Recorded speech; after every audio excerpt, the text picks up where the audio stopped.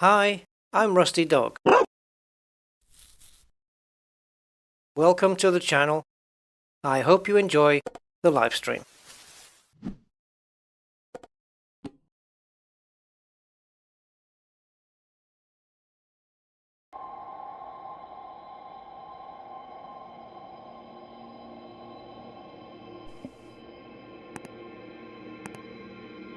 Are we going?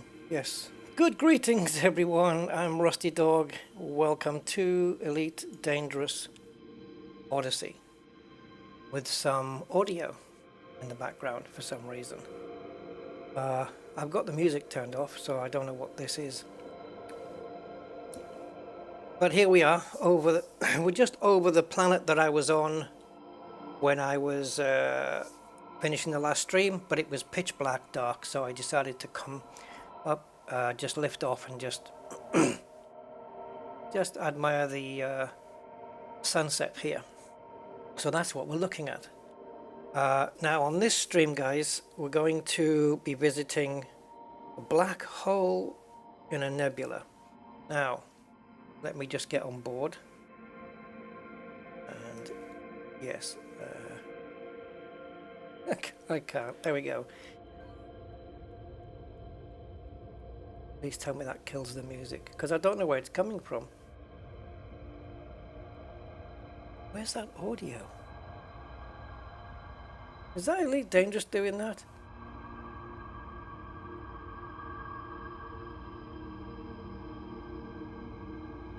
Can't say I've got anything else running. Anyway, so we look on the galactic map. We're supposed to be going down to this nebula here, but we're not. We're going to be going backwards. Only just a little bit though. We're going to be going this way and just back a little bit to there. Because around here there's a planetary nebula. Now it would normally be 20 jumps for me, but I've got it. We're going to do it via Spanch Galaxy Plotter, which gets it down to 11. And I think it's worth doing the 11 jumps to go and see this. It is Elite Dangerous Mondo, yeah, it is. So, before I get down to the obvious elephant in the room, let's go and see who's with us today. Jeffrey Montegrifo, first in, man. Welcome, at least, yeah, looks like it on my YouTube chat. Well done. Well done, like it's an achievement. Welcome, Jeffrey. GTX, hola, how are you doing, GTX? Yes, early. Cosmic Drifter, also in early. Commander Classified, hi Commander Classified. Meme Connect is with us. Hi Meme. Philip Hughes, good afternoon, Philip. Commander Steve Zodiac, hi Steve. John Smith, 07 to you, and Josar 07 to you too. Andy K, good afternoon, sir. Thank you to Meme and Andy for moderating today. They're my sexbot killers, both of those guys. Cosmic Drifter, I've mentioned you already, so I'm just running down the list. Simondo Psycho, hi Simondo, nice to see you. Mr. Budman, the one and only. How you doing, sir? 07. Weegog69, greetings, Weegogs. Loot, oi, oi. Yes, hi, Loot. ASMR space music. It is, isn't it? It's just weird, because when you turn music off, I would have expected this to have gone with it, but hey. Let's have a look what we got here. Oh, Cosmic, on the super chat. Thank you, Cosmic. Thank you. If that's anything to do with what's above on the screen, then please hold off for the moment. But yeah, awesome, Cosmic. Thank you for your £5 super chat. That's awesome. Thank you very much for the support, man. Appreciate it as ever. Where did I get up to? Loot says first. That one's for next week. And Meme's got some pizza on his screen. Lovely. Okay, so before we get started, I've got my galaxy route plotted here, and we're going to be going by 1, 2, 3, 4, 5, 6. Out of the 11 jumps, 7 of them are going to be neutrons. It's just going to be a quick blast to get there. I don't think I'm going to be particularly stopping off for anything. There it goes, it's a bit late. For your kind £5 super chat. Yay, thank you, Cosmic. Ooh. Thank you, Cosmic Drifter, for your kind £5 super chat. What happened there? Oh, I think it's... Oh, this might be because I've got Streamlabs and Stream Elements both running at the moment. Ugh, God. Okay, so basically the upshot is, as I mentioned on my last live stream, I think it was the Elite one or the Flight Sim one, I think the Flight Sim one. Yeah, I had an auntie that passed away last week, and we were close. I mean, she was my father's sister, and yeah, we used to go and visit her all the time up in the Lake District. And her funeral is on Thursday, 19th, Thursday. I've got an echo.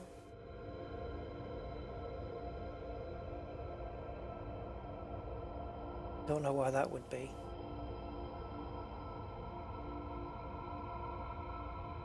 Let me, does that get rid of the echo if I do that? Is that better? Because the last thing I need is an echo for the next couple of hours. Ouch. How am I coming through for everyone else? Okay. Hey, Thomas Hughes TV. Did I miss you? Sorry, man.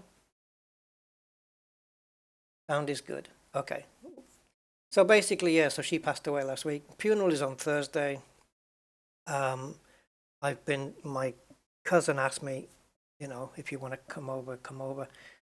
And I obviously would like to go, but it's a 3-hour trip there in the Lake District. And in terms of costs to get there and spend a night in a travel lodge, it's a bit heavy for me to do.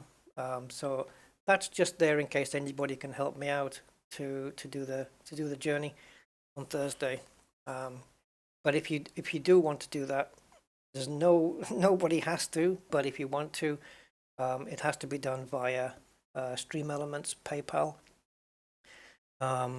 which is in the video description. So if you can help out to help me, you know, cover the cost of the fuel, which is going to be around £80 to £90, and then the travel lodge is like 63, I think it was, for the night. Comes around 150. So if anyone can help me out to go, it's not a big deal, you know. I'd like to go, but if it's not the end of the world if I can't. But yeah, that's all it's for, and that's the last I'm going to mention of it. But anyone who does, I fully appreciate and thank you so much. Okay, let's get on with the stream, and we need to pump in the first route. Oh, I'm running the latest beta of Captain's Log now, which I'll try and show you from time to time on the screen. It's basically got features in now for Odyssey, such as What? Rusty thanks you, Bud, for your kind donation of sugar. £79.53. There's a start. Budman, that's nuts, man.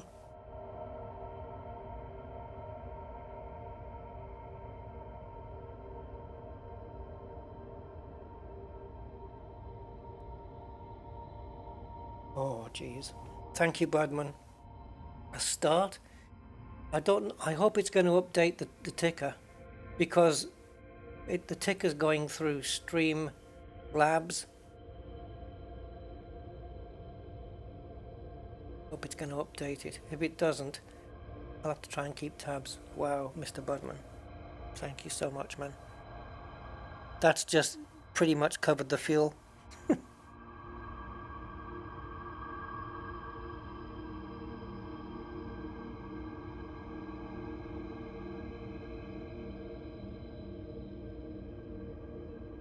Thank you, man. Appreciate it. Really. Jeez. I'll try and update this thing.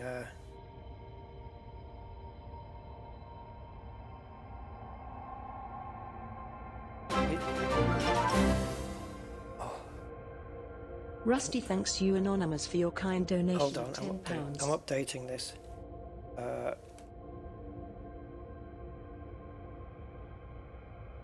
Thank you, Anonymous.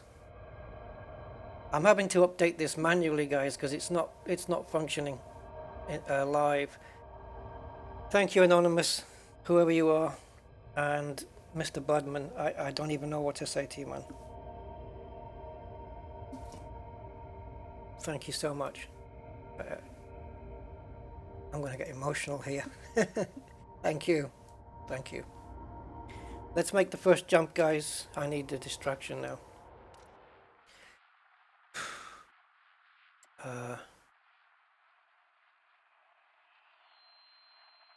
Okay. Yeah. You know, I was in my other accounts the other day, my John Beamer, my Oliver Hardy, which only have horizons. And guys, I could not get used to the galaxy map, the old galaxy map. I just couldn't get used to it at all.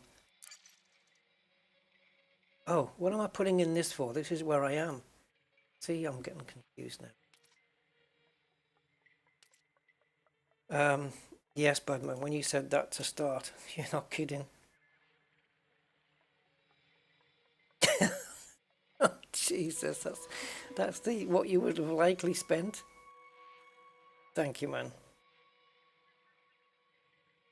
Wow. What you would have likely spent. Right. Okay, so things looking favorable. Man, that was a big jump, though. Okay. Now, let's plot this. Now, let's go. Let's take one more look, then. You can see... yeah, well, it is sunsetting. It is. It's. I think it's setting. Did any of you guys see the two moons colliding? I tried to get there, which is why I was looking at my other accounts. I thought maybe if I could find a way to get there and live stream it on, you know, when it was happening, but none of my accounts could do it. And I've also realized that I don't think I can get unless I do it through Epic. I can't get a Odyssey key through CD keys and apply it to John Beamer or Oliver Hardy, because they're not Steam accounts. Hey, Anonymous. Rusty thanks you Okay. Anonymous for your kind donation of £12.58. Thank you, Anonymous. Again, I don't know if it's the same one or a different one. Thank you so much. I'm going to need to get my calculator here so I can update this so you guys can see the progress. Thank you so much, Anonymous. What to say to you guys? Right, 1 second.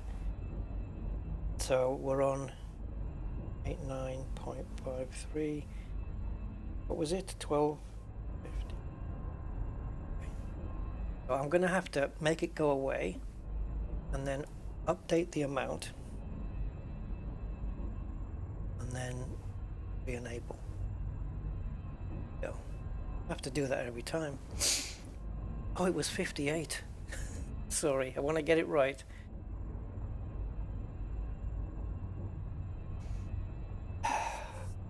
Thank you, everybody. Don't forget, we spread this out. We've got hours to go yet. Right, so let's descan this area. Oh, it was a different one. How do you know? I can't even tell. But yeah, that's fine. Anonymous is fine. I will completely respect that. Hold on. I'm having trouble now with OBS. It's got the wrong screen showing up. There we go. And I do have another name to still add to my end credits because we got a new channel member on my last stream. I think it was on the Boeing stream, the big one. So I need to add that guy's name. Hey! Rusty thanks you Anon for your kind donation of £25. Oh, guys. I tell you, I have got just the single best community.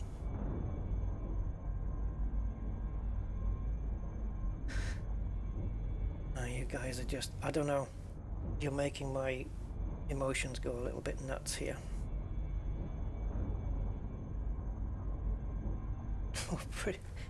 I haven't even started the stream yet and we're pretty much there. What? Anon, thank you so much for your support and thanks everybody. To deter me from canyons. No, there's not enough. Soup time, hey Soup time, thanks for posting those images and the video of the moons colliding. That's awesome. It was nice that somebody was able to capture that. Matt's Mechanical, hey Matt's. Yeah, I'm okay, thank you very much. Defcon 001, hi Defcon.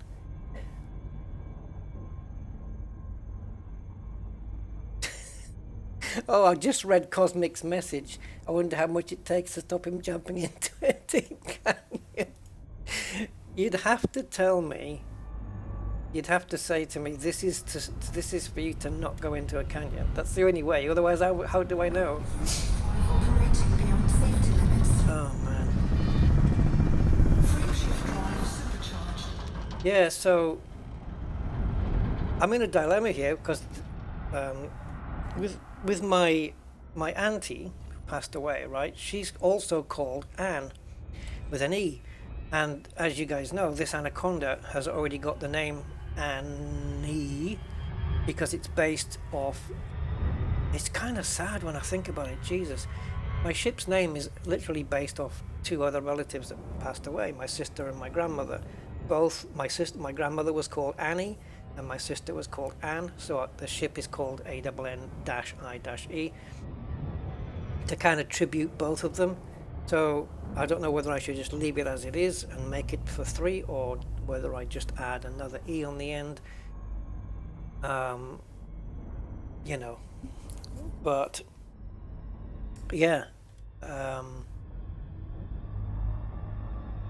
yeah, it was when we, and my grandmother Annie, or my nana as we would call her, was literally a minute's walk away from my Auntie Anne's house.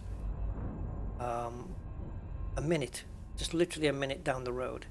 And every time we used to go to the Lake District to visit my family, when I used to go with my dad when I was a kid, I was always visiting both houses, going down to my Auntie Anne, coming back up to my nana, going down to my Auntie Anne. And yeah, we used to go and regularly visit me and my dad a couple of times a year, from when I was like 4 years old up until my father passed away, pretty much. And it was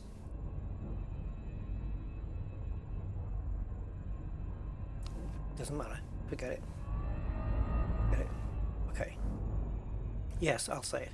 It was always my dream to once I reached 17, 18, to learn how to drive, buy a car, because we never had a car in the family, and drive my dad to the Lake District, just so we didn't have to go on the bus. I just wanted to drive him in a car once, and I never got the opportunity. Just one of those things, you know, you want to do and you just doesn't work out. But hey, it's life, right? Okay, there's nothing else here then, is there? No.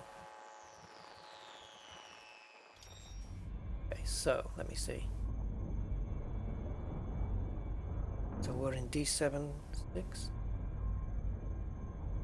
Oh, guys, there's a new... I don't know if you've been to Spanch lately. Let me just show you this before we make the next jump. Hey, Mihai, how you doing?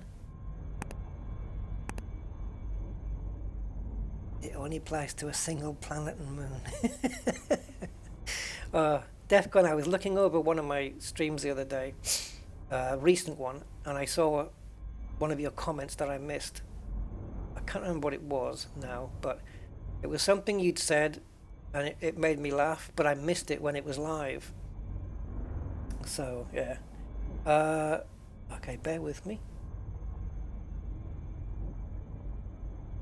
Alright. So, this is the route I'm on at the moment. So we're just about to jump into this. Let me see if I can get my pointer up on here.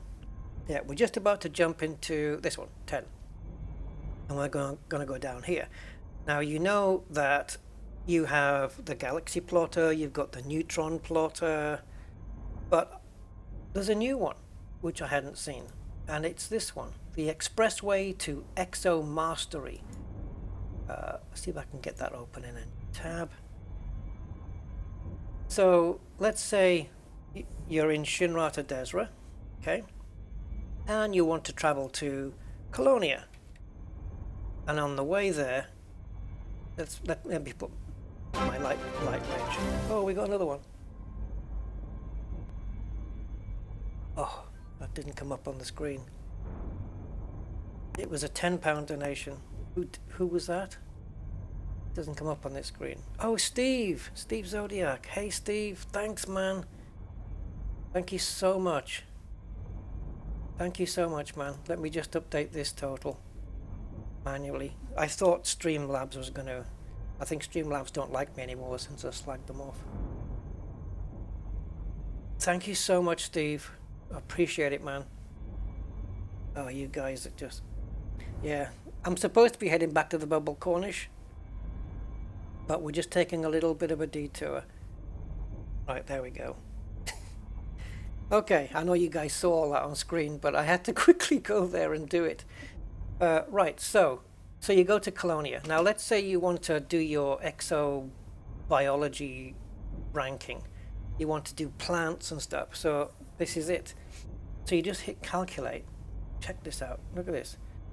It tells you all the planets along the way, on the route, and the value of these plants that you can get, the distances of the planets.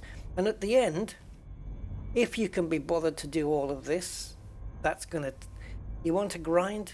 There's your grind right here. Grinding for plants now. But at the end, guys, look at this. Oh, that's changed.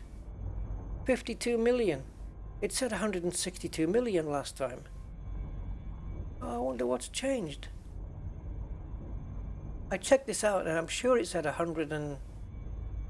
You can change minimum value. Yeah, Shini to Colonia, 76, everything the same. The number of systems returned is less than you've asked for. Try increasing the radius to find more bodies. Okay. Let's go 50 then. I don't know. This is my first time using this. But this is... oh my goodness, look how big the list is now. This is Expert Planetary. 128 million. 413 different samples. Multiplied by 3, right? No, what's this one? 10. What is this? Jumps. Ah, okay. There's a big one here though, isn't there? Look. 81 jumps. What?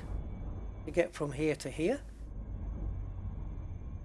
Anyway, I haven't quite looked over this yet properly, but yeah, if you want to scan planets and with plants on and to get your exobiology rank up, well, Spanch has an answer. Garden mode. But me personally, I don't think I would use it. I like to sort of I like to sort of, you know, discover it on my own, so to speak, rather than being told where plants are, because I suspect that it will also have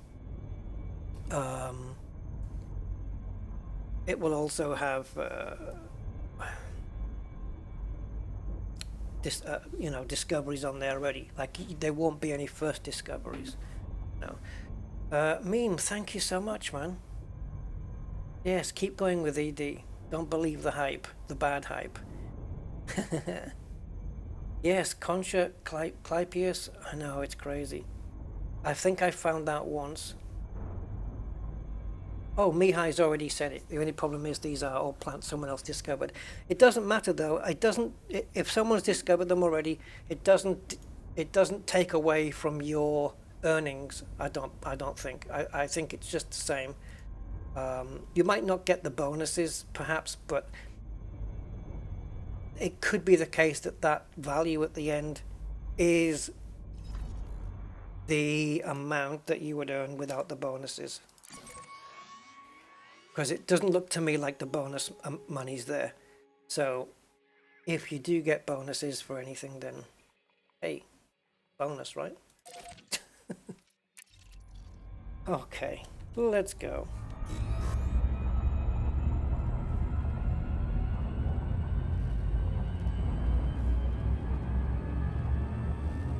Yeah, so I can't remember who it was that put me onto this Planetary, because I was asking the other day on the other stream for the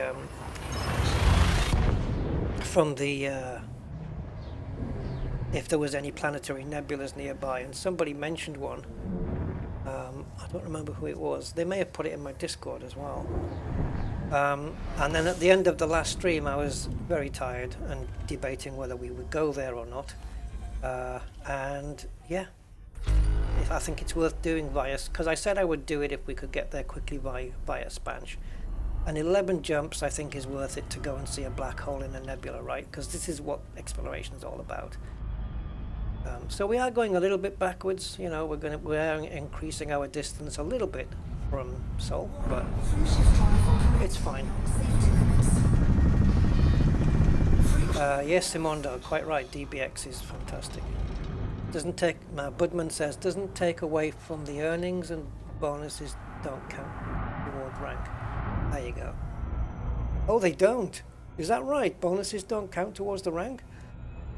Oh, I thought they did. Oh well. I'm not doing too bad on the rank. I haven't cashed my exobiology in for quite a while now. It was on one of the past fleet carriers from quite a while ago. See, these have probably got, yeah, they're already discovered, but we'll just keep pushing on, get to the nebula. Right, so we're in system 10-0, so the next one is this one. It doesn't take long with Spanch. Now, we're going to D2, right? It's telling us not to fuel here. This might be a problem. Because once we get to D2, I have to make another supercharged jump to a system where I can refuel. But I didn't start out with full fuel in the first place. So I think what I'm going to do is I'm not going to jump to this next system here. I will. I'll get there. I just won't go there straight away. So what we're going to do is... oh, we're in the wrong map mode. That doesn't help.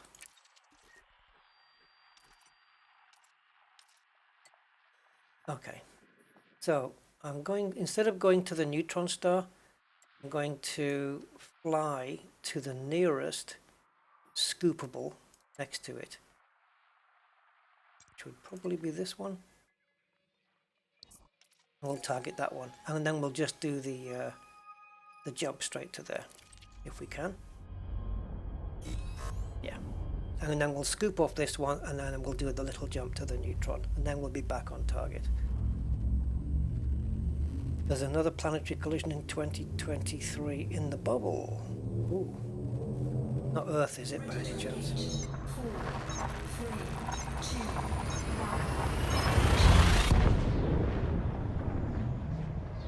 3, 2, 2 million in bios. Wow.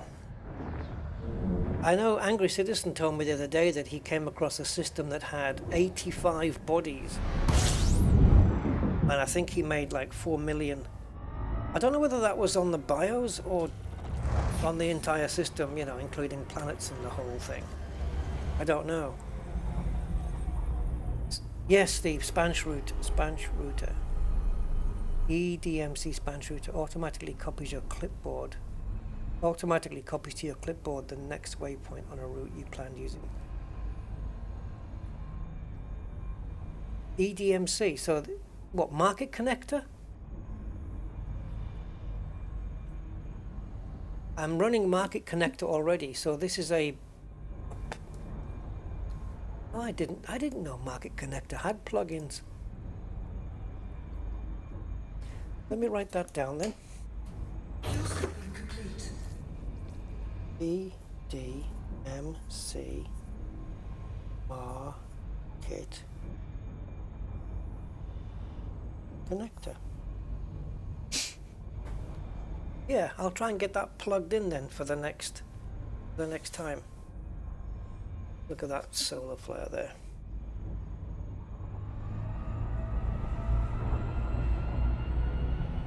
What? Simondo? 9 bios? That's... I can't remember, did somebody else mention that they'd done that? Because I think I asked once what's the most bios we'd ever found, and I think somebody said, I don't know if it was 8 or 9. I haven't found anywhere near like that amount. It's brilliant. Okay, this one's less than a jump away, so we'll just jump into this one. Scoop. That'll be good for fuel now.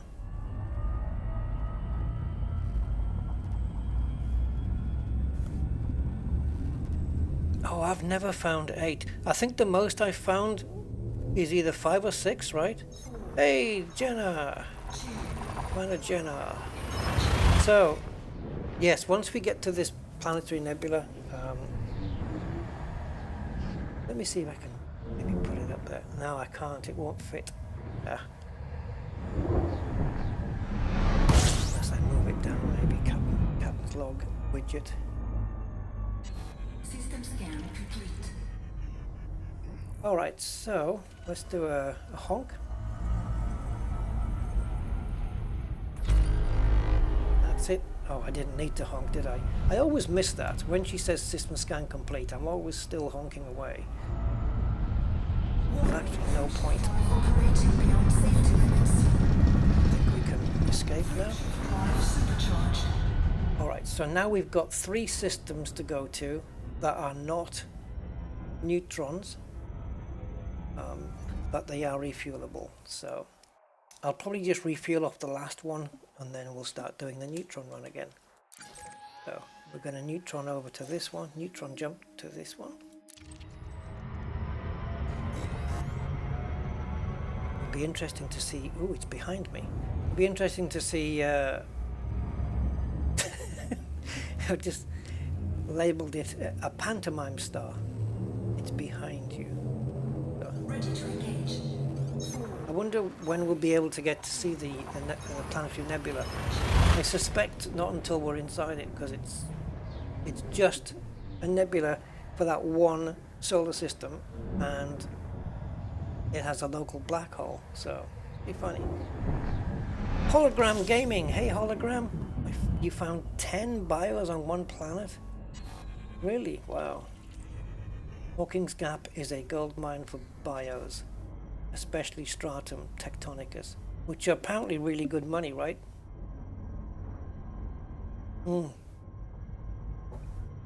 Yes, and stratum, thankfully, is fairly easy to find once you're getting down to recce the surface. It's they stick out quite easily. I haven't found the cucumber one yet though. Scoping complete. Yeah, I haven't found the cucumber one. Cucumysis, I think it's called. And it looks like a cucumber anyway, so. Right, what did we get here? Don't know how many bodies there were. It looks like it's just that then. Right, so where are we now? We're in 1013. Now we got to go 430. I'll just read the last digits of the system. There we go, 430.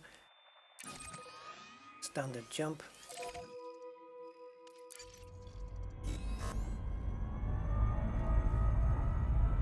First time I've used Sponge since I don't know when. I don't think I really used it on this expedition. But I thought I would make an exception here because I'm actually going back and I want to get the progress going forward afterwards quickly. So we're now, I think we're about 500 light years further away. Well, actually, I don't know. It says 30. Distance to Sol, 33,700. I'm sure it said 34 at the beginning. Oh, we can't be getting nearer, can we? Maybe. We just basically, from the way we were pointing to the bubble, all we've done is basically take a right turn, so to speak. And yeah, we're just heading off in right. It's actually northern if you look at it on the galaxy map, but what I mean is, like, we were coming down here to the bubble and we're coming off this way. So we basically came down this way. So essentially from our point of view, we're taking a right turn. That's what I'm yeah, heading more towards the galactic center, only a little though, too much. So I don't need fuel here or anything. And this is B430, which now leads on to, you'll never guess what's next, B440. Yeah, it is. Take that. Yep.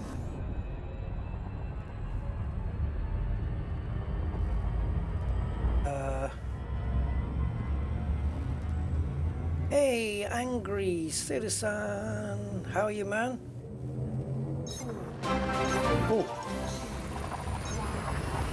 Rusty thanks you, angry. Oh, thanks, man. Kind donation of £12.97. We like to be precise. I was wondering, I thought, where did it get $12.97 from? Hold on. Thank you, man. Thank you, Angry, so much.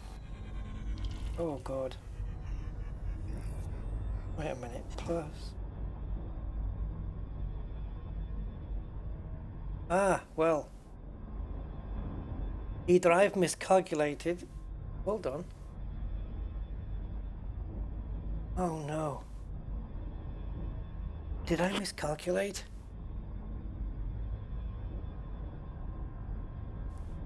Right, either the progress bar is wrong or my calculator's wrong. I'm gonna have to have a look at my PayPal. I'm gonna add Angry. Oh, Angry, you're crazy. Thank you. There it is. Let me just check my PayPal, but it doesn't matter either way. It's either 150 or 140, but it doesn't matter either way, really. That £10 is easy to cover. So let's have a look.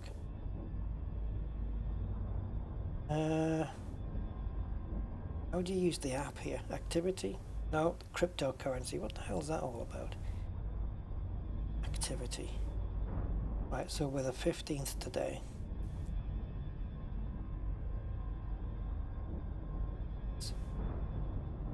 I can't believe 1, 2, 1. took 6 of you. Holy smoke, guys.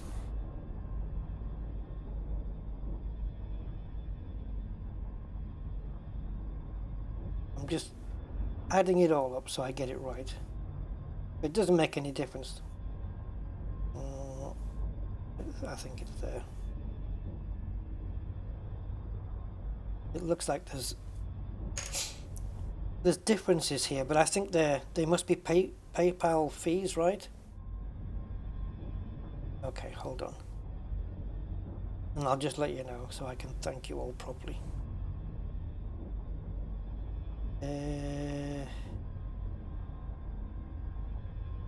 Like being back at school here. Do your maths.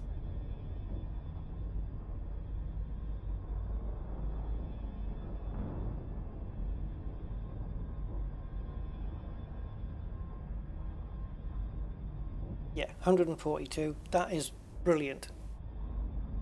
Yeah, that's good enough.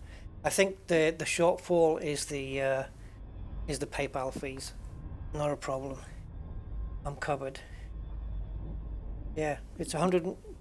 PayPal says 142.07. But sorry, 142.04. But that's because PayPal take a little bit of a fee off, and that's where there's a bit of a shortfall there. Not a problem. Not a problem. To me, that's the goal. Done. Covered. So I think I will remove it now. And I want to thank you guys beyond. Yeah, I don't know what to say beyond thank you, really. But I'm so appreciative, so grateful of you helping me out. If anything goes wrong with me visiting for whatever reason, I wake up with a bad head or whatever, I will return all the funds anyway. I'm not going to keep them. That would be very wrong. But yes, that will cover my 1 night stay in a travel lodge and my fuel. Oof, you guys are incredible. This is where I get my motivation from. Thank you WeGog69 for your kind £10 super chat, because family is important. Oh yeah, it is. 07 Rusty. That's the thing. Thank you WeGog69 for the super chat. Appreciate that so much. Family is important, yes. And obviously going there to the funeral means I'll be able to connect up with family I haven't seen for a while. I have been to the Lake District once since I came back to the UK. It was must have been like 4 years ago now. And my Auntie Anne was the first person I went to see. She was the one, yeah, she was the one I first wanted to see first. I had to shout pretty loud as well, though. What was that? Budman, there's the fees covered, indeed. They're covered now anyway, so yes, thank you so much. Oh, I can't believe we got it done. I'm only 44 minutes in, guys. You guys are crazy. But yeah. Well, it's an early start though. Setting off at it's a 3-hour drive. Funeral's at 10:30. I want to be there for 10 at least. I don't want to be late. So I need to set off from here at 7 in the morning, which means waking up at least at 6 in the morning. That's the time I'm normally going to bed, or going to sleep I should say. How am I going to manage that? I have to get my proper hours in, which is one of the reasons why we started the stream at a reasonable time, because I have to get a couple of days now to accustomize my body to doing what normal people do.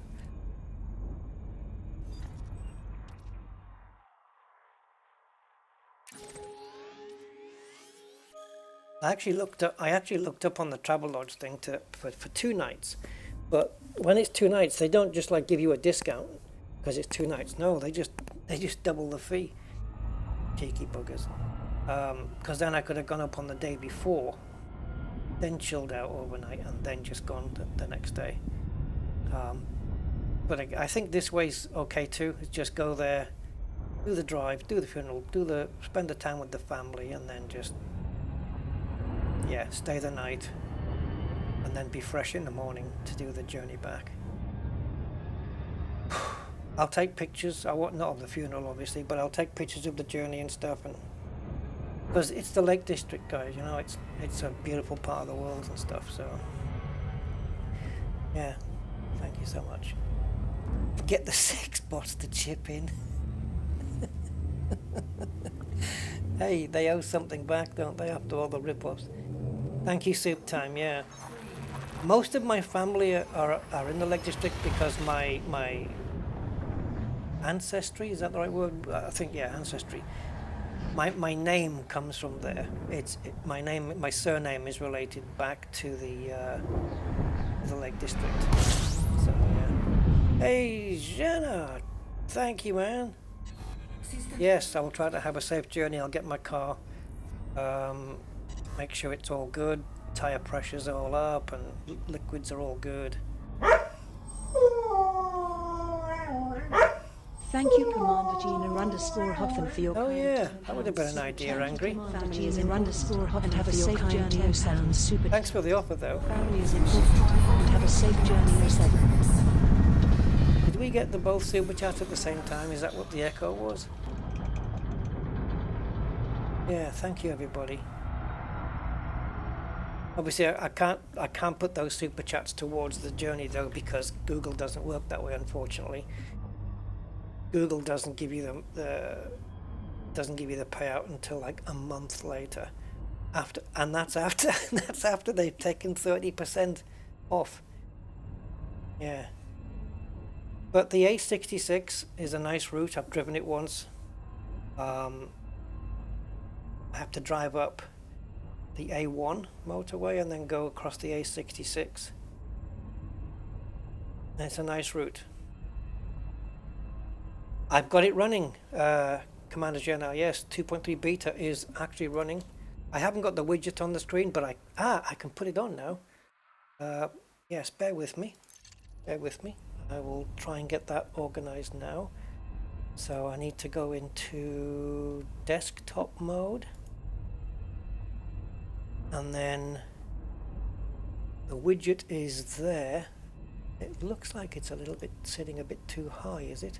I'll transition across in desktop mode. You guys, can you read that okay? It's not sitting too high, is it? I know it's sitting right next to the edge of that PayPal logo. Let me see if I can. Do I move it?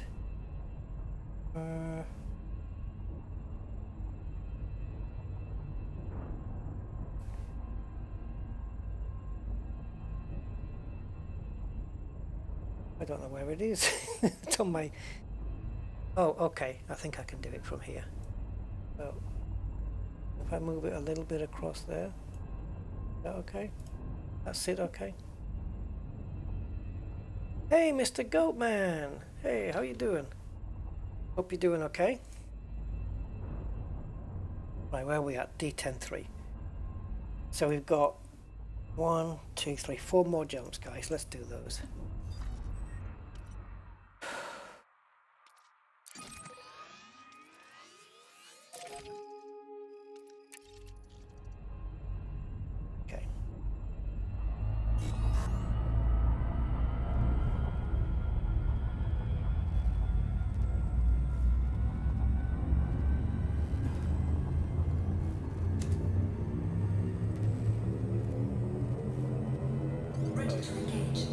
Distracted there.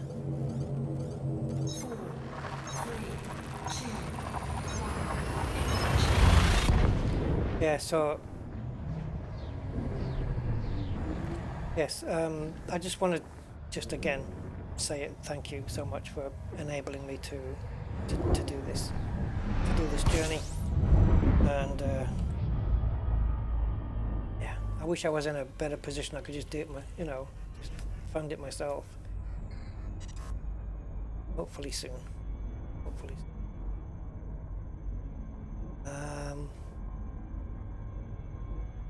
Trying to find somebody on Discord.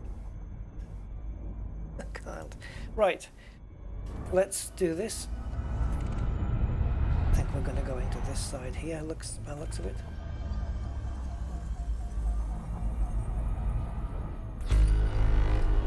Full bodies here. I've got a feeling that they're already discovered though, because we're fairly close to the Nebula now, and any neutron stars in the region tend to get picked up by explorers. But we'll have a look just on the off chance. Yeah, there we go.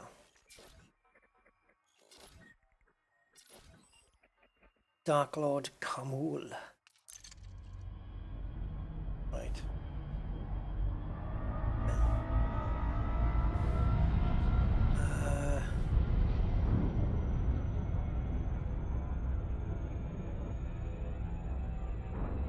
Daddy Matsy! Hey Daddy Matsy! Welcome, welcome.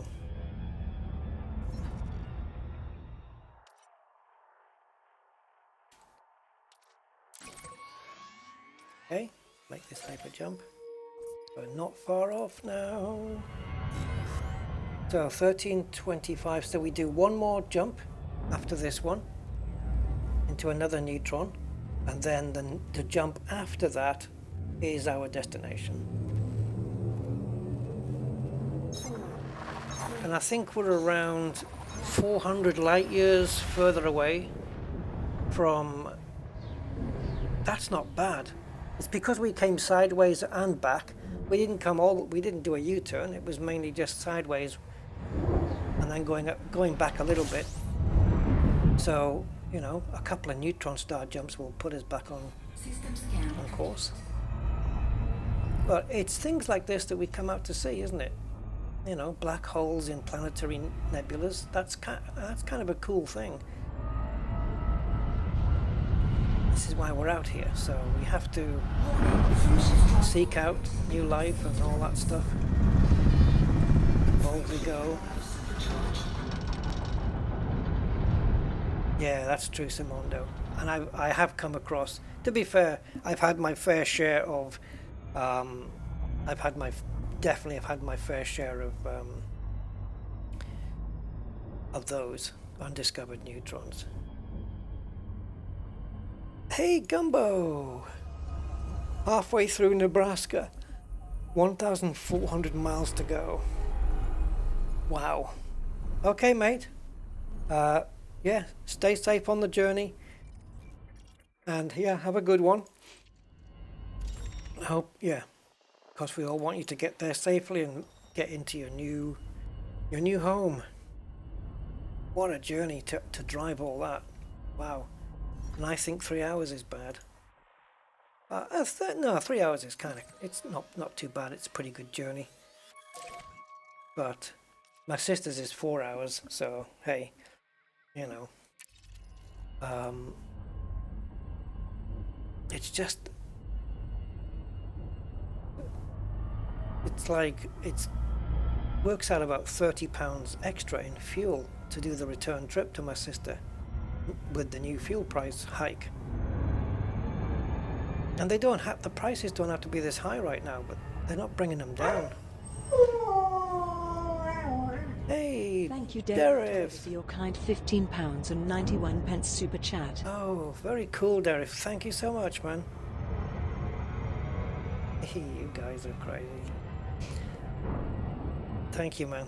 Appreciate it a lot. Thanks for the support. You've been on here the last few streams, haven't you, Derif? Yeah. I've been really getting stuck into that 737, which again, I have you guys to thank for.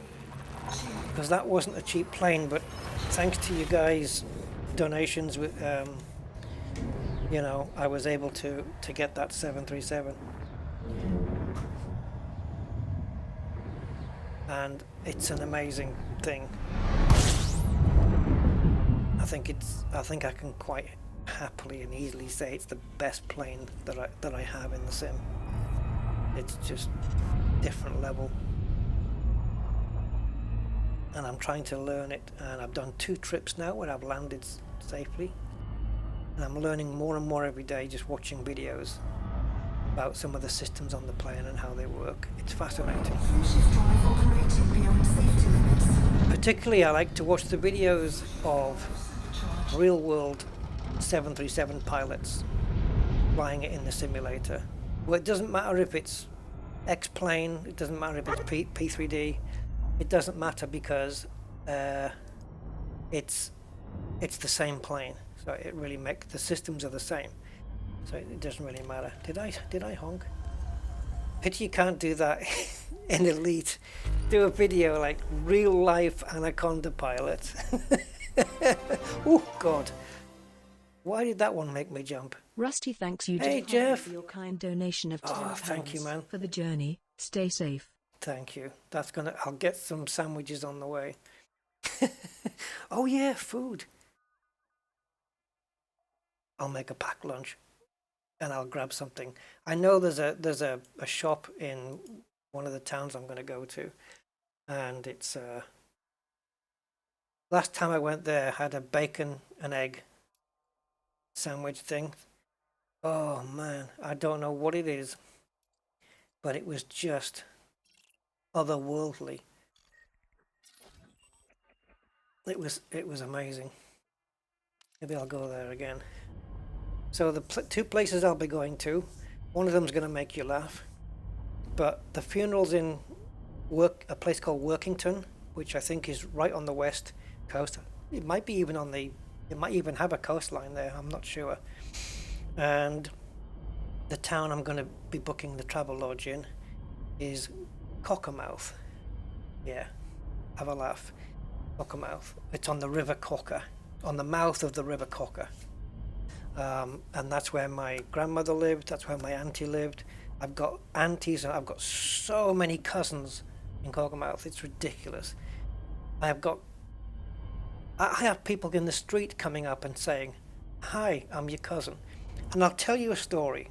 I'm going to tell you a little story here, right? My dad grew up there in Cockermouth, right?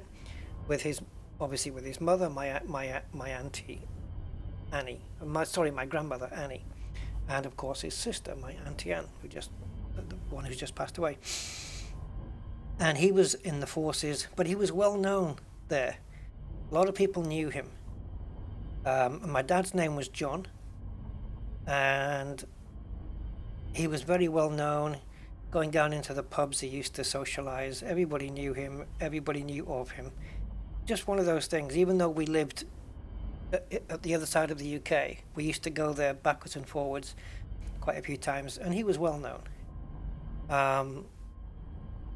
And of course I'd moved to, let me get this straight, I'm very bad at getting organized stories going on. So we went to the Lake District with my dad. My mum never used to come along because it was my dad's side of the family, and I don't know if there was any tension there or anything, but it was genuinely just me and my dad used to go, kind of a bonding thing. We used to go, me and him, to see his mother and his sister. So, and my uncle who passed away as well. My Auntie Anne's husband passed away like a few years ago. And I had gone to live in Gibraltar after my parents passed away. Initially I went to Madrid, but then I spent like a couple of years in Madrid with my sister, and then my sister who passed away. God, this is getting so sad. And then I went down to Gibraltar, and I stayed there and lived there for 30 years. So then I come back and I visit the UK, and I'm now 51 years old, and the last time I was in Cockermouth I must have been around maybe 15 years old. 15, and I'm now 51, going back there, 51 years old. Okay, I lost my hair, I've got a beard, And I go there and I visit my Auntie Anne, and the idea was to just spend a couple of days there. And I went with my brother-in-law, in quotes, because he's not married to my sister down in the one I go and visit. He's not married to her, but I call him my brother-in-law anyway. So, and I went with him. We went for a couple of days, and I was just went down the main street, looking around, remembering how it was all those years ago. And guys, I walked into, there was this sweet shop, and it was the old style English sweet shops where you've got sweets in jars, all the old style sweets like cola cubes.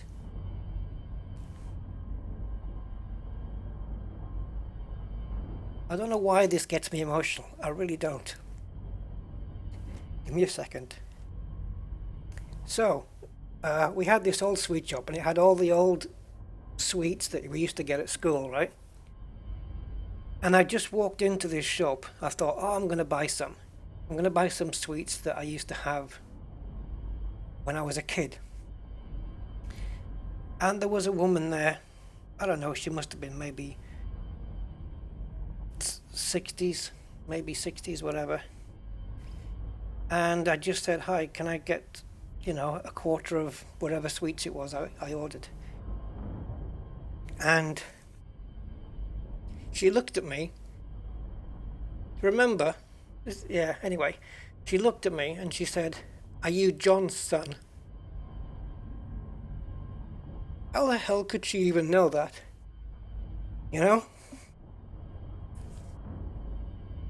I'm 51. I hadn't been there since I was 15. Maybe because I look like my dad. I don't know. It must have been that. It must have been because I looked like my dad, maybe. And she just said, are you John's son? And it really freaked me out, because I hadn't been there since I was 15. And I didn't know who she was. And I said yes. And then she said, I recognize the face.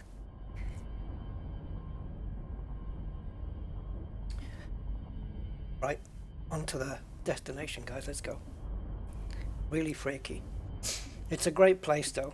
The people are great. And I'm going to get some Cumberland sausage as well while I'm there, because it's the best place to go to get some. Oh, man. I am such a softie. Right, there it is.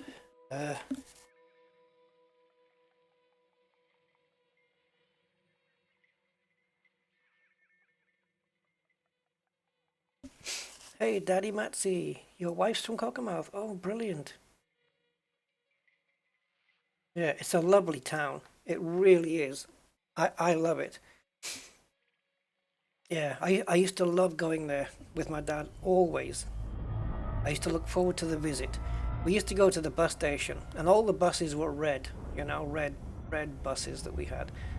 Almost every bus that went in there was red, except for the national coaches, which were white. And the one we took to the Lake District was blue. It was the only blue bus in the whole bus station. And it was called GNE, which stands for General Northeastern. And some memories. And I remember asking my grandmother, do you guys want to hear this stuff? I remember asking my grandmother once, because she lived until she was like 90, I think 96 or something when she died. And I used to ask her a couple of times, what's the secret, and all that. And she used to tell me, when she was in her 70s, I think, she used to tell me that it was like a spoonful of honey every day she used to take. She did. She had a spoonful of honey every single day.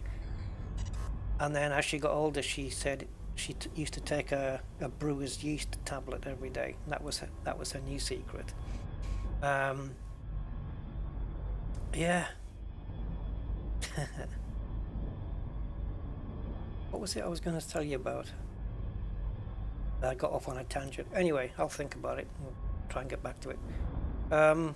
I don't know what I was saying now. Oh, Kendall mint cake, you mean? No, Daddy Matsy? Kendall mint cake. That's pure sugar, though. That would give me a head rush. Let's take a look. So here it is. This is what we came for. This is the Planetary Nebula. We haven't even honked yet. Oh yeah, so I asked her once. I said to my grandmother, I said, look, sometimes when I'm on the coach to come here, I feel sick sometimes. Not always, but sometimes. What can I take? And my grandmother says, take some butterscotch. Have some butterscotch. So I bought some. And you know what? It worked. Of course it did. Ah, got a lot of nostalgia from those days. Right, the black hole, you better be impressive. Whoa. Oh, I was expecting a big donut here. Oh, nice. Look at all this, the wavy heat thing. A year older. I'm claiming a year older. Yeah, well, I'm 55 now, so get off my lawn. I'm 55. I'll be 56 in November, so yeah. Oh, you're 53 on Friday. Oh man, happy birthday for Friday. Well, if you're 53 on Friday, we'll have to do a stream. We'll have to do a Friday stream. And Budman, you can get to call out. You get to call out what you want me to play. What do you want me to tell me something you want me to stream on Friday, even if it's Elite, whatever, and we'll do it. I'll see if I can get a Friday stream going with my. Oh, but wait, that's the day I'll be coming back, isn't it? I'll still try and do it though, because if I set up in the morning, I can still be okay for a stream in the evening. So yeah, if you let me know what you want, then I can try and do it. I'm not going to 100% promise, but I'll certainly damn well try, because I owe you that. Everyone's 55, 34, 51, 23, Thomas. You're a young one. You're a young one, man. So we've hit the body exclusion zone. Wow. So, oh, we do have a little bit of donut effect there. Look, sugary donut. It's a little bit.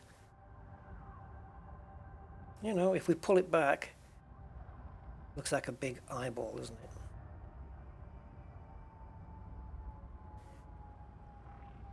How about that then? There we go. So if I go print screen.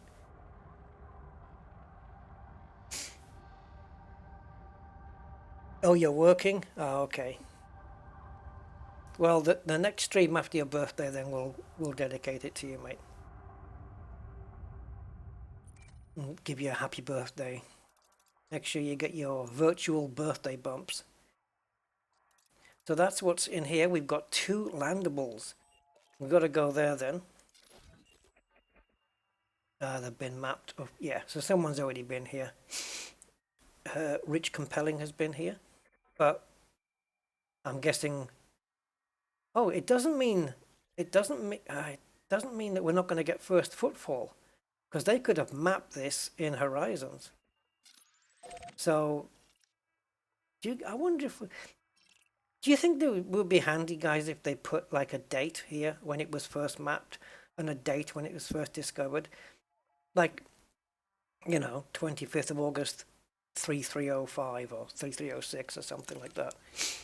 Would that be a cool thing? Alright, so we have to be careful here. We've got 52% heat on the ship just to start with. So we're going to face away from the... Oh, that's not the right way to do it, is it? I have to lock in the black hole, because I want the compass to show right behind me. There. Okay. Shouldn't have boosted. Shouldn't have boosted, but there you go. Oh, footfall shows up. Oh yeah, you're right, it does. Of course it does. Of course it does. Sonak wins. Does he? I don't know. 67, yeah. I remember doing a stream a long time ago, a few years back. And it was, I think some guy was watching my stream, and he said, oh, I'm 81. And I thought, you playing Elite? Yep. Awesome. Fantastic. Okay, so heat's down to 44. Let's do the jump. We shouldn't need a heat sink. But let's see if we see the sucking in, sucking out of the stars. Yo! There we go. Okay, so now we can put this in and a target. These are the crazy. Got a bit of a headache now. That happens when I get like emotional and stuff. Get like this instant headache. It's not that bad. It's just I can just feel it's like murky. I would describe it as murky.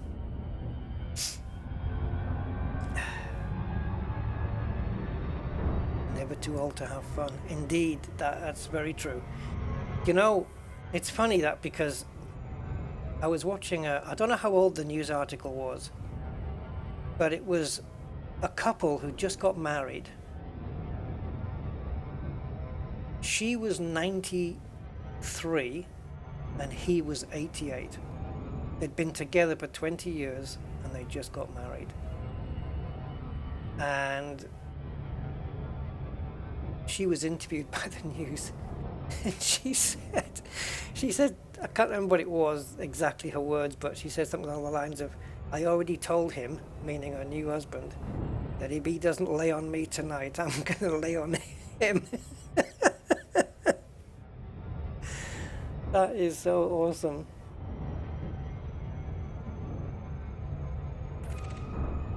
Is there any need to FSS it? I suppose I could, yeah.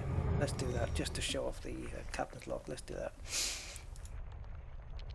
So yes, you're never too old.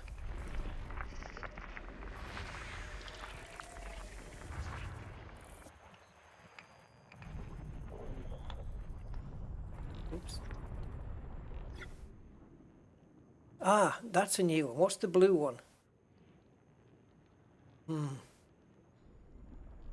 Water geysers? I'll have to have a look on the interface. But it's okay, let me find out.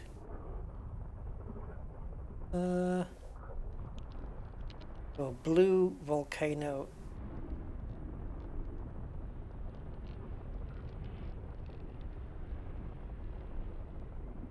What is that? Cryovolcanism is blue. Okay, so the blue symbol is cryovolcanism. Okay. Wow.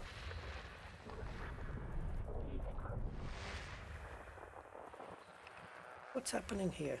Oh, do I need to tune it in better? I think so. Where am I going?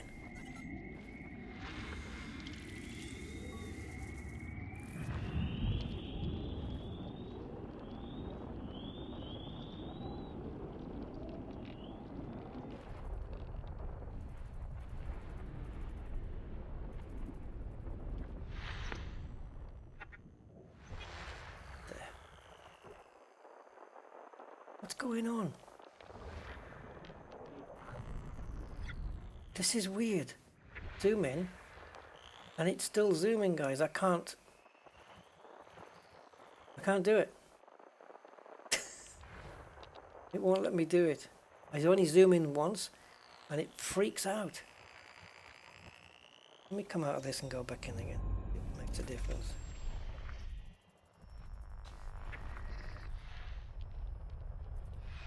There's nothing up there. And we've got an icy body with...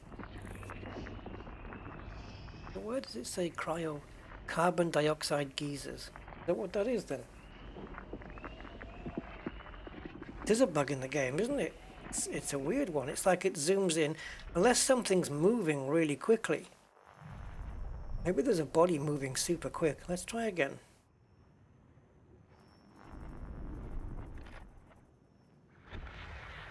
What? It's just, it's zooming, just constant zooming.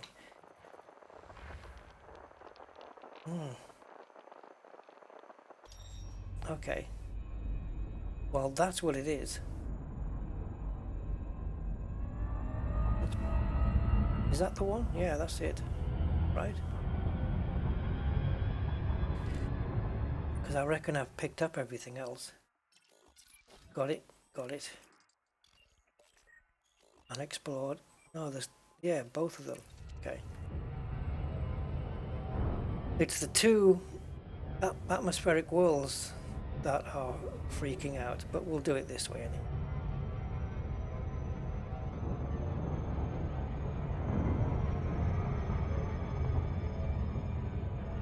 Nah, I'm not going to restart the game, Simondo. I'll cope with it, it's fine. We can get around it this way.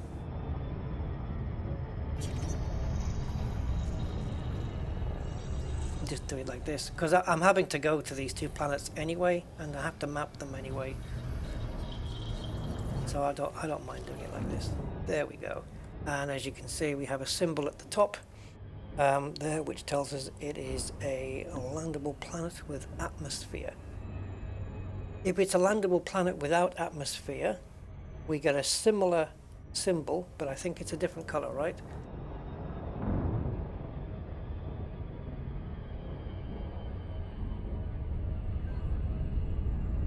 So minor water magma and thin neon rich.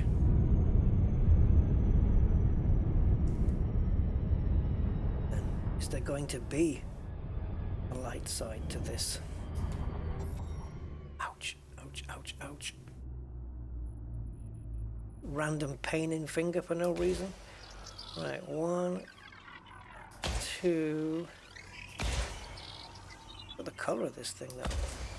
It looks so much brighter out here than it does in the ship. Must be my sunshades that are on. Let's go back into this. Surface scan by 50%.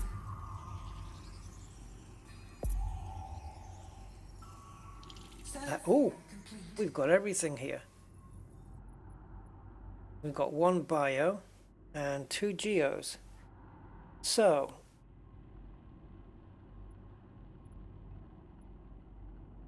fumaroles, geysers, and bacterium. And yeah, the map stays the same for the geos anyways, doesn't it? The bacterium.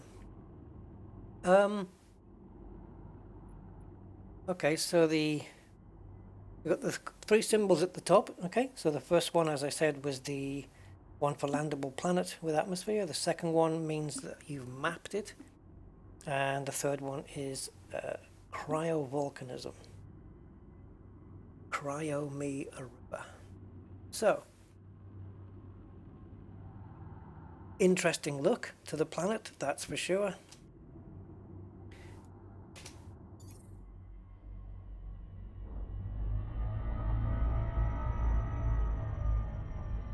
Is there a symbol to let me know it's got bios?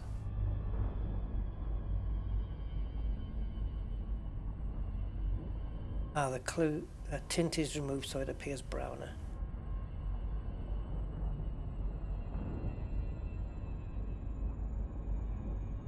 Pity you couldn't have FSS'd that planet. Would have shown bio. Oh, right. Well, we still can. I don't mind restarting the game and doing it. We can do it on the other one though, right? We can do it on the other planet.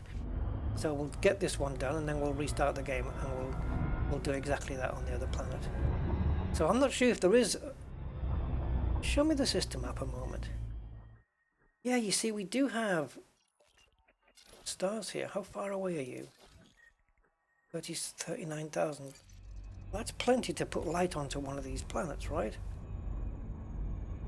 But anyway, let's go down into this big, massive blue area here and get first footfall. So it's been discovered by somebody. It's been mapped probably in the old Odyssey, old Horizon, sorry. Then it's been mapped by somebody else. Certainly looks to be like in Horizons when the FSS scanner was introduced. And now further down the line with Odyssey, here I am about to footfall it. Progression, guys, progression.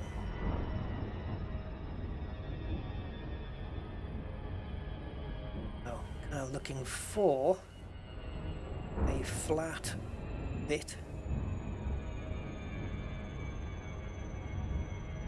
I hope that's a flat area. But what I don't particularly like doing too much is looking for bacteria in the dark. I'm probably not going to spend too much time on that. They're hard to spot. Yeah, off to a good start. No bugs here so far.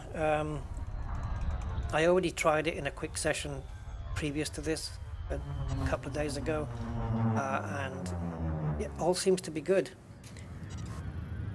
I backed up my database like you said. Whoa. Yeah, so yeah, we're running Captain's Log 2.3 beta right now. Commander Genau Foreign has kindly let me beta test this, and as you guys know, if anything's going to go wrong, it'll happen on this stream. If it's breakable, I'll be the one. I'll break it. If it survives a rusty stream, it's good to go. You can take it out of beta. Look at all this. Oh man, I'd love to see this in the light. They're just like, it's been peppered with, I don't know, like maybe a meteor strike or asteroid strike or something. We are low on fuel as well, guys.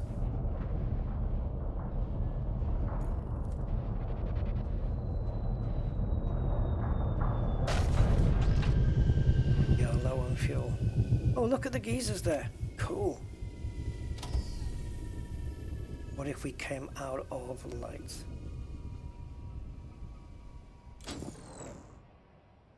It is super dark.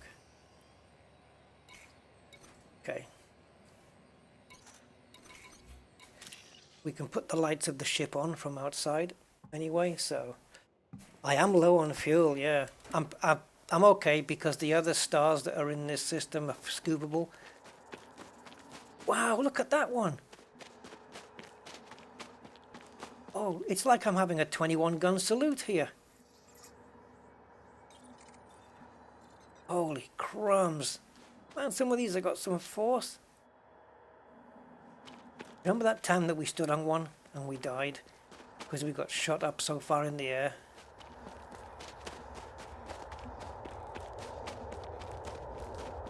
Oh, hang on, let me put the ship's lights on if I can. Warning, extremely low temperature detected. Okay, so the ship lights are on, but oh, look at this. What's the gravity? 448. Oh my god, I'm not standing on that. No, no, no, no. No chance. I don't mind jumping into it though. Should I?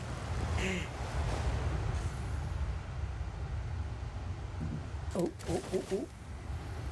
Oh, guys, I've fallen. Oh, God, this guy fallen down the hole there. Wow.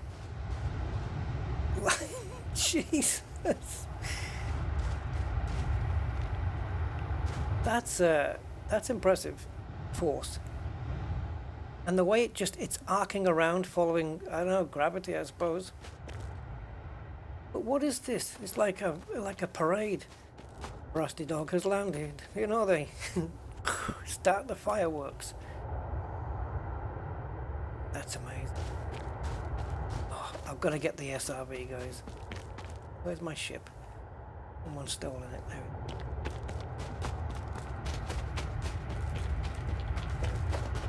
Cold shower, yes, Simondo. Very much so. That looks super impressive. It has died down a little, but they'll come back. They'll spurt again.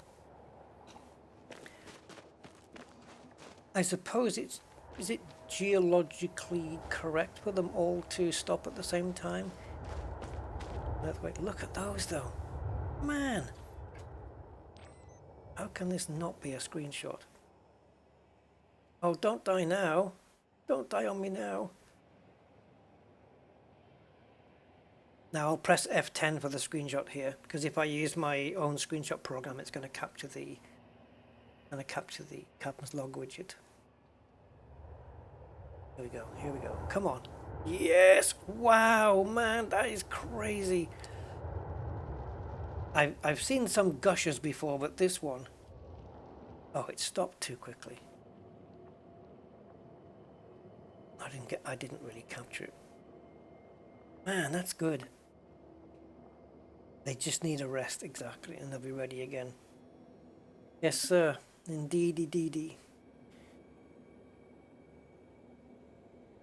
Here we go.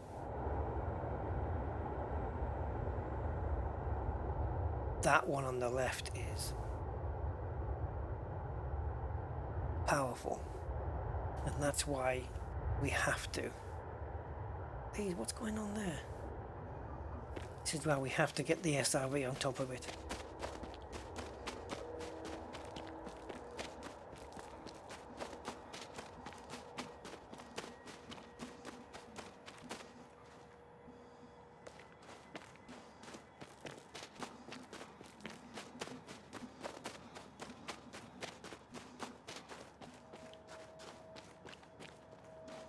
Come on.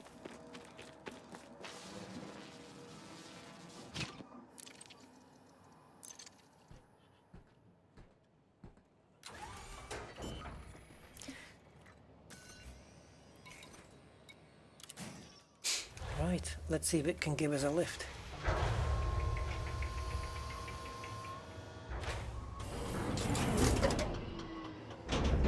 Low gravity warning.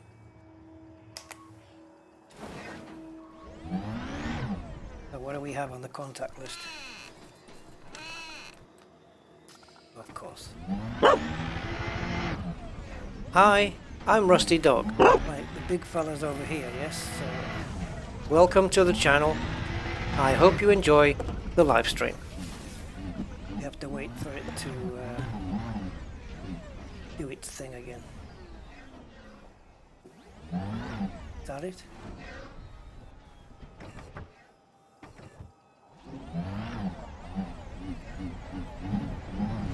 I think, there it is. I was going to say, I think it's this one in the middle here. Oh.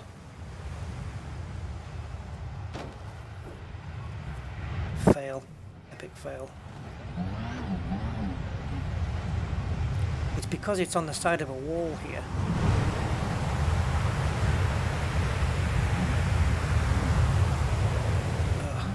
Losing sight. How did I miss that?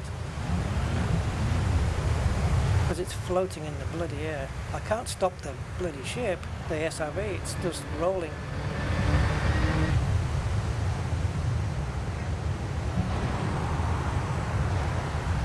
Oh man, it's gravity pulling me to the side. Let's try going in this way.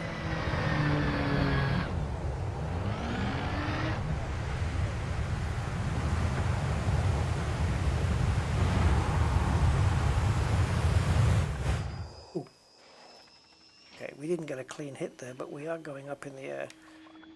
700, 800 meters, a kilometer. 1 point. Still going up, 1.5 kilometers now. Oh, that's just lovely.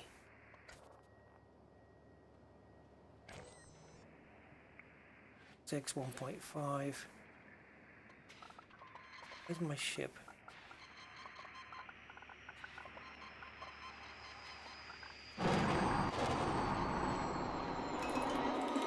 Shields aren't going to matter.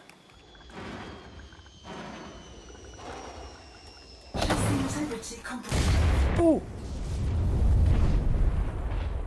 Now, have I lost all of my, what's it called? Mr. Genomics data for the last, what?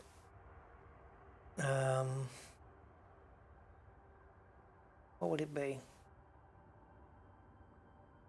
30,000 light years? Do I lose everything? That'd be a bit harsh, wouldn't it? No cargo lost. I wasn't carrying any.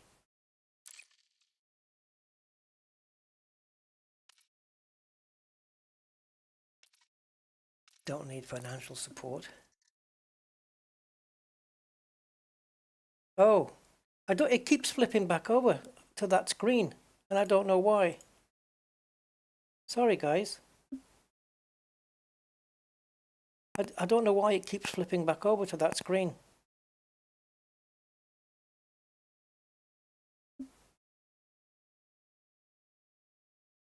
That's so bizarre why it does that. There must be a key or something. You shouldn't lose anything. Yeah, the ship's alive, but I've had people tell me that you carry your bio data. You carry your bio data on your person, which I don't agree with. But I guess we'll find out. Well, we might even find out today, actually. You only lose data if your ship blows up. I hope so, because then I don't mind sacrificing myself. But now we need to replace the SRB. I've got another one, but the system that we're going to, which, if the screen flicks over again, can somebody just send me a @ just do @RustyDog and then just send me a message so I'll see it highlighted, because I don't know why it keeps flicking over to there. It must be a hotkey or something that I'm pressing. Okay, so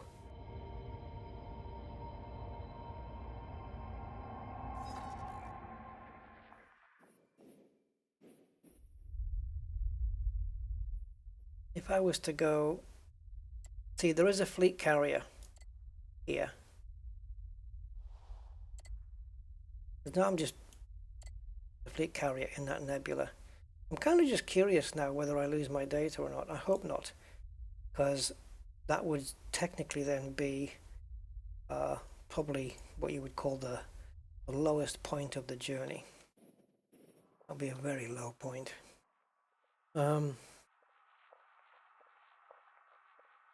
So DSSA network tracker, I have to go there. And it's something like EOC Prow inside of, where are we at? Drymans.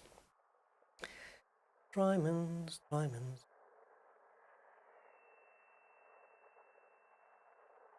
not going to bother with the other planet. Where's Drymans Point? Ah, here. Okay, so Drymans Point, EOC Prow. I think it might be this one. We'll soon find out. Right, so is it that one? Yes, that's the one. So I want Elite Dangerous to plot the route initially. Fastest route with a jet cone, and go. 30. Now, I could spanch this route. Thank you, Derek. Yes, you got there before me, I think.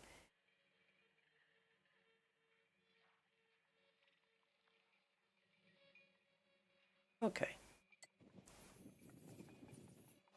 So 30 jumps. That does include, as you can see, that does include neutrons here. However, Spanch does it a lot better. So if we were to Spanch this one, go to, gonna need to get my Coriolis data. the Anaconda. So let me see. Ship builds. Okay, and export. Do you guys know how to do this? Because I can show you if you don't know. So let me just bring it up on the screen here. Alright, so what I do is we go to the galaxy plotter, not the Neutron. And the source system that we're in is dry your eyes. I thought I'd survive that. It was only a kilometer up though. I think I maybe was a bit too late putting the boosters on. Or a bit too early, I mean. Because I'd run out of actual steam when I was getting close to the ground, which is when I needed to slow down. But I didn't want it to slow down too much. Another thing that didn't help, certainly, was the gravity. I should have known better. WT and D31. Uh-oh. How can it not be there? WT D3 dash. Yes. It's flipped over again, look. Hello. Hi, I'm Rusty Dog. Now I'm going to press the number 1 key again and see if it does it. Aha. That's what it is, guys. It's when I'm pressing the number 1 key. Okay. Hotkeys. I knew it was something weird. Right, let's see if we can find out through the hotkeys. There it is. Switch to scene 1. No, get rid of it. Go away.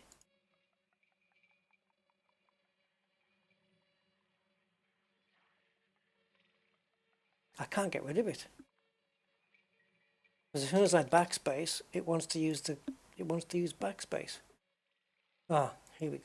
Clear. Alright, now I'm going to press 1 again. And we're good. Right, so back to the proper screen. So I've got my source and destination systems. My ship build, I go here into Coriolis. There's my current Anaconda build that we're using right now. And we go to export up here. And we get this text of my ship. Control C to copy into the galaxy plotter and paste that in there. And that's it. And then I just click use supercharge and calculate. That's it. 15 jumps instead of 30. Half as much. Pretty much, apart from the system we're in, all neutrons apart from 1. And they're all going to be discovered. I don't need to make a rush jump there. So I don't know. Should we do it this way? Should we do a couple of jumps this way?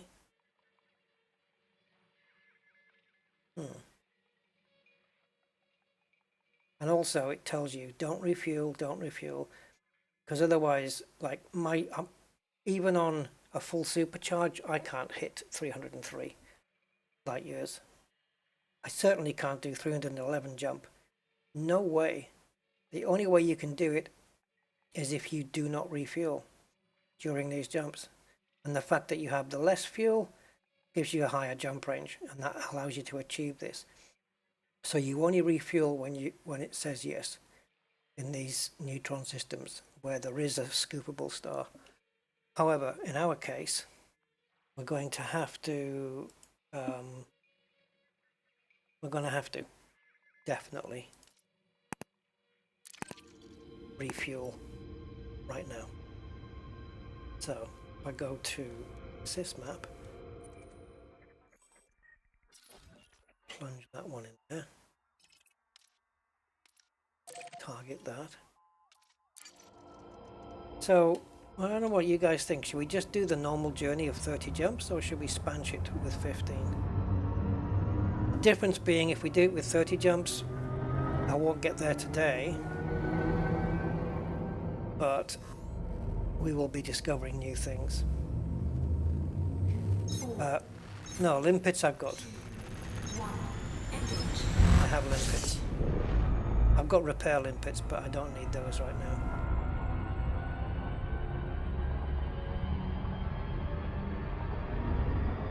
So we'll go down here, pick up some fuel, and I don't know, maybe we can do a couple of jumps, I guess. I don't want to miss too much out. But the distance we'll be covering is literally just there. That's quite a distance though, isn't it? Then again, we've got all this to go yet. Don't know.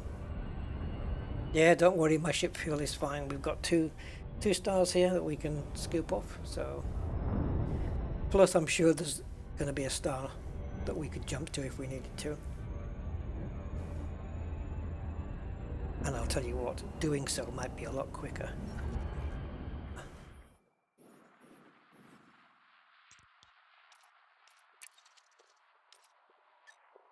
So if we jump to here. Ah! Didn't mean to plot the route. Doesn't matter, doesn't really matter. This is faster. We'll do this. Yep, it doesn't matter that we lost the route because it's if we're spanching it, then not gonna matter. I think we'll do let's do two Neutron jumps via spanch, and then the rest we can just do normal, I think. Yeah, I agree, Joe, so I think we do that. In fact, let's do it all the way. You're right. So while we're scooping here, just make sure my fuel rate isn't too high. It's not even halfway. So that gives me time now to copy the destination system. That little fella there. Go back here, and quite a few stars in there as well, by the way. Re-enable jet cone boosting, and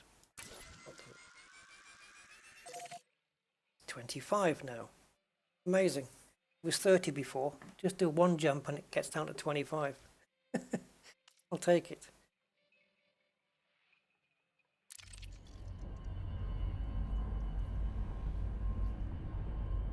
Picked up a planet here as well, look.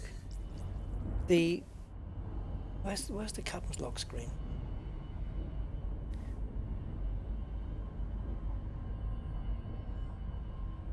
So, is it right that when the ship is green on the widget, it's a landable planet with no atmosphere, and when the ship is blue, then it's landable with atmosphere on the captain's log widget? That's what that is. And this is picking up planet 2-1, which we must have picked up on the local scanner. Yep, there it is. So we'll honk the rest, see what there is.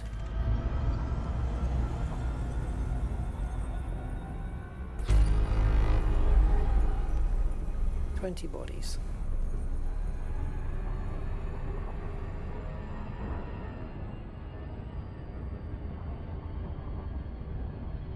Okay. Oh, well, look what we got here. Concentrated signal sources. Yes, peduncles are back. Peduncles have returned, guys.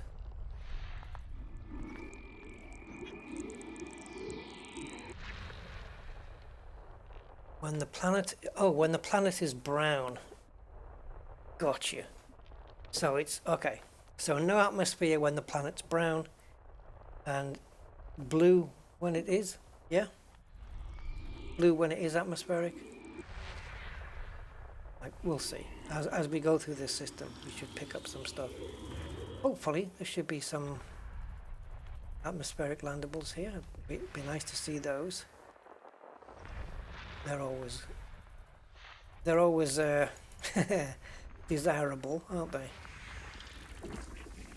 Okay, so that is brown, so therefore it is landable without an atmosphere. getting myself used to the new symbols now.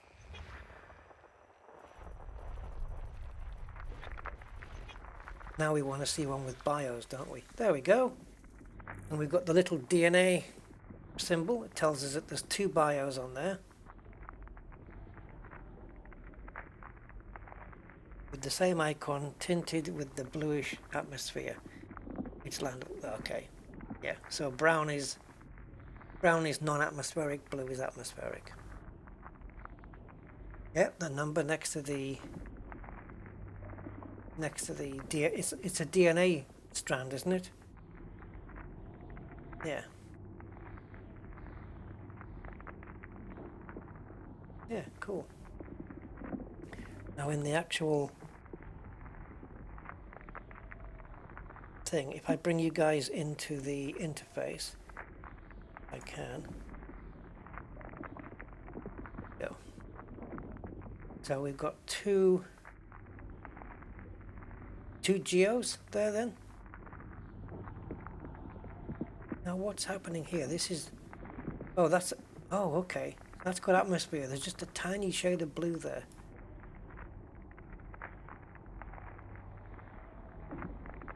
Okay. I personally, for me, I could easily mistake that for non-landable because it's got brown on it as well. For me, I would like to see that planet just a little bit more bluer, just to make it stand out a bit more.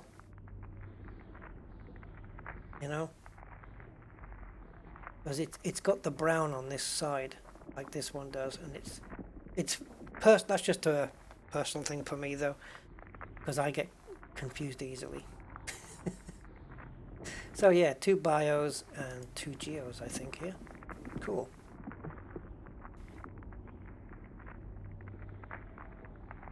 Wouldn't want to click that accidentally, would you? Got the new galaxy thing here, the database, which I think you said it doesn't do much at the moment except give you a database of your systems you've been in, right? And go back and have a look. Okay, no problem, Commander Jenna. Yeah, it's just, as I said, it's just down to, oh, how do I get my thing back? How do I get my planet data back?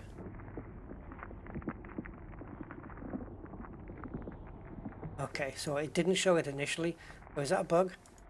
We go into Galaxy and then come back out. If I keep clicking on the system I'm in, it doesn't redisplay it. So now I have to go back to the previous system and then come back for it to show. Yes? Bug? I guess? I don't know. Yeah. I just need to keep an eye out for that little blue shade on the side there. Tell me that it's atmospheric. Okay. Okie dokie. We're good. Now then, let's carry on with... Oh, no, I didn't read the changelog. I didn't.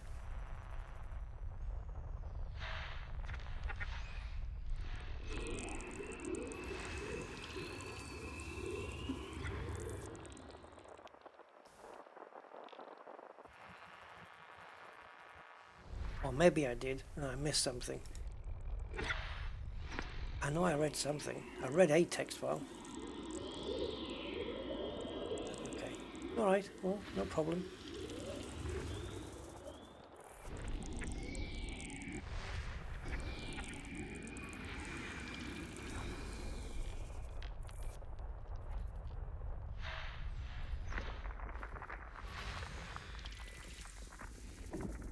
Okay.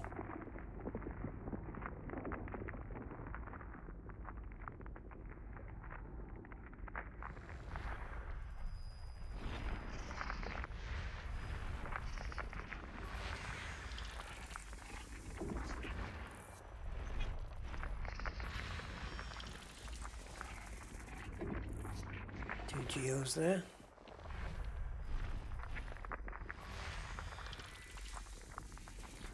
You see, when you look at something like this, guys, Hold on, I find it.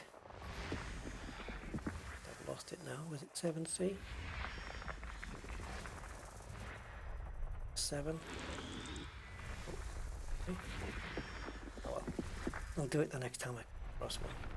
Tell you what I was going to mention.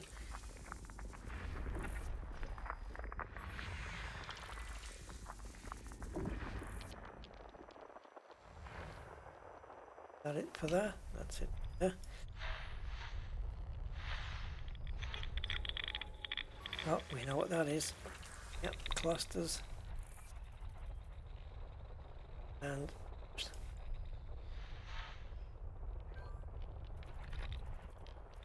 yeah, of course, you have to be careful when your mouse is over the top of the captain's log widget. You can't.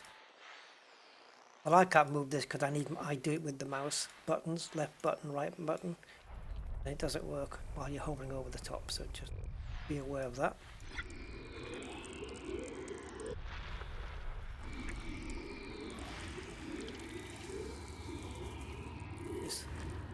Do you know what I haven't got going, guys? I thought things were quiet. We've got the Elite Observatory core, but I haven't got them. It's not monitoring. You know, when it tells you wide rings and nested moons and all that stuff. It hasn't been running. Okay, well it is now.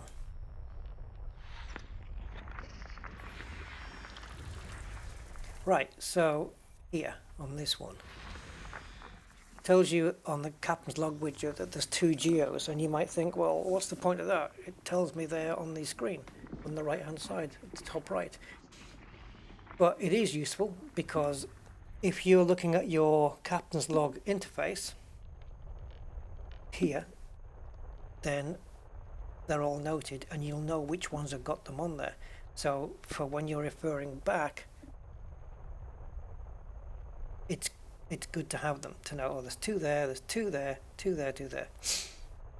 So really handy. Very good. Yeah, and you can see at a glance. And then of course you can just click on one and it puts it up on the top of the screen anyway. So that's the reason why it's there. Right? It's not that it's like redundant information or anything. No, it's useful for going back and looking over the system. Because now, when I've scanned all this, I might say, oh, right, I'm just going to go to the ones that have got, like, maybe I've got 4 planets, right? 2 of them have got 1 bio, 2 of them have got 3 bios. And I only want to go to the ones with 3. And I can quickly look back on that interface, Captain's Log interface, pick out the ones with the 3, and just go straight there. Don't even need the system map for that anymore. But it's a bit of a time saver in that respect, which is great.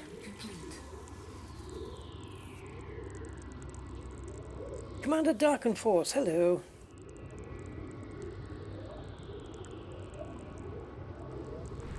Look, yes, the Elite fan base, it's great.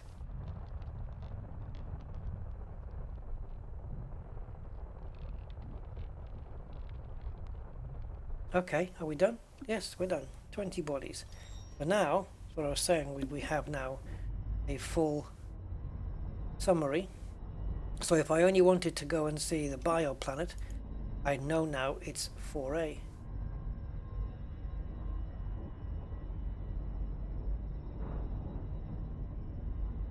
It's a pity. I know this isn't possible, but I'm just going to say it anyway. I don't think it's possible.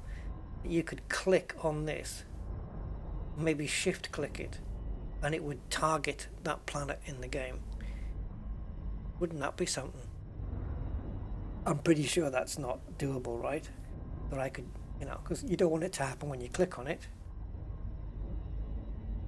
But if I shift click to target that in the game, I don't think so.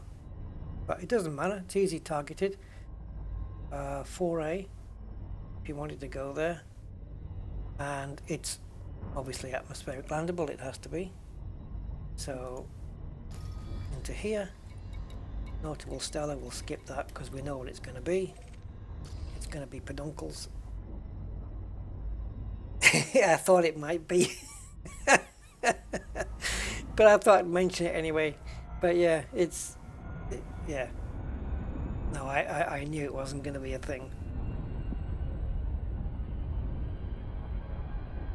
Oh, do you know what? It's not impossible. Wait, hold on, let me think. Yeah, no, it is. It is. No, it is. Okay, the reason I thought it wasn't is because what you could do is have captain's log. This doesn't work, by the way, but you would have it so that the captain's log would emulate the key press that is bound to your target system thing. But it won't work, will it? Because it's got to know which body to target.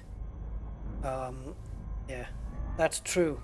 That's true about the bots. Yes. Yes.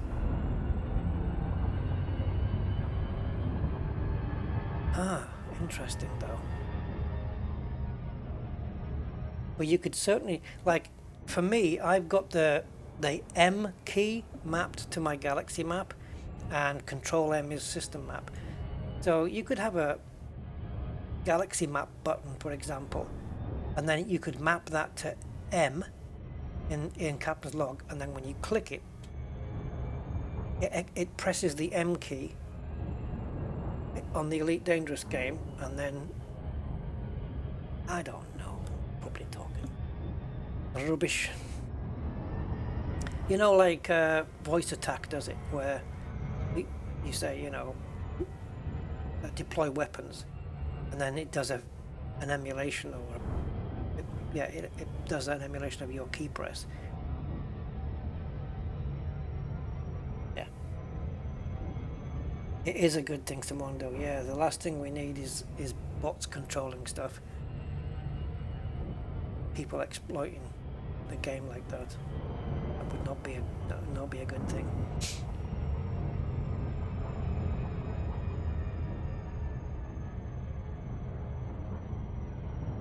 Yeah, you could probably do something with Voice Attack.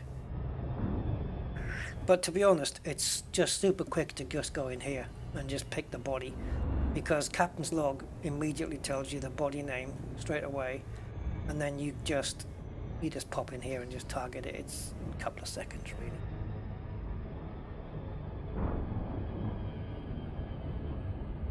Yeah, probably a good philosophy, actually. Yeah. Oops. Just got a bit too throttle happy there. Okay.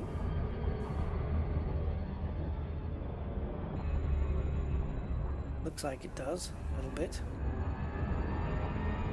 Always land on the bright side. Moons. You do.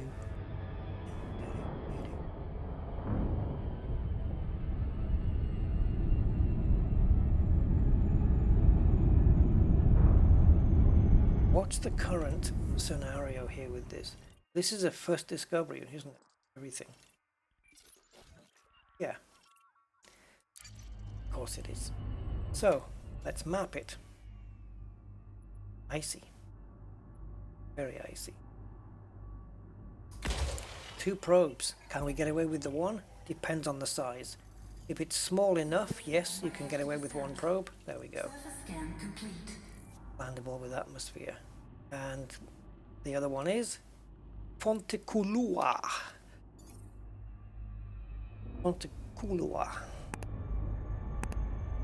Right, let's land this. It's not growing in too many places, but the good thing with Fonteculua is it's super easy to spot. It doesn't, and it grows in big clumps as well, so yeah, it should be fairly simple. So we're just going to bring it down onto the oh, it looks very bumpy down here. Trying to look for a smooth area. Yeah, that's okay. It's bumpy on the outsides, isn't it? On the left hand side, outside of the mapping area, it gets very mountainous, but here it's not too bad.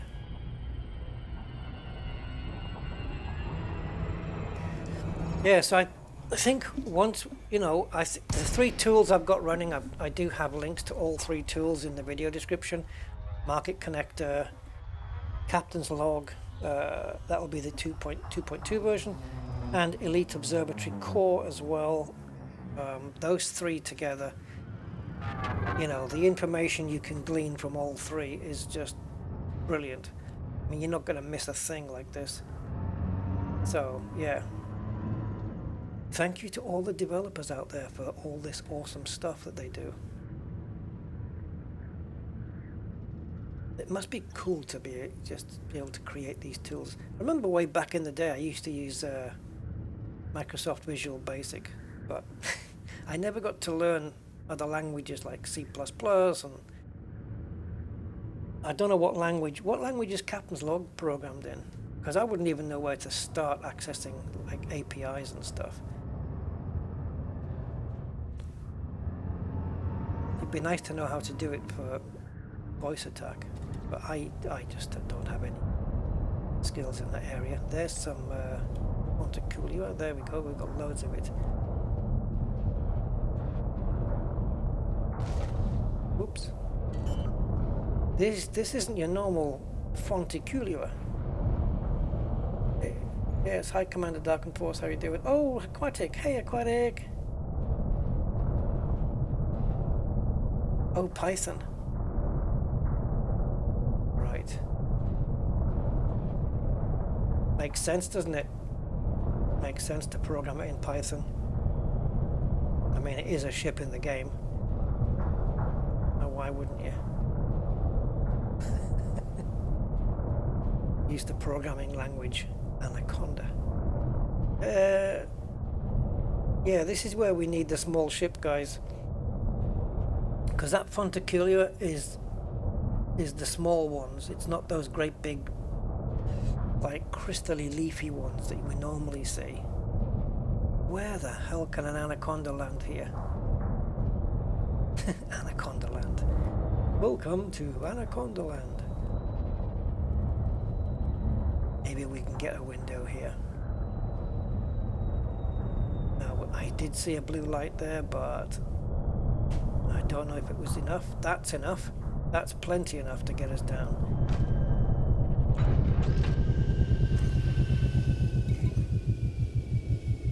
So,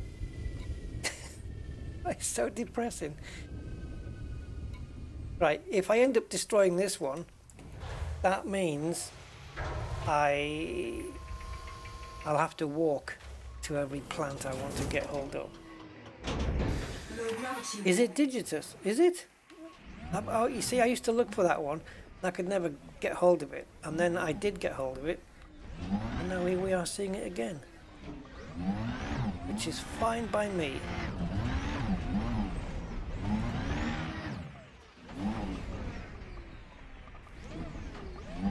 Just looking at these dark spots. That's not it, right? No. No, because then my reticle would be lighting up. What's going on here then? Oh, it's just all cracked up, okay. That looks really good, actually. Good crackage there. Right. I know we landed a fair distance away. This is the kind of gravity I needed when I was in my SRV last time. And I blew it up. The shields are no good. The shields don't save you for anything. The shields on the SRV are just for gunfire. They don't protect you on a hard landing at all.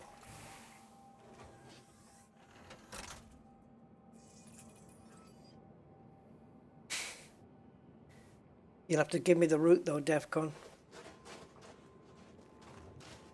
There's already 330, or 340 now, probably 350 maybe now, plus liveries for the 737 that's come out. And I've got quite a few. Right, grab it.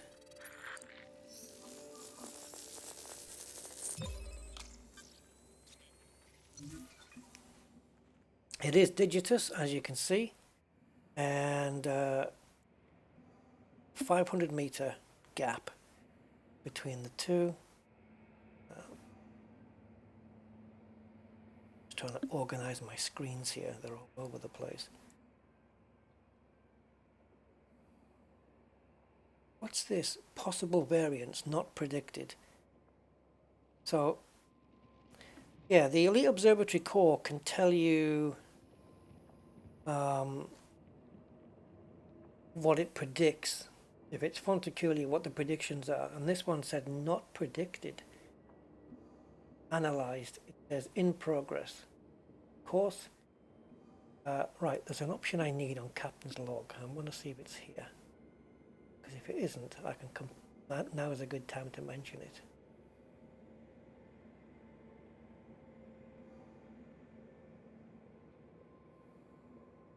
Right, I noticed that the Captain's log interface sits on top of every screen. It's forced on top. Is there an option for me to not have it on top of every other screen? Because sometimes I want Elite Observatory core just to sit in front.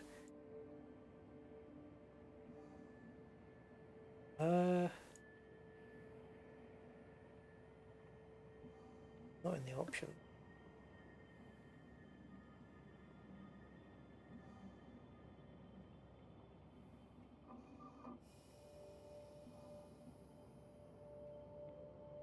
Doesn't matter.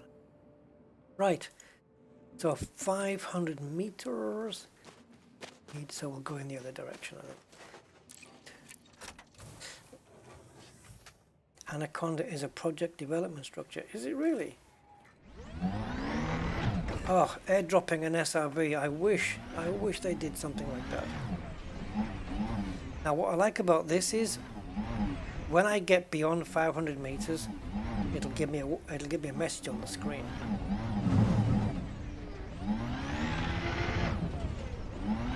Yeah, I was using Visual Basic 97 or something. But once I get out of the 500 meter range, it should tell me.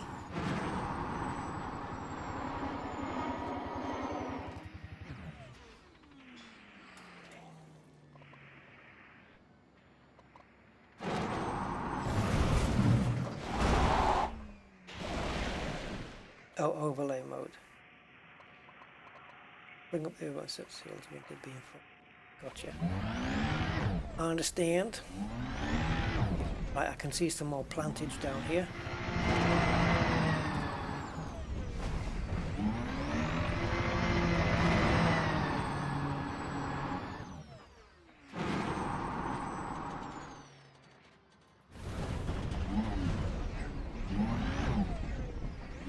Okay, so I've not had a message telling me that I'm outside the range. And I normally do, unless I am not out of range.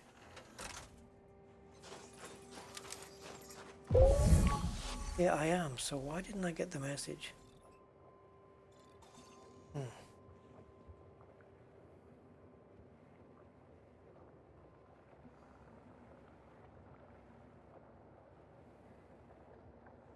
I haven't changed any settings on the plugins.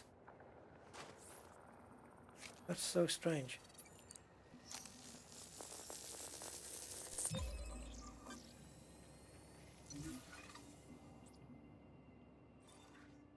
Yeah, that might. Well, I mean, I've got 3 screens, not just the one, but I've got the YouTube chat on the right screen. I've got the game in the middle, and on the left, I've got Elite Observatory Core, Captain's Log, and Market Connector. And right now, Elite Observatory Core and Captain's Log are both fighting over the same amount of real estate.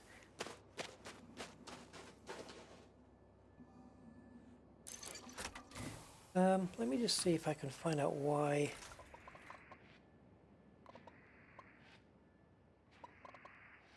I mean, right now I'm just moving the Captain's Log window down onto the bottom of the screen for now. And then bringing it back up again. Oh, what's this?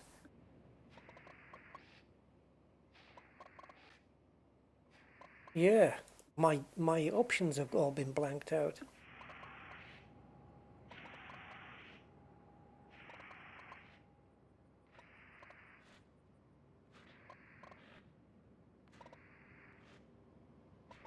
Okay, I don't know why my plugin options were blanked out. Then detail notification on first scan.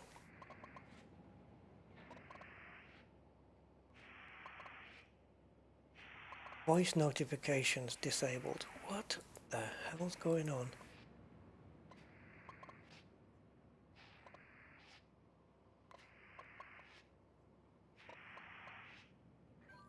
I don't know why it was all... I'll put it all back now.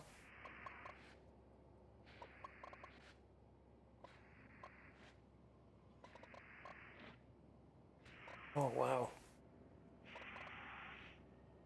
It's like somebody's been messing with my system. I have done an update. Maybe it's to do with that. I did do an update of Elite Observatory Core, so it could be that. Okay. So now we should get a message to let us know when we're 500 meters out. So let's travel in this direction.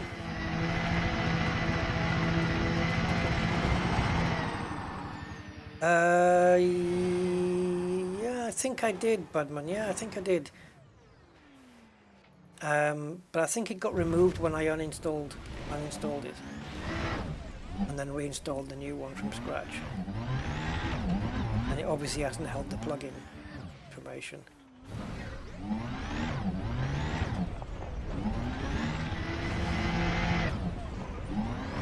So once I get out 500 meters away from the last scan, oh, my ship's buggered off now. Yeah, it only tells you when you're 500. Oh, I tell you why it's not going to do it, because I need to restart the Elite Observatory Core. Oh, this is a nightmare. Yeah, if you make changes to the plugin, enabling things, you have to restart the thing.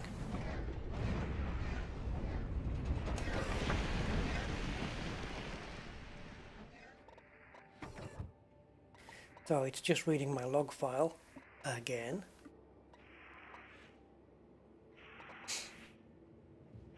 Yes, I think what they've done now with the new Elite Observatory Core is they've added some kind of basic export function. You can export the information, I think, from Elite Observatory Core out to whatever. Okay, start monitoring. Now, I don't think it's going to just suddenly work. But I'm just going to go down to these. I'm pretty sure we're good here.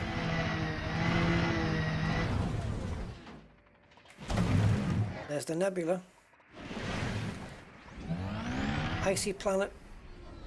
Zero gravity. No grip. Ship recalled.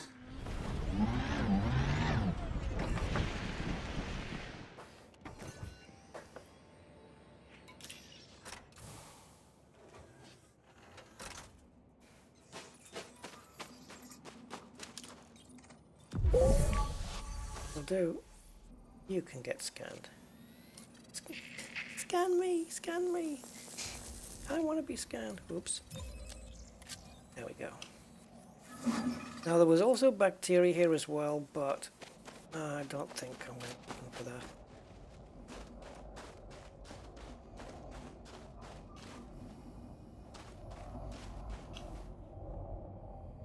Oh, okay. That's a fair distance away.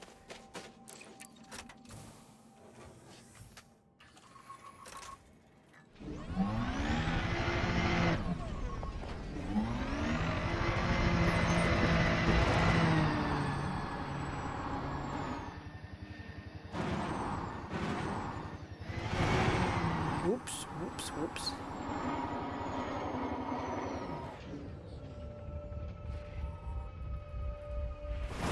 Nice.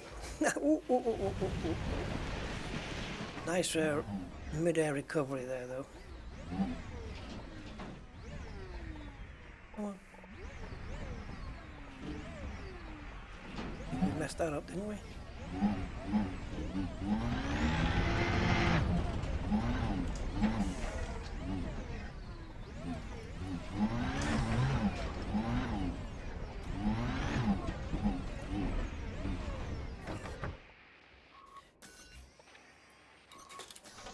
Hey.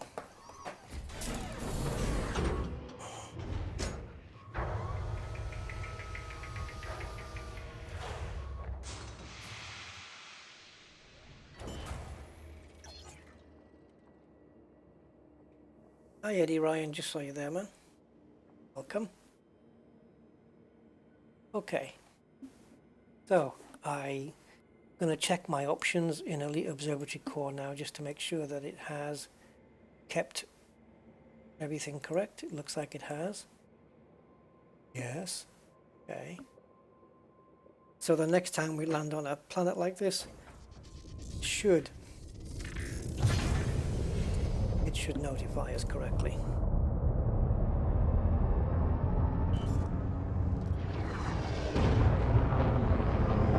Right, this is the only planet in the system that is bios and atmospheric, so I'm done with it.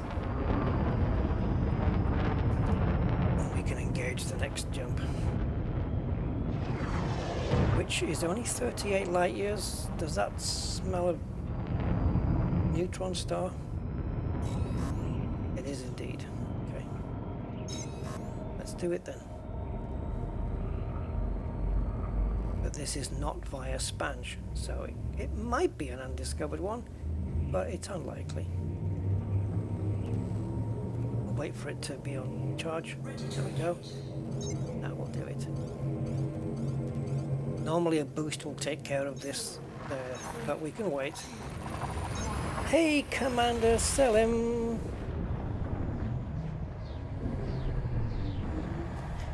How are you doing today?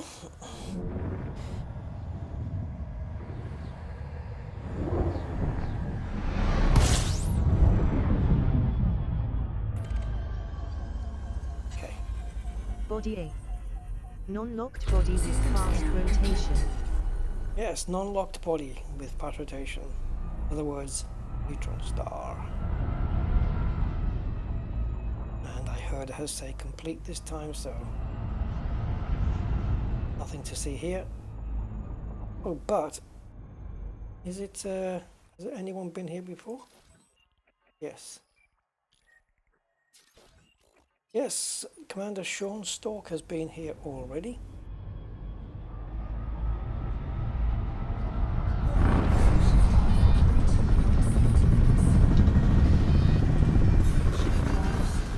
Nice and smooth in that jet cone for a change. Okay, next jump now 303 light years.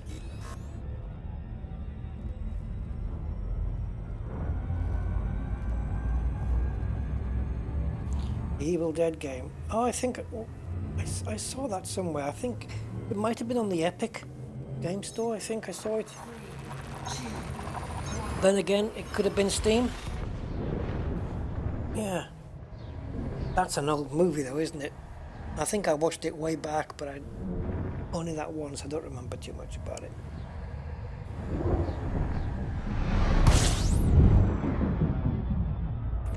Alright, let's honk.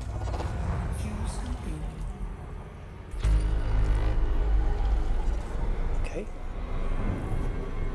So not system complete then. What do we have? 2 stars and one, whatever the other thing might be.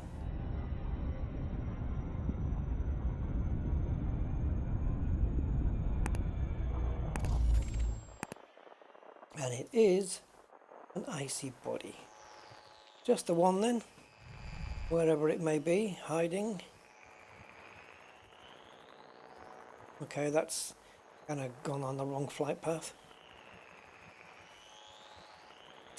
There it is. System scan complete. 0.6. It's got some water magma volcanism.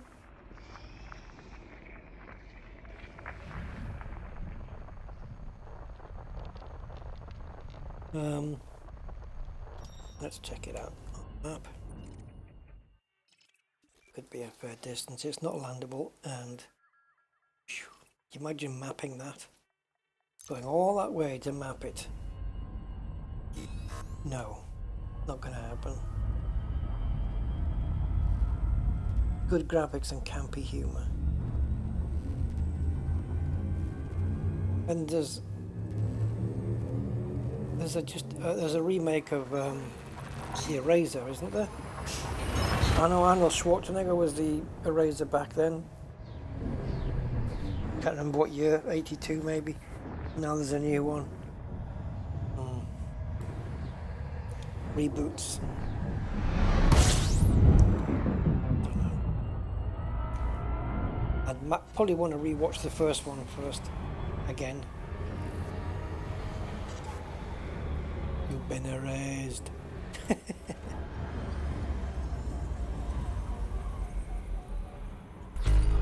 Scoping complete. Is this another one?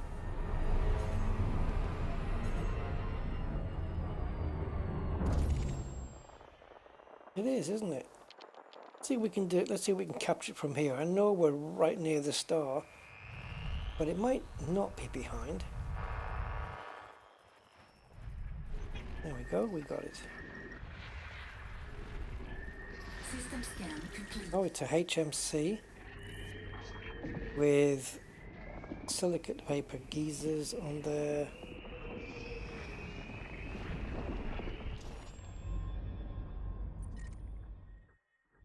Yeah, that looks identical to the last system we were in. Next, another neutron star. Okay. We're pushing. Look for the Sani Pass on Google Maps for reference. You can take off from the Faub and make north. Just look for the tallest cliff mountains. You'll find a small set of buildings right at the edge. Can you put that onto my Discord, Defcon? You know, the takeoff airport, Faub. Have a look at that. I do have some Africa scenery, which I showed a while back, of the,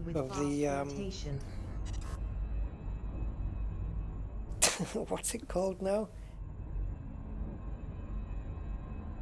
Oh.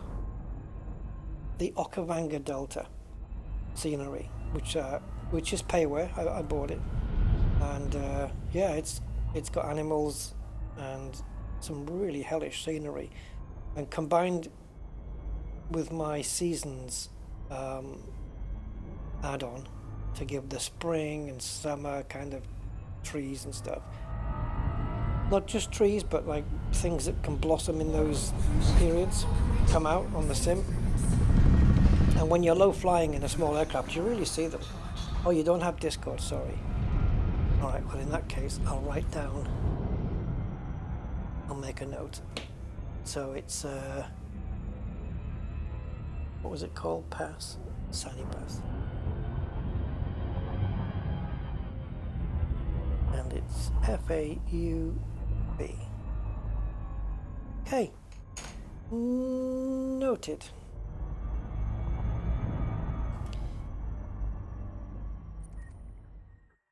People have been here before.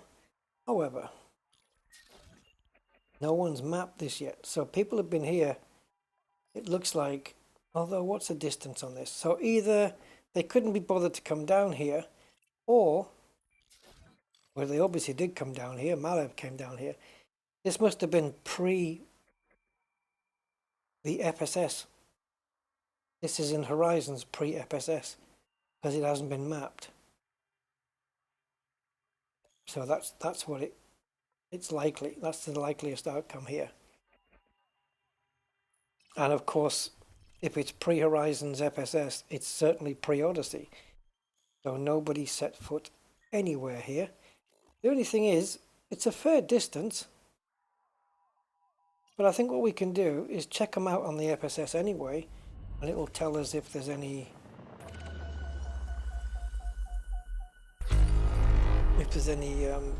bios and stuff. But is it worth going that distance? Well, yeah, it's a shame we can't set off in that direction at a decent speed while we're doing this, but obviously you can't. Okay. Ah, looks like everything's gathered. place. Oops. Oh wow, how many levels does this thing got?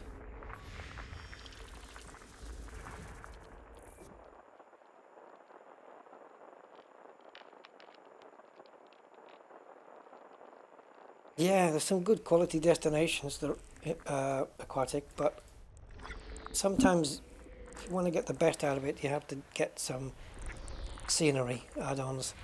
There's some good scenery add-ons in FlightSim.to, you know, a lot of freeware add-ons there. The Okavanga Delta was fantastic. And then I bought one a while back for the Arctic, where you can see penguins and a science station, stuff like that.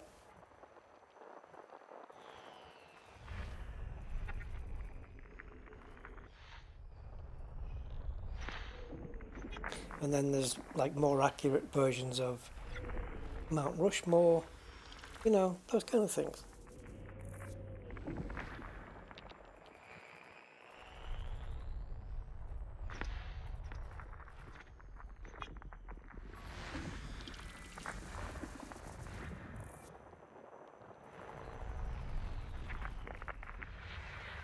There's plenty of stuff here in a very small area.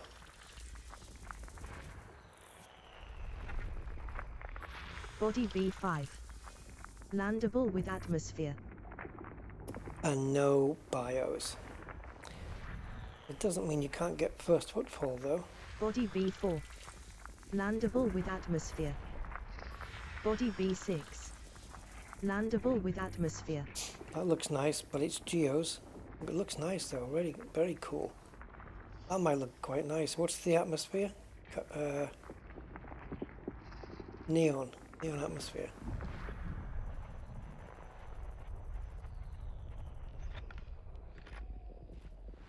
Body B7. Landable with atmosphere. HMC. Not terraformable, because we would say at the top of the screen if it was.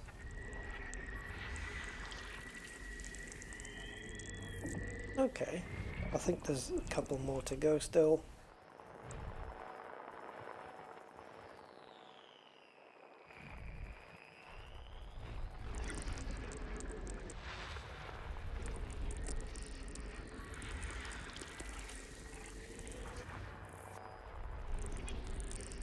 System scan complete. It's a distance to go though, isn't it? There's no plants down there, so probably best to make progress.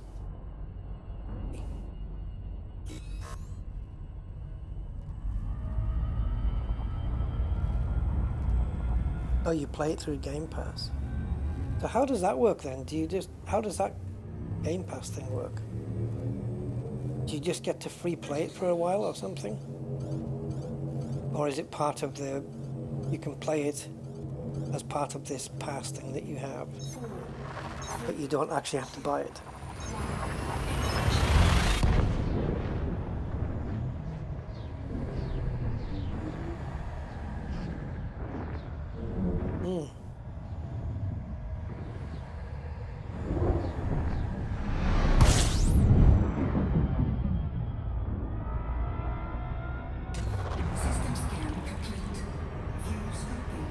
Oh, $10 a month. So it's kind of like Netflix for computer games, right? Games on demand, so to speak, right? That's kind of a neat feature, though. It's not bad. I mean, it depends how many games you get. I mean, I have seen it where there's things like, is it Forza and stuff like that that you can get in the Game Pass? Yeah, you can apply for them on websites as well for the pass. If you're a content creator, you can apply to get one. Which I never did. I never did apply for it because the only game on the list that I would probably just have a look at is Forza, the latest Forza, just because it's a driving one. It's not a simulator as such, in terms of it being like purist simulator. It's not one of those. It's just it's a mass audience kind of driving game. Just like what's the other one? How can I not know it? Gran Turismo.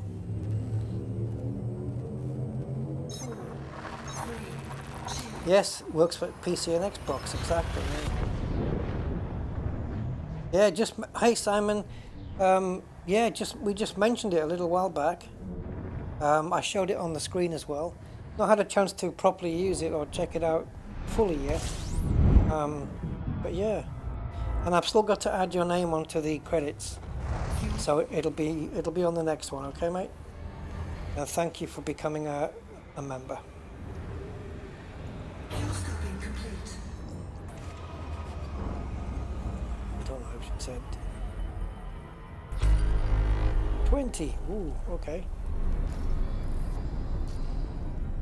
We're 19 jumps away from the fleet carrier.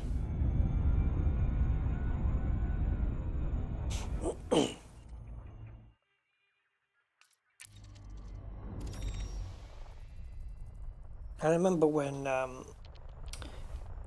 what was it called? LA Noire came out on the consoles, and they showed video teasers of it. Body A1.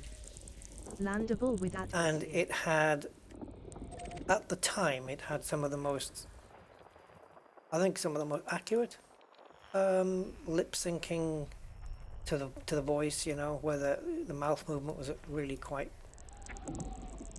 much. It was so much better than what we'd seen in most games, where it's just some cursory lip movement. And it was this like detective thing. And when it did come on PC, I had a go of it, and it was okay. I didn't really proceed with it too much.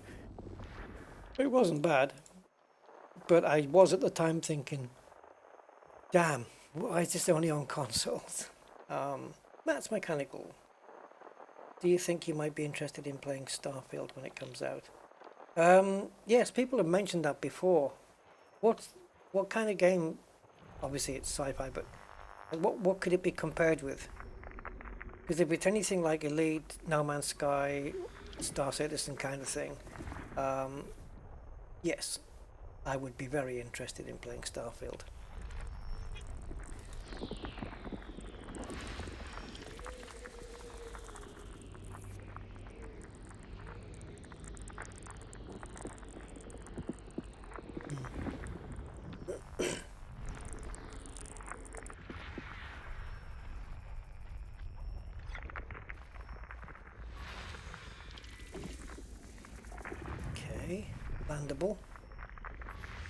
Landable with no atmosphere. That one.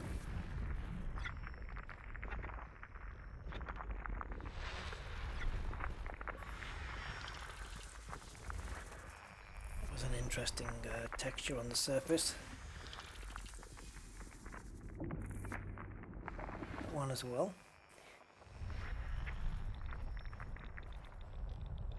Come on, I want to land on a planet which gives me a wow factor like we've had so many times on this trip already. Just seen some fantastic sights. Clusters. Once again, I have to thank Frontier for having the foresight to make it so that once you scanned one cluster, they all get scanned at the same time. Of course, to go through those one by one, no, torture. Thankfully, they sorted that out. Oh, there's a lot of landable planets here. Only one with atmosphere so far, right? I believe. Body B6. Landable Okay, there's with two now, atmosphere. and it has two bios on there, so let's target that little one. The other one only had one, which it most likely would be bacteria, not guaranteed, but it could be. Depends on the atmosphere. If it's sulfur dioxide, I might be interested in checking it out. just for the receptor.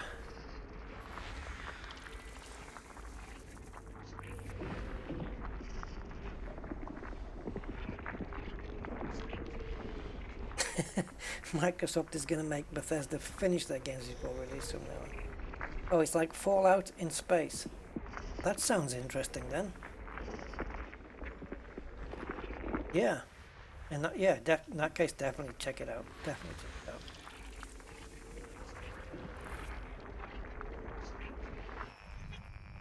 All being well, you know. System scan complete. Okay, so let's have a look at what we have. So, if we have a look at Captain's log.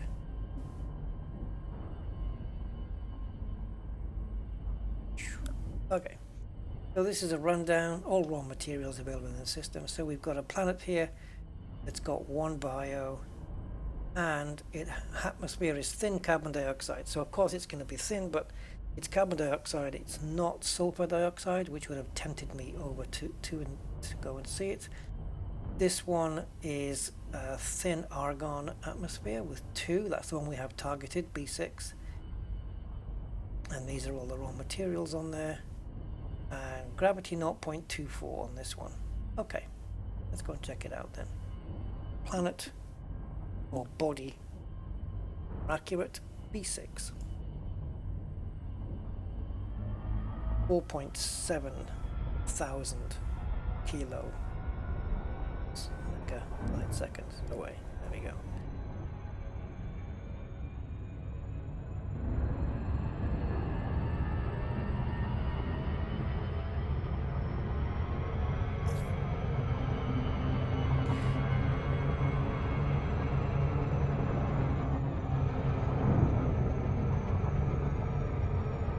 Yeah, they didn't do it initially, Eddie, you're right.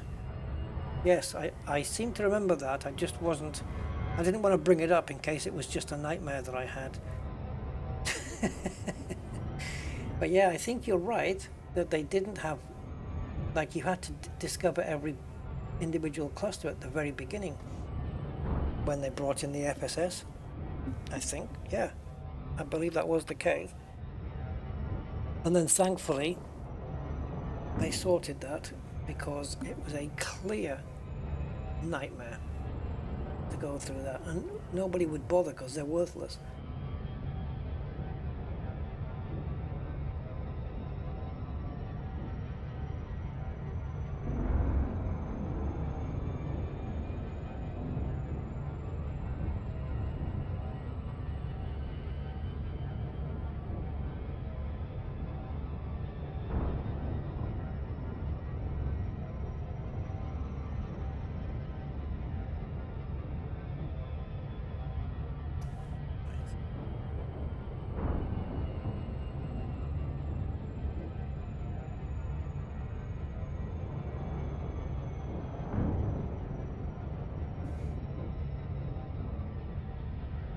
So what is it, 2023 people are saying, isn't it, for the, Matt's he saying 2023 for Starfield?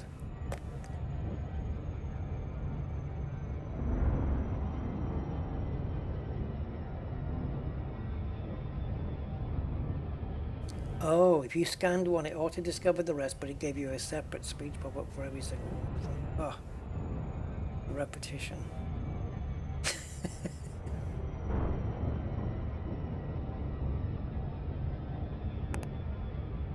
Makes you wonder how they missed it. Maybe they thought that that was the way they wanted to do it. Oops, did I did power down. No, I didn't. Sometimes you can get away with powering down on 006, but you've got to time it just right. But we're okay. Good. 007 is more comfortable.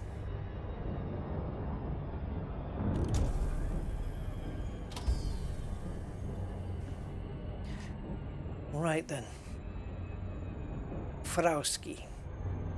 Mr. Frowski. Frowsky.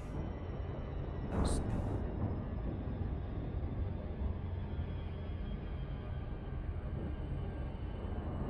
11:11, eh? Pity they couldn't do it one day later. Is that 11:11? Matter what it is. Yeah, if it was a day later, they could release it on my birthday. They can send me a fee. Right.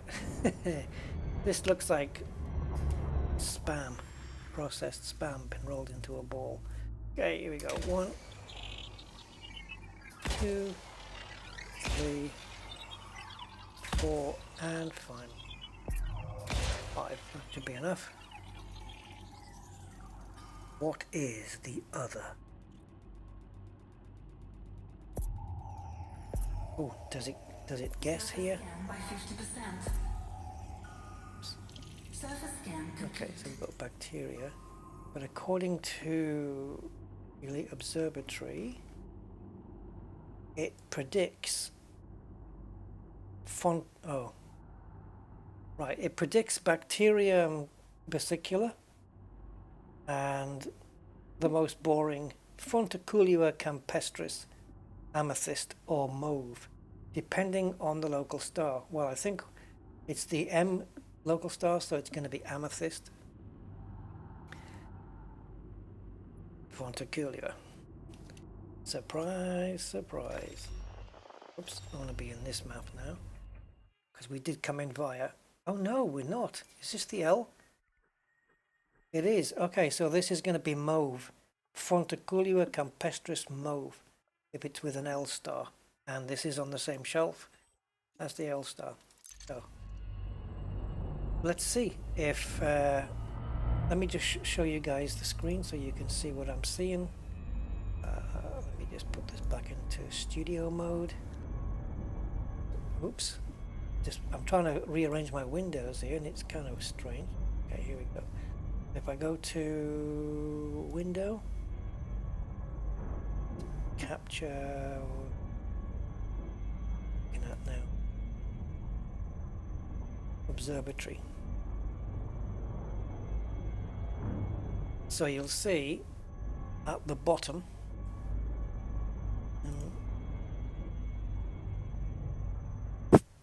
it guessed that it would be Fonticulua campestris, pretty accurate to be fair, and if it was an M class it would be amethyst, if it was an L class star it would be mauve.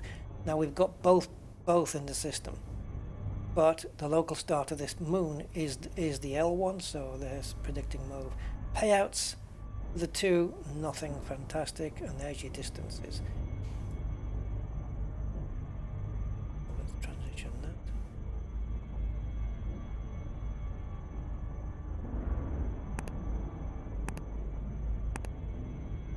Okay. Right. Go down.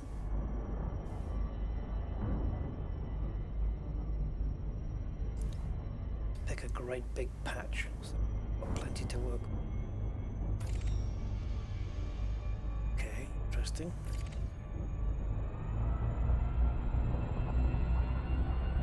Orbital flight engaged. Start to slow down, please. More. Slow down more. That's good. Good.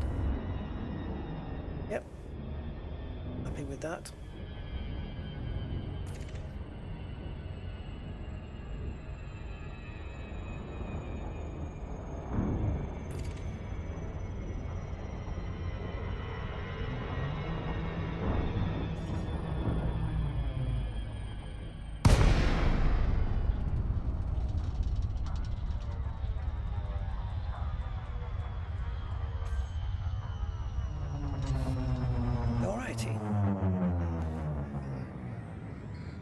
So Fonticulua campestris, fairly largish, shouldn't be too difficult to spot.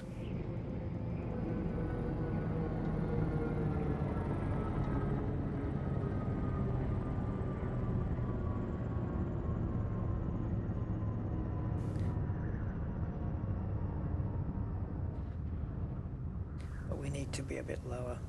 Oops.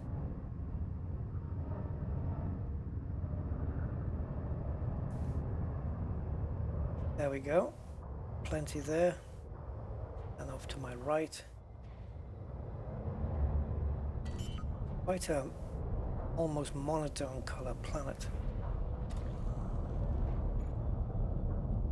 It's not really monotone, but you know, that one color. With different shadings, that's all it is, nothing special. Here we can get a landing somewhere.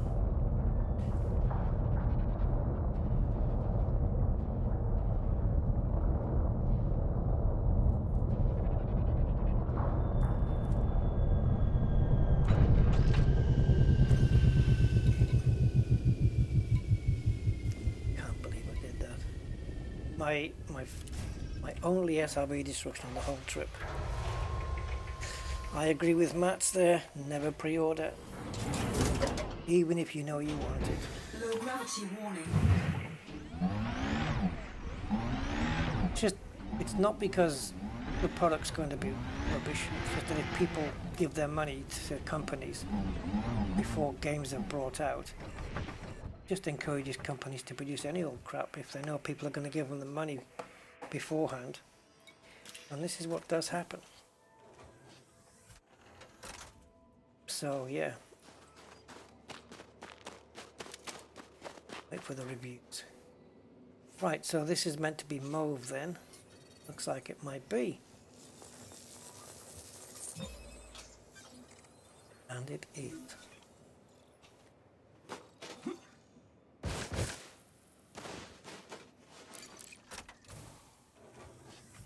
This is where they entice you to pre-order. Oh, free weapon skins and free this and free the other. Give us your money first. Game will be out in 6 months. Oh, I forgot to. Okay, well, I forgot to scan it, but we'll do it here.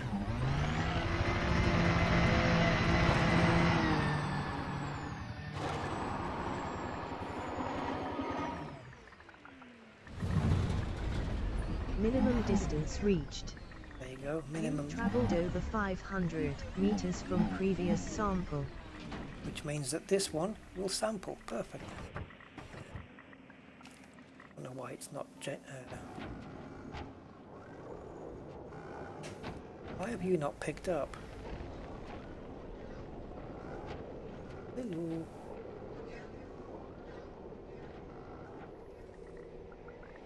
What happened?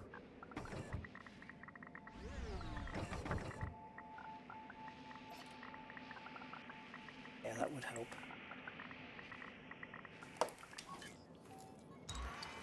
Having the right tool available always helps. Right, it told me that I reached 500 meters. Thing is, when it did that, it moved the Fontaculiva Campestris dialogue higher up on the screen, but it didn't put it back down again. Now it's kind of floating up there. Maybe you should have put the new entry on top, and that will scan as we're out of range. Good, good. Yeah, wrong fire group, exactly. Took me a moment or two to work it out.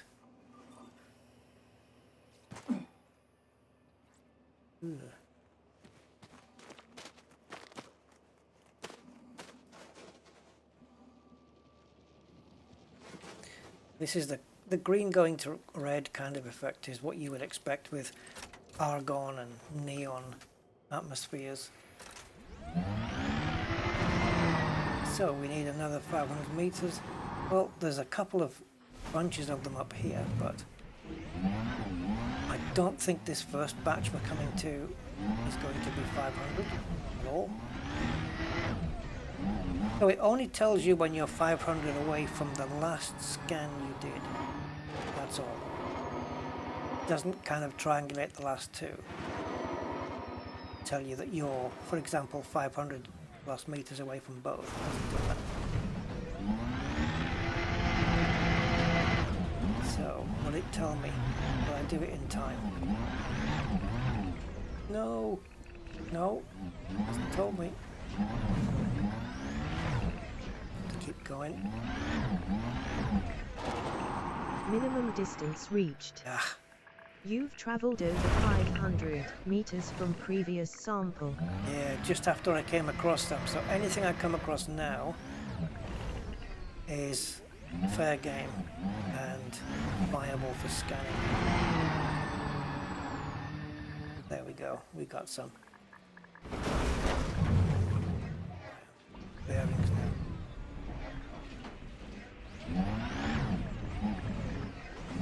Well, there was some over there, but then I think there's some here as well, this way. Well, let's get a launch off here, and I think there's a little batch. Well, there it is, just on the other side there. There's some on my left as well. Oh my god, these landings. We'll get this one.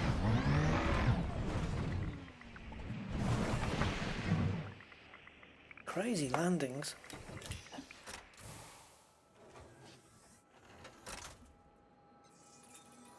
Ah, that sounds interesting, Commander Jenna. That's what we're here for, to give you ideas. And there it is, Mauve Campestris, sorted. Doesn't get a lot of money, but it helps towards the rank. Okay. Well, let's... Don't think we can flip this around, can we? That was my attempt at turning the SRV around, which we did do. I managed it.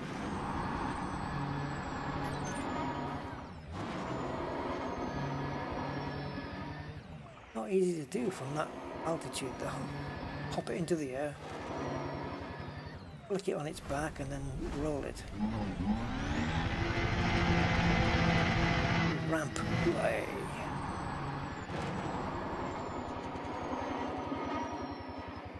Is your last SRV, Russ? Don't. That was another thing I didn't do with the geezer when I got thrown into the air. Land on the front wheels. Kind of crucial. That might have saved me. That's the difference between death and between living and not living. Landing on the front wheels can save you big time because it really minimizes the damage.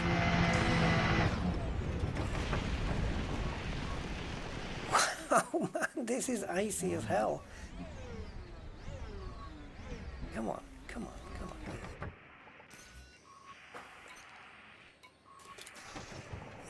Right. Oh, I really hope I didn't lose all of my data, my genomics data with that incident. I guess we'll find out in 19 jumps.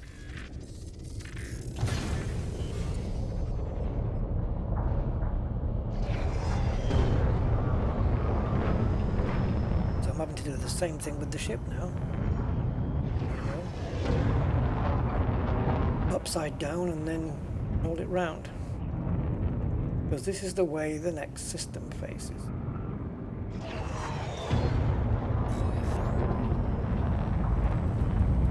It didn't though, Simondo.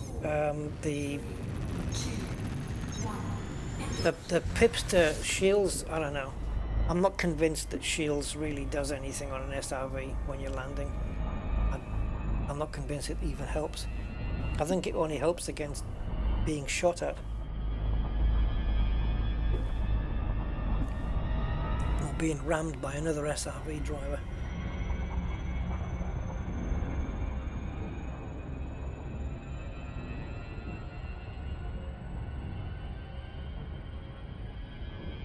Took a week off work to play. 7 days watching a login queue. Oh my god. So what, the whole thing was a waste? The whole week was a waste of time? Yeah, even with Odyssey, pre-ordering. Because, you know, some people, they're going to put up with Odyssey the way it was. Some people, not so much. But pre-ordering is not a good principle anyway, because I do believe it just... Like if more and more people pre-order, you know, you're basically just handing your money over before you even buy something. You know, before you even see it, I should say. 'Cause, you know, some people, they don't I mean, if you went into a store, you know, a shop and said, you know, I want to buy a flat screen TV, this particular model, oh, there, yeah, we'll have those back in stock in 2 months. Give me the money now. It's not quite the same thing with a TV, is it? TV is a TV, but a game, you don't know if it's going to be bad, and if they know they're going to get the money up beforehand, because the hype will carry it, then they're not really that encouraged to give you the best quality, because they've already got your money. Yeah, exactly, DEFCON. It's a bad philosophy.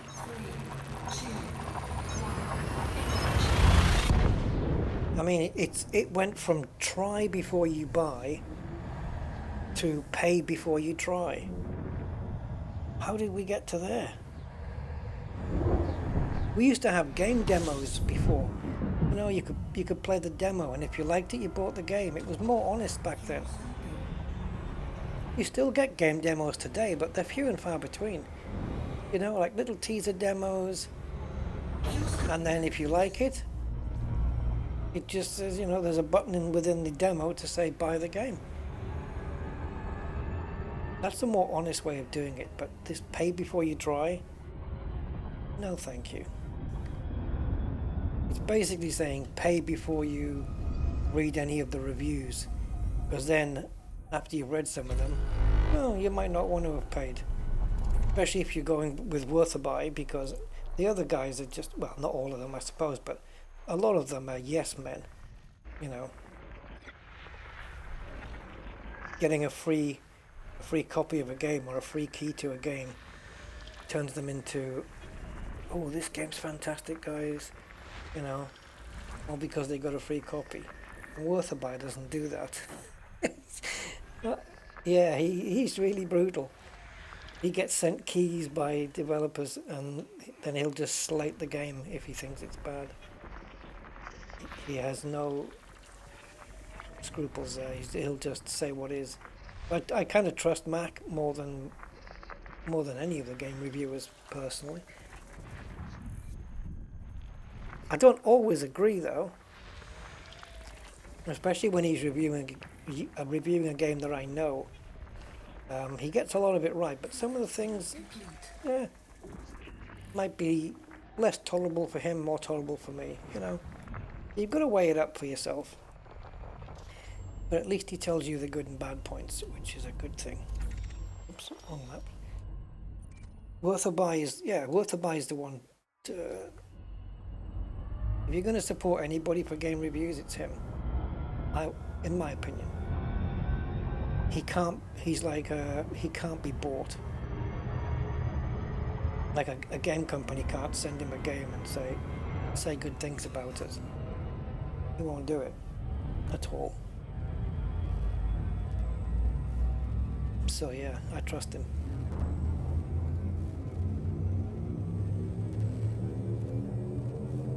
And there's been a couple of games that I've looked at and thought, that might be interesting. And then I see Worth a Buy's done a review. I think, right, let's check this out. And then he just slates it, and I think, well, thank God I didn't get it. Yeah. But then there's some games where he might slate it a bit, and you think, well, I might still like this. So, you know, there is a element of deciding for yourself as well. But at least you'll have more of a picture of what's good, what's bad before you delve in. And it doesn't take long for reviewers to review stuff, especially if they're sent preview keys, so they get to review it maybe a couple of days before it comes out, right? And then you already have the info. But when the game launches, you can buy it on the day, there's no big deal. You know, you can't access it earlier than anybody else because you pre-order.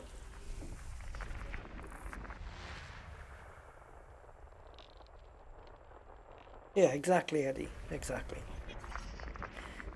I've done that on quite a few games that maybe have gone into for sale, or you know, they're on offer or something. And then I'll go to YouTube and type in the name of the game, and then I'll add the words like PC gameplay or whatever, and watch somebody play it and see how it's going. And I think, yeah, I like that. But there's been more often than not when I've just said, nah, that's not for me. You know?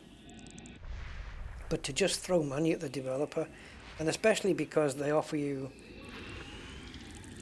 obviously for a reason, they want your money beforehand, and so they offer you incentives to pay up front. So they obviously know that they need to do that. But yeah, once you've pre-ordered and you've downloaded it, you know, say a month later, and you play it and it's crap, hey, Body too 9. late. Close binary relative to body size. Check that one out. And then you might just get developers putting out crap if they think they're going to get the money. So let's say a game that gets released every year. Let's say I don't want to use the F1 game. I mean, you know, like a sequel, a game sequel. It might be really hyped up. Max Payne 4 pre-order. And the first 3 Max Paynes were really good. But it's no guarantee that 4 is going to be as good. So, yeah, a lot of people will think, well, I've got the first 3, I'm going to have the 4th one. But if you pre-order and you get screwed because the game's crap, you can't really complain. You can complain at the developers for putting out a crap game, but the fact that you can't complain for getting ripped off because you fell for the hype. Pay now. Pay now, try in a month's time, or 3 months, or however long it will take. Because they do ask for pre-orders quite early now, don't they? I've seen people asking for pre-orders for games that aren't coming out, you know, until like somewhere in the middle of summer, you know, like months down the line. Yeah, it encourages bad games.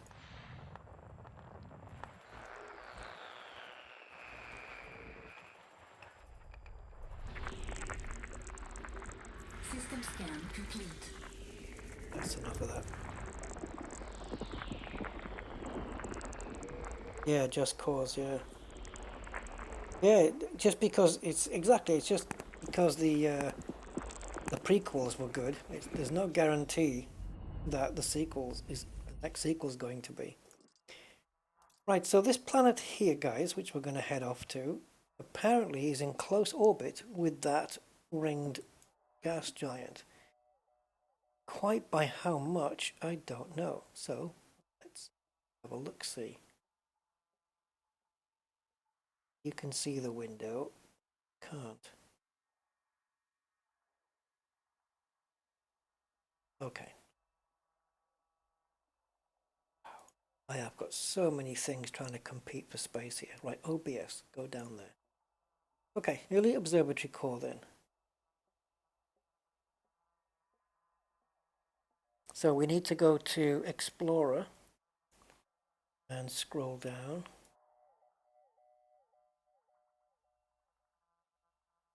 And we have this one, close binary relative to body size. So the orbit is 1,210 kilometers, the radius 647, and the partner is 9b, which is the gas giant. Right, let's check it out.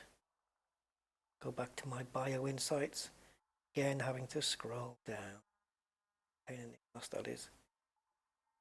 Check it out.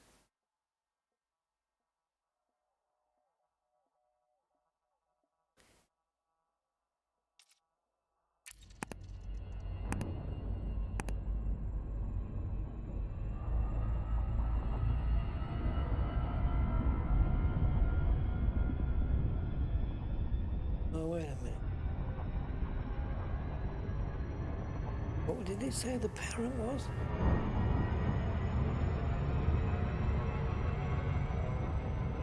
We are... yeah, I'm pretty sure we're on the right planet. 9A. Oh, it's not the... oh, it's not the... it's not... okay. It's not close to the giant, it's close to the moon next to it. It's these two. Of course, look. Yeah, these two are close to each other. Well, that's mine and Nebula. Yeah, it's those two. Check them out.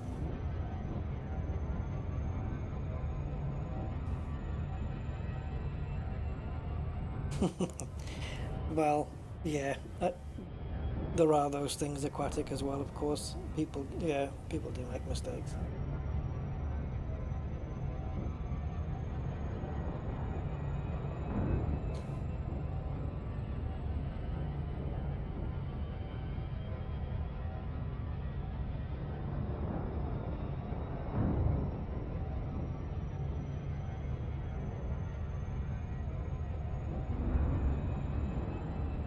Is Cyberpunk what I think it is? Is it like Grand Theft Auto, but in the, like some kind of future? Wandering around the streets, and because the graphics look good, but I don't. It's those flashy stroby bits that I think would be a problem for me.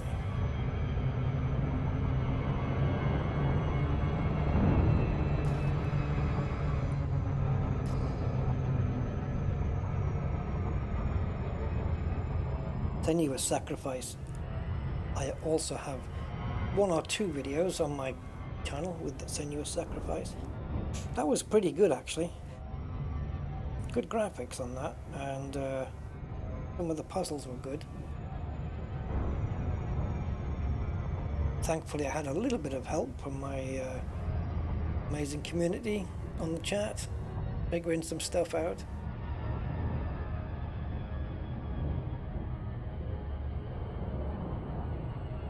And we also have to do another video on another live stream on the game Life. Is it Life? Yeah. One with the little boy. That one. And also some more Dead Space, I think. And some SnowRunner. Every time I think about SnowRunner though, I can't get the motivation for it. I don't know why. I guess it's the incessant drudgery of just because they've introduced crafting on a different level now. It just takes so much more time to achieve something that was a lot quicker in earlier maps.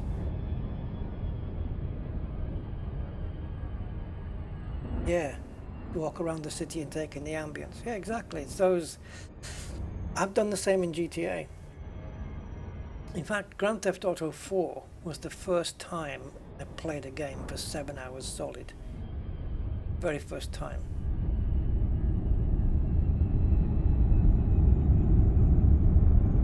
Without realizing that it was 7 hours solid. Okay. Ooh. There's one planet. Where's the other one?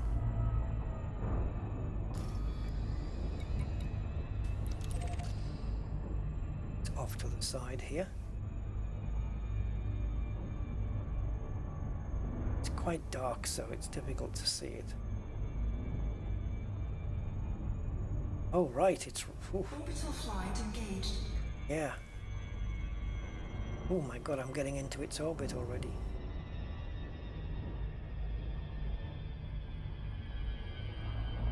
How do I get out? I don't know, I'm pointing towards the sky, so I should be getting out of somewhere. Let's see if we can see these both on there. So there's one. I think the other one's to the right, is it? Oh, crumbs.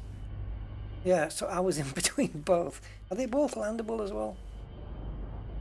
Oh, you can't get to the galaxy system map from here, can you? Yeah, they are both landable. That is actually really one of the close ones that we've seen. I know we've had quite a few close body ones, but that's nice and close. Get the dark side on one though, so you'd want to land on one and then look up into the sky and see how close the other one is. So perhaps going... See, normally you wouldn't be, unless you looked at all the numbers, you wouldn't know that you were...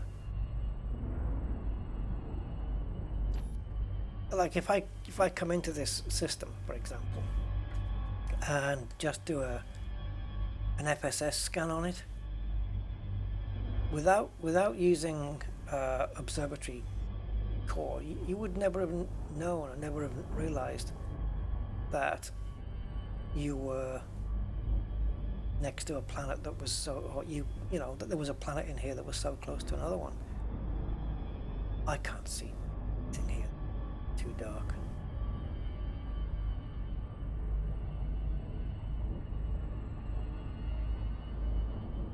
See, there's that planet, but now where is A? It's over that side. No, that's that's A. Where's B? Oh, B is up there. Okay. Orbital flight engaged. It's just so damn dark though.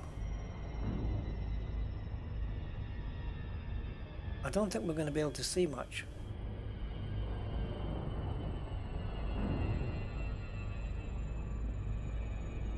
To get a steep angle here.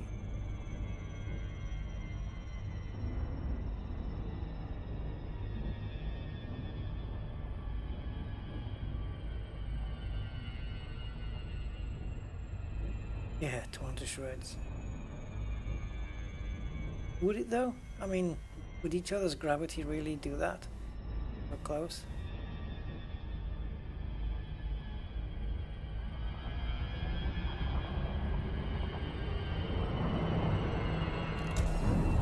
I'm gonna need night vision. I don't know how much we're gonna be able to see from the ground here though.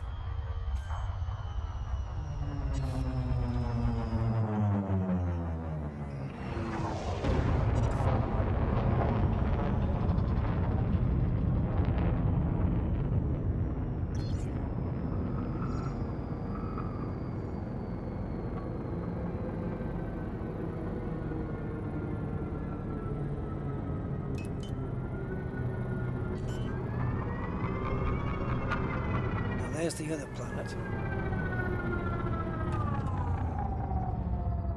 See, it's super dark though. It's there. I mean, there's no doubting it, but you can't see anything. Well, we might as well footfall now that we're a few feet off the ground.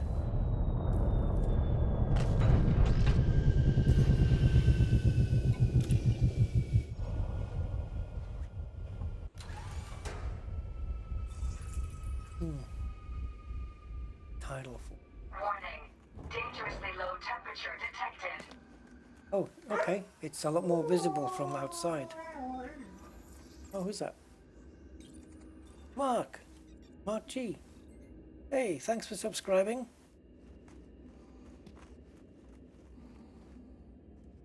Cheers, matey.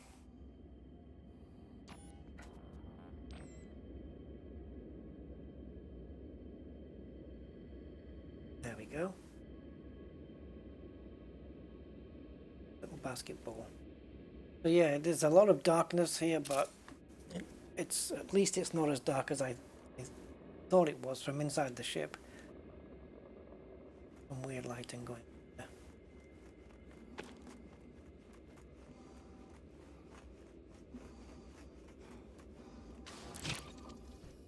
Next system.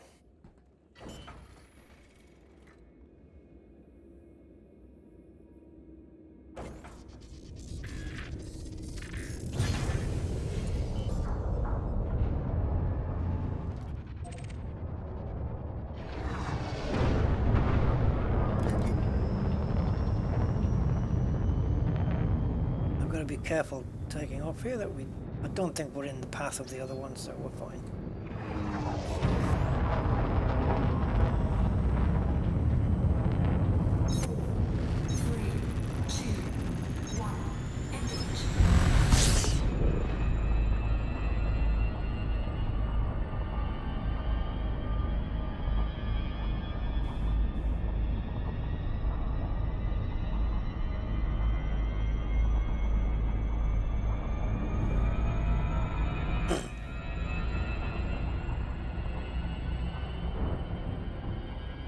As soon as we are available to jump, we will.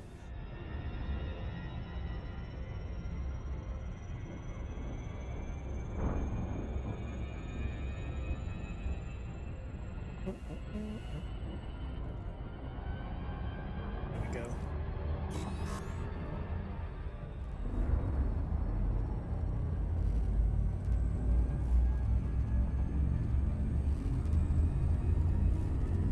Browski. Stefrowski. 4, 3, 2, 1.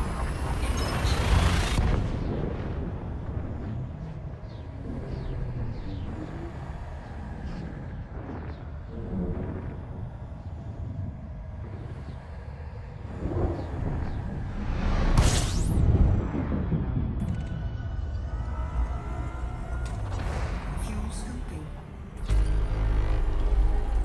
Ooh, we have another star over there, right close by. Scooping complete. What do we have so far? 4 stars, so therefore we have 11 more things to find, I would imagine. So we'll have to sail away from both of those. Oh, look at this. I hope there's nothing too interesting down there. That's a fair distance away. Oh, okay. Is this all? 11 icy bodies. Well, bios and stuff are available on those.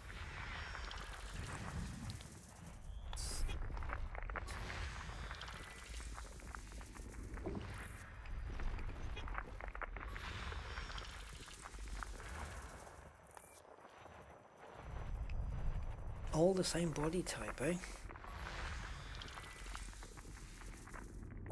Oh, dark.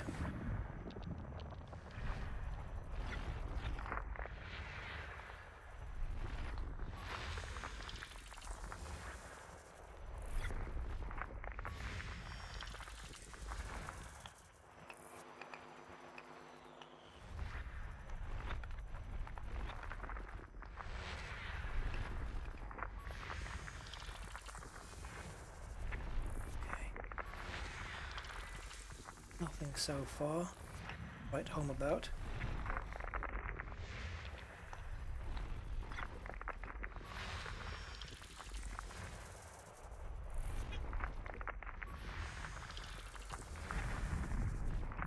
System scan complete. No. No bios, no geos, nothing. Just... and they're all down there. Wow. Let's just move on then. Yeah, don't really fancy any of that action. They're all too far away.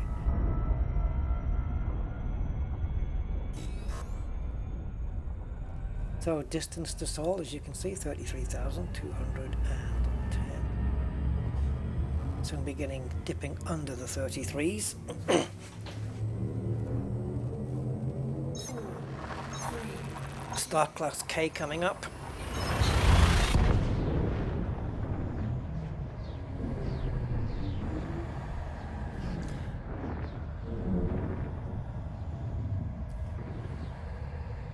Therefore we have scoopability as we honk. system scan complete. Fuel scooping. System scan complete. We move on. Yes, we do.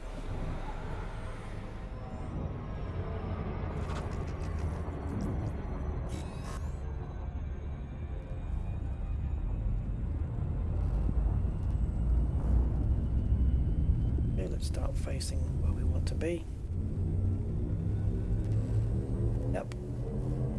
4, 3, 2, 1.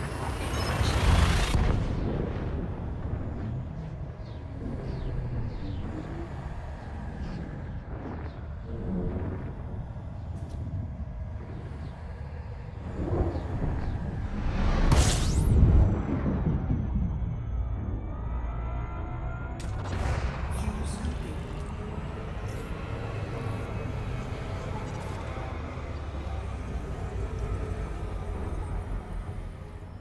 Fuse looping. Oh, we got a big one. Well, biggish, 25. What are we now? 14 jumps. Do you think we'll make it, guys? Not at this rate. Well, been a while since we've had any water worlds and stuff, but again, probably want to be jumping to A stars for that. We can do that after we've hit the Nebula.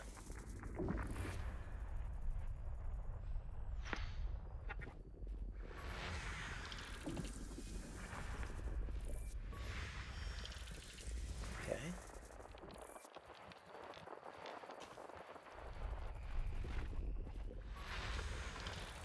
Straight in. Quick scans.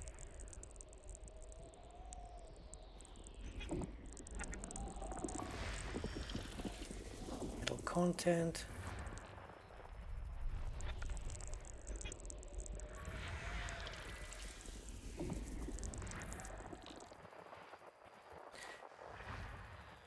I was just wondering there whether we would get any terraformables, and if we did, whether I would go for them or not.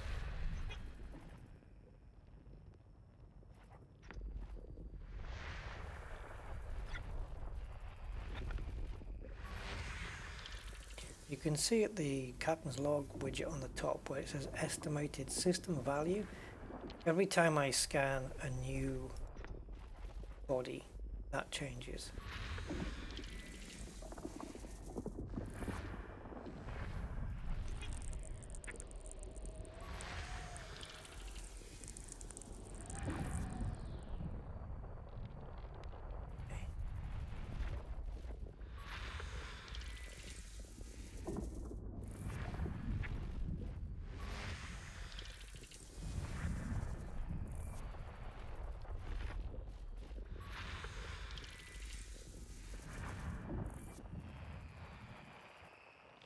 Process in the what is it?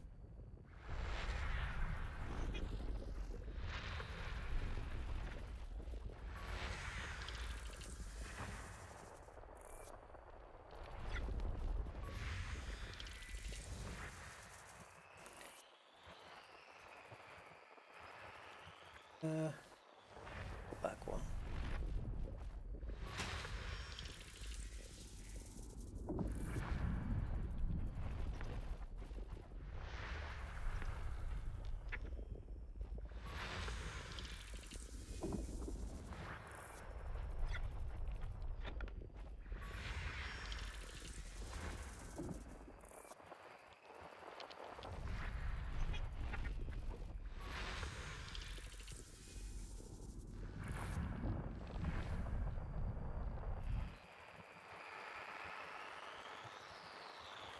Well, I suppose I can say it at least helps my explorer ranking.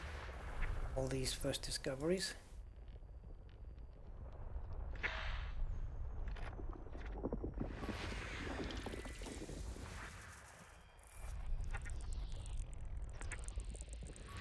Body A6. Landable with atmosphere. One. Yeah, but one though. You're not selling it to me. Right now I need something like 5 or 6 bios to tempt me up. Here we System scan complete. Oh, just the one then. Wow. There she is. Each star has its own little set of bodies. Oh, nice. Oh, family oriented. Here we go then. Like another. You'll have to give me something a bit more special. 4, 3, 2,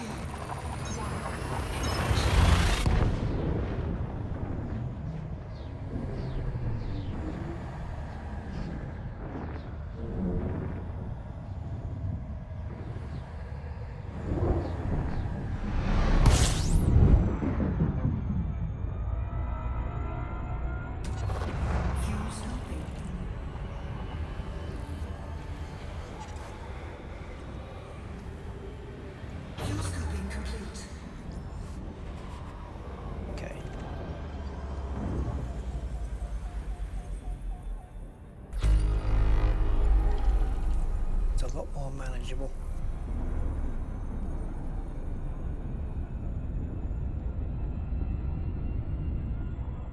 Let's see where we are on the well, we can't do it now, on the galactic compared to the, oh yeah, it's not far away. 13 jumps. Yep, 13 jump distance, including a couple more neutrons, I think, involved in that. Right. Yeah. Is that everything? I'm gonna honk it again. Yes, 10. Let's go.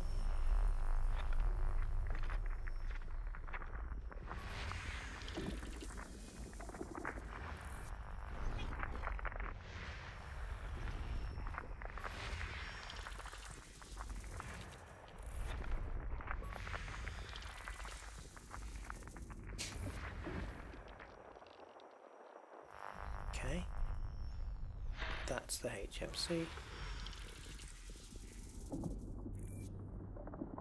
Landable, but no Atmos. Again.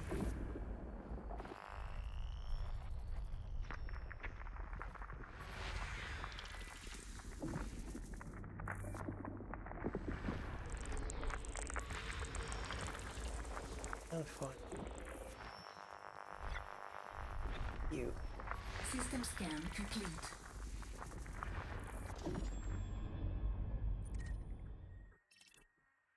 There's nothing to stop me landing on any of these, checking it out, but yeah. Now, I feel like I'm needing something more to entice me onto these places. Because if I start letting it go where I'm just landing on anything, I'll never make any progress. But then again, I don't want it to be just jumps. 3, 2, 1.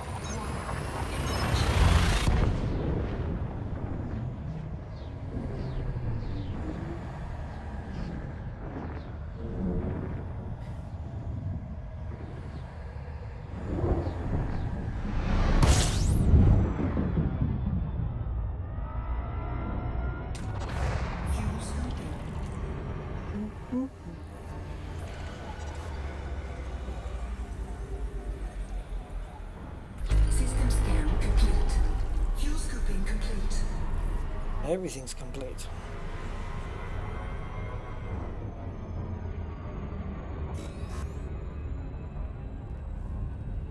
I think we might actually end up on the fleet carrier, guys.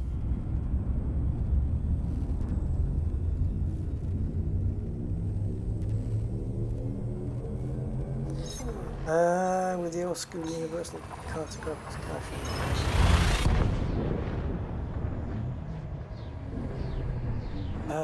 I guess it would. I think if you mean the new exobiology sponge tool.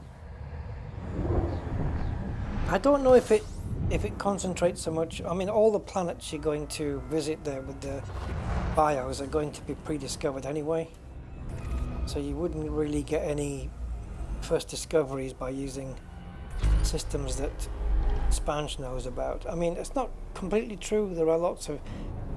I mean, I've been through a few systems where Spange has directed me through neutron highways, and the neutron system that I've been in once I've honked it, has got undiscovered planets in there. But the Neutron's been discovered, it's just not the others. So how much it would do for your universal cartography? It would certainly do something to it, but it wouldn't beef it up as much as if you were doing first discoveries, obviously.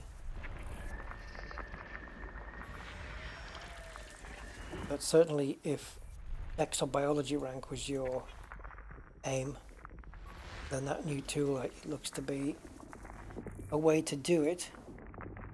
It's kind of a cheat sheet almost, I would say, pre-telling you where all the plants are. I'm just micro cheating with Elite Observatory, because it's not like I wouldn't find them anyway by doing an FSS.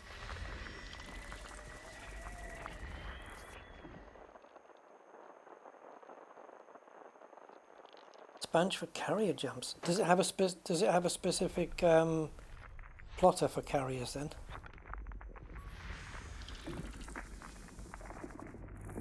Yeah, road to riches. It is. It's road to riches for plants. Really.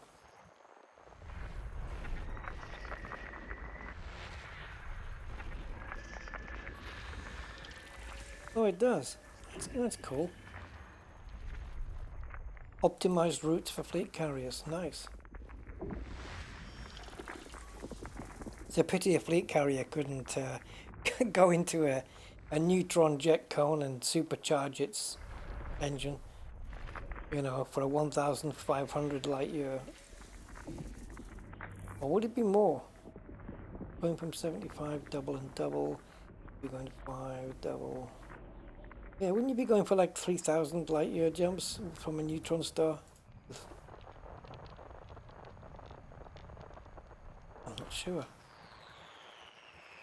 What would 300% more be on the 500 light year jump range?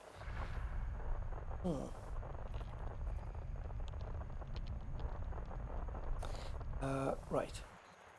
Get that. Well, anyway, it's redundant because you can't. Yeah. Did I intentionally set the URL for this stream? Not sure what you mean. Did I intentionally set it? No, I didn't. What does it say?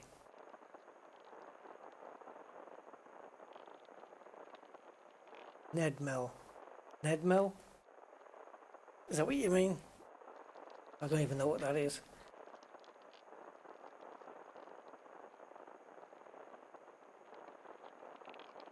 I don't know.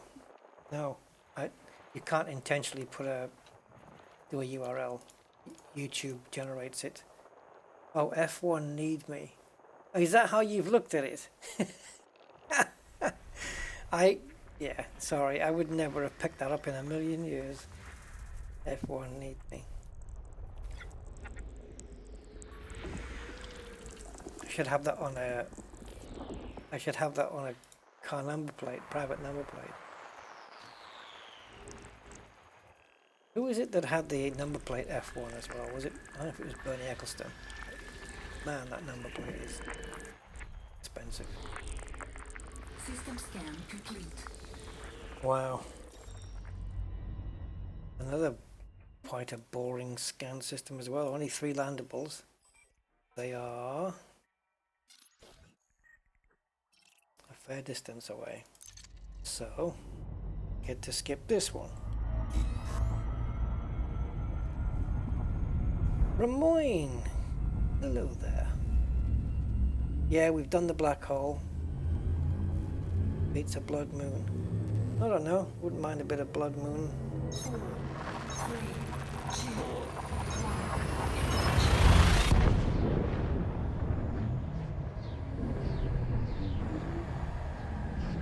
1. Yeah, the black hole was okay. It wasn't anything spectacular. And the nebula was alright. But yeah, we did detour to the side a little bit. 42. Fast orbit. Whoa, hello. 43. fast orbit. So are they obviously fast orbiting each other? And 25 bodies, and we already have 2 pre-mapped here. These 2. They're orbiting around each other super quick. But what does fast mean? Well, why don't we find out? If I go into Explorer, 7.9 hours, guys, just in case you're wondering. Bottom of the screen here. 7.9 hours orbiting around each other. Oh, that landable with atmosphere in the last one we looked at? Thin sulfur dioxide. D29A6. Did it have any plants on it?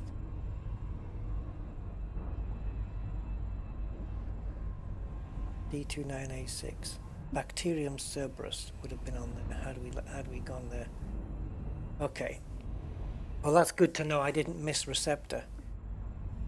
Otherwise, I would have been tempted to go back for it. Okay. Okay. So 7.9 hours it takes for them to orbit each other. But it's not something that's so fast it's going to be visual.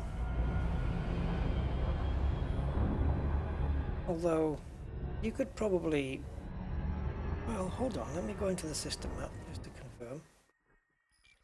Yeah, you could probably land on one of them and you'd be able to watch the other one go around, wouldn't you?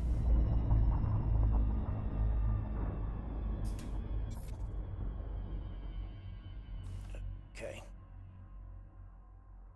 I'm in the wrong thing. There we go. Right, let's see what else is in here, apart from a fast orbit.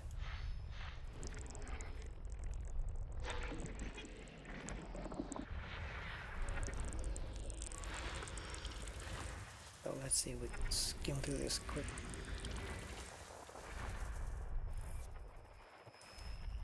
Knew there was one. Vicinity.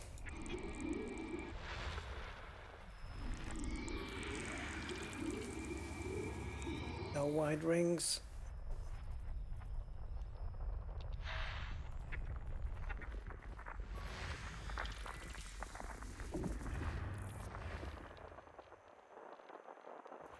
Okay. Oh, we are still too close to that sun. Damn, I thought I was far enough away. But nope.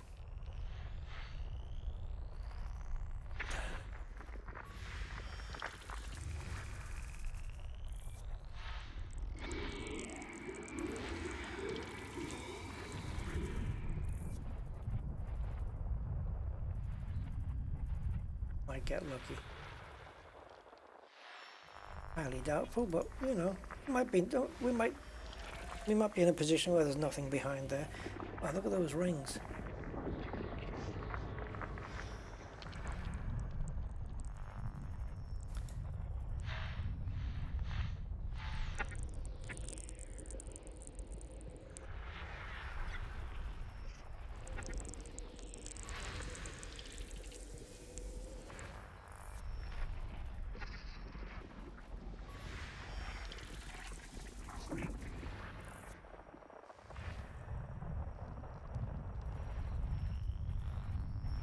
Nope, we didn't get lucky.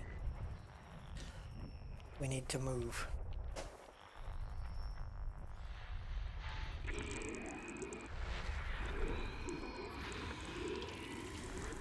better do that sooner rather than later, I think. Because I don't know how many things are behind that sun. And I don't know where my cutoff point here is for searching. I've got 2 geos on there. Actually, I think this might be it. 2 more geos on there. 2 there. Pairs at the moment. That one. Okay. Let's move. Further and further away.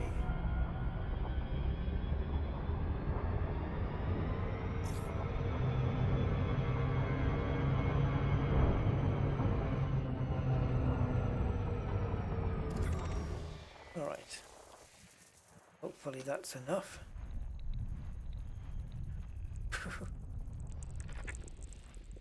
Maybe. 45.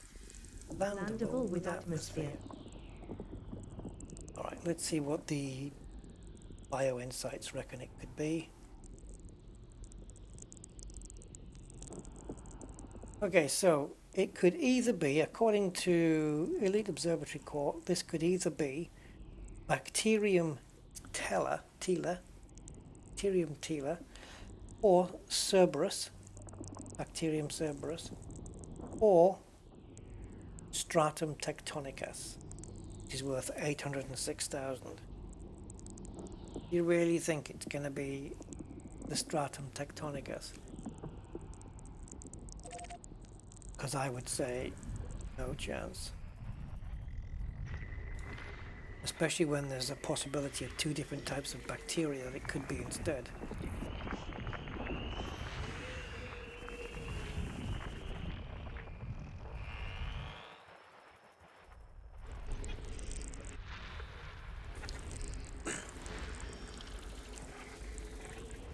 Yeah, and there's plenty of Stratum tectonicus about. 47. But the good thing about it is, Landable and terraformable. the good Landable with atmosphere. is that it's a lot of money. Right, this one, Bacterium Cerberus, here, but it's terraforming candidate, rocky world, so that is definitely worth picking up. Money wise. Is that everything? It is. So 7A. Alright. And the 2 that are in speedy orbit with each other are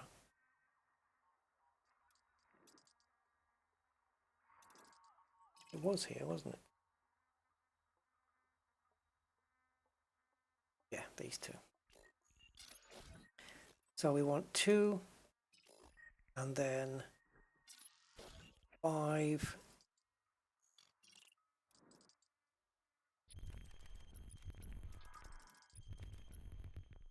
7.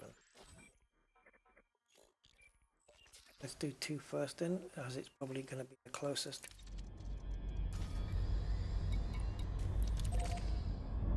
Right, so these are the fast orbits. And yeah, no problem on your lateness. No problem at all.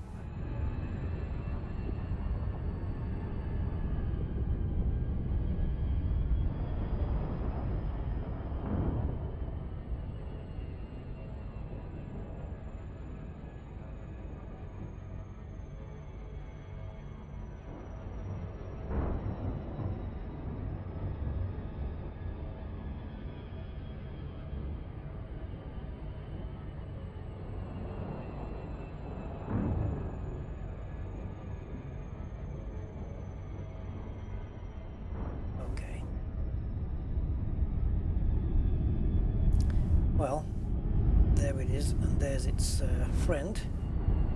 If we look. Oh, get into the right. Oh no, I was in the right map. No, I wasn't. No, this one. So you can see where we're focused. Yeah. In. And zoom in. There they are. Hitting.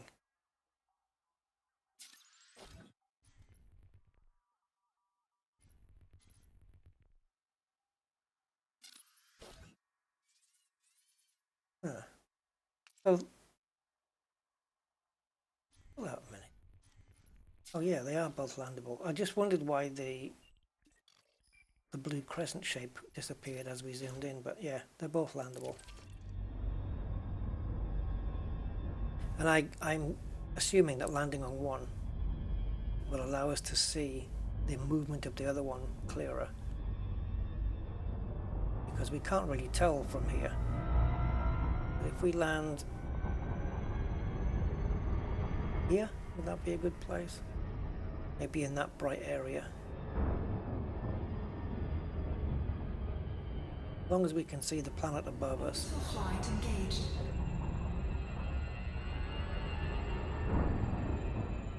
you've got to watch it against the backdrop of the stars, really.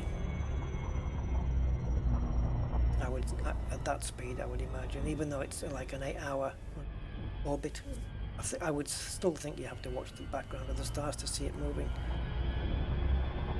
But we'll check it out.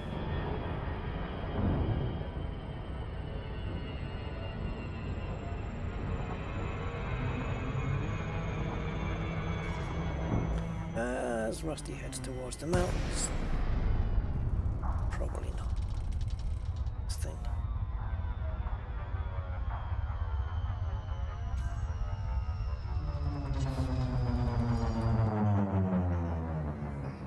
Yeah, now what?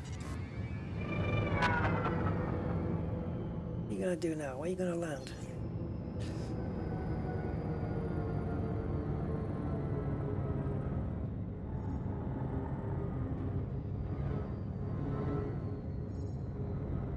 Quite an open area, isn't it? This it looks like tiger, like a tiger skin, tiger bread.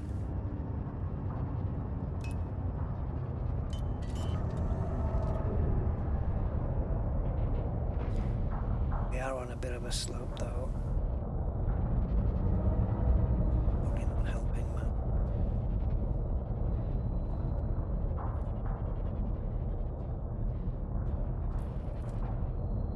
See if we get lucky.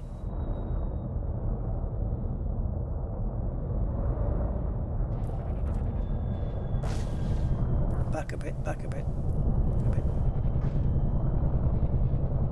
I think just back a little bit more.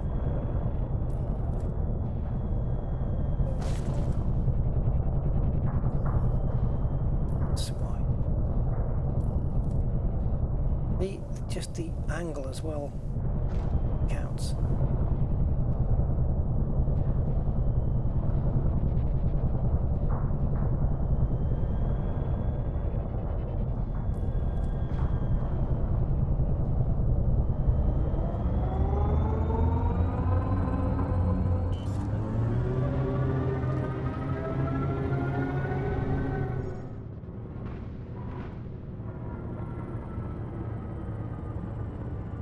Let's stop here next to these geysers.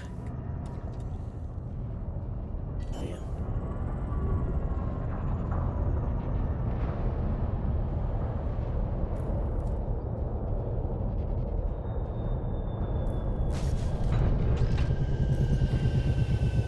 Oh, jeez.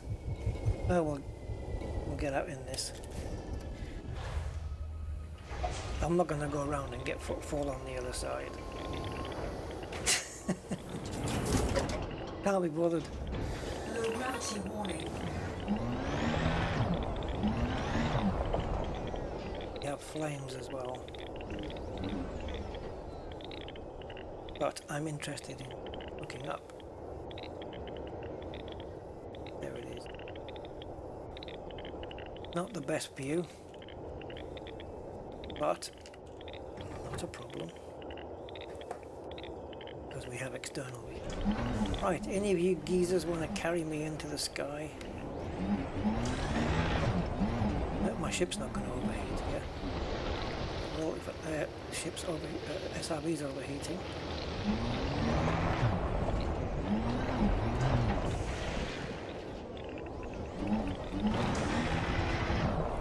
Couldn't lift off. Right, so these aren't as aggressive.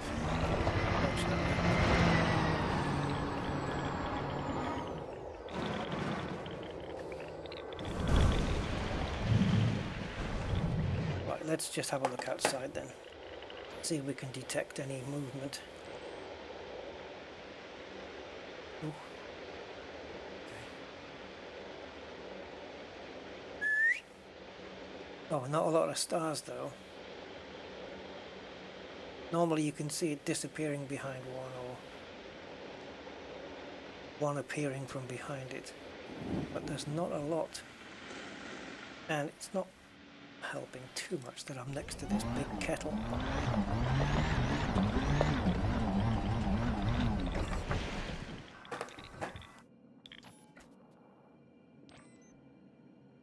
Back, up, look up, forward. Zoom. Yeah, I was expecting hopefully to see some stars around it. So how else can we do this then? If I put the top of the planet in line with that graphic.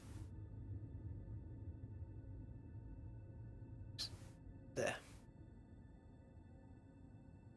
So it's just on that line where it says target bearing. It's no longer on that line.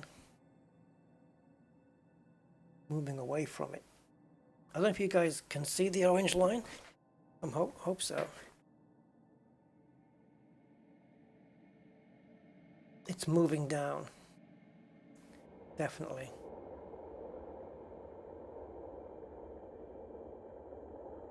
Yes, we can see. As you can see now, it's definitely moved away.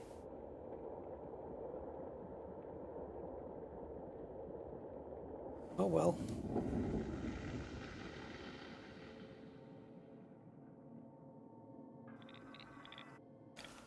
That's all there is here, and I can't get out because it's too hot, right? So yeah, with all the fire on this, I'm not surprised. Too much heat to get out onto the surface. Fire everywhere. It's an unfriendly place. It does, Ramon, yes, it does indeed. More stars behind, the better.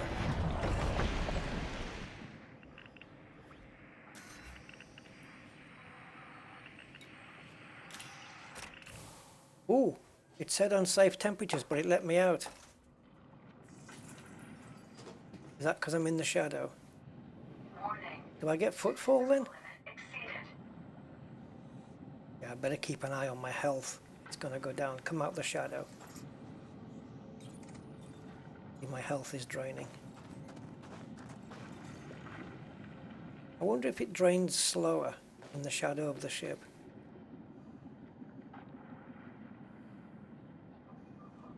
Interesting. So it said it was unsafe. It didn't say I couldn't get out. It was just on that borderline. But I got footfall, so that's what I wanted. Oh, I was already underneath the boarding. There we go. Yeah, at least we got it. So that's something.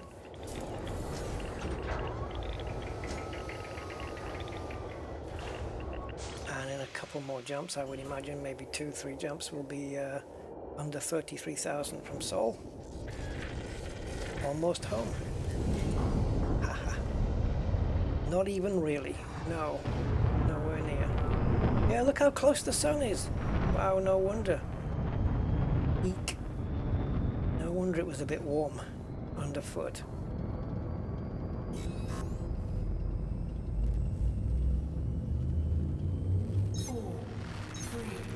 Two. And the other thing was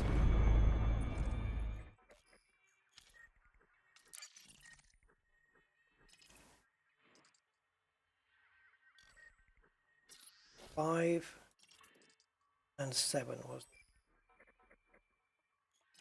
so 5 has got the one bio. It does have sulfur dioxide, but the chance of this, if it's bacteria, I'm not going to bother. If it's tectonicus, then yeah, we'll check it out.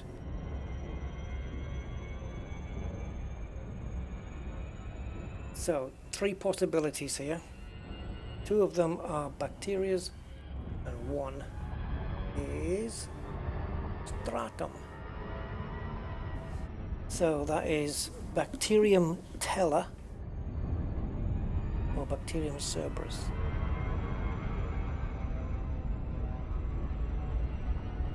If it's an M-class star. Well, have a look.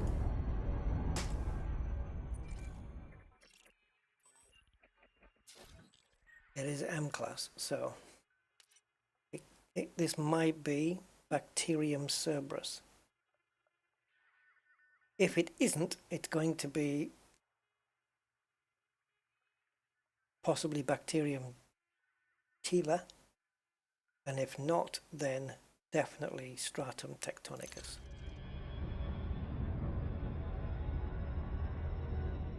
Exactly, Ramon. You gotta risk yourself. Yeah, it's not a problem. I've already died once on this stream. Oh yeah, destruction.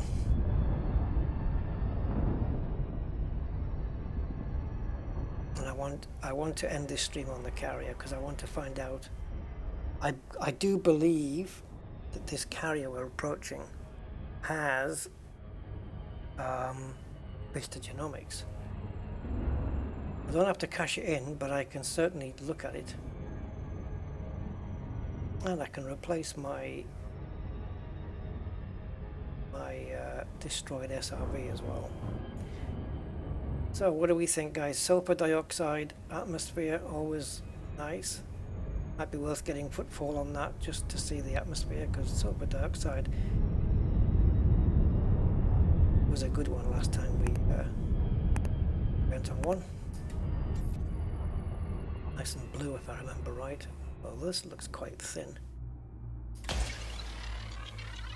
So I'm hedging my bets on Bacterium Cerberus. How many probes have I fired off?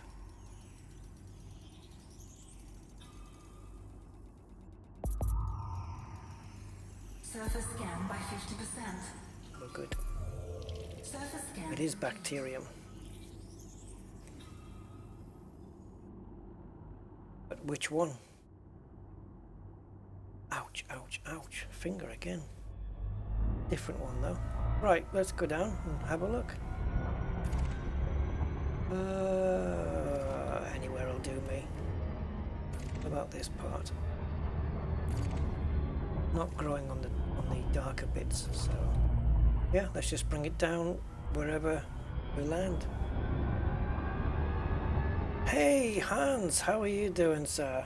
Yes, good afternoon to you. Orbital flight engaged. Oy, oy, oy, oy, oy, oy.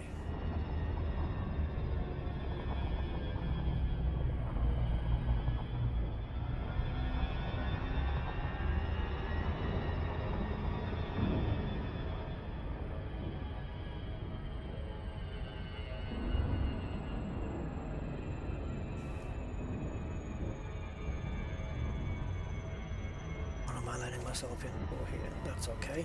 It's smooth. If it's going to be one of those planets where the bacteria is too hard to find, then I won't bother. Alright, so we'll have to do a reconnaissance. Oof, sound as the I don't know, what is it, like retro engine or something? Spooling down of the engine. 0.55 gravity. Okay, so try and be careful here. Looks like I'm on top of a grilled cheese sandwich. Well, maybe not a sandwich. Bread would. Okay. We still need to be.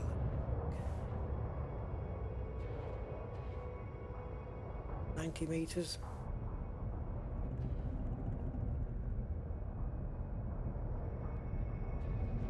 Oh, right there. Thanks, saved me having to do the old flip.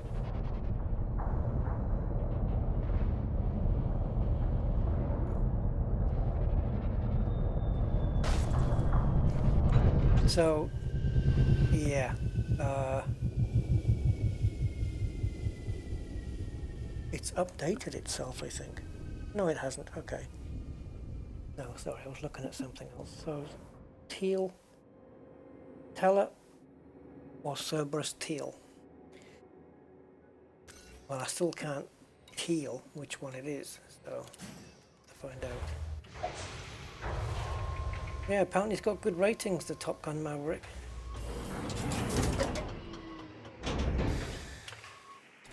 Oh, look at this. We landed on one.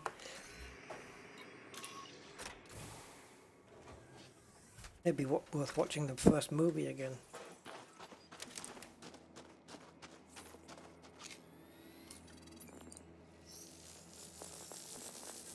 Is it Cerberus? It is. Teal. Just as it said on the M-Class. So 500 meters now. Unfortunately, the one that we spotted over there somewhere. Oh, I just hit my head on the. There it is. There. Yeah, that's a lot less than 500 meters away. So we'll see what happens. In the meantime, let me see if I can get into. I can't get into turret mode here. So, go away.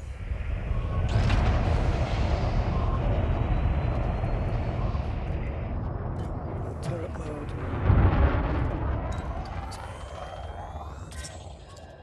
Right, so we need a 500 meter distance and Elite Observatory Core will tell us when we've done that distance. And it ain't going to be here. So let's just pick a direction, 90 degrees. Go. And we'll wait for the call out and then we'll see what we've got.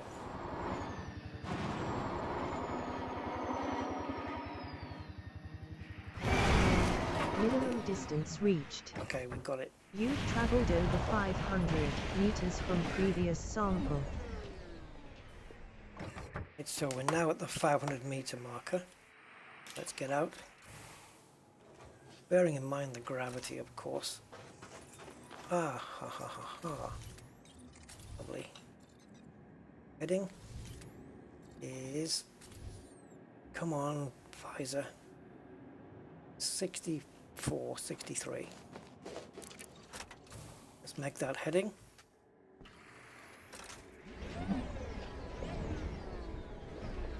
Go.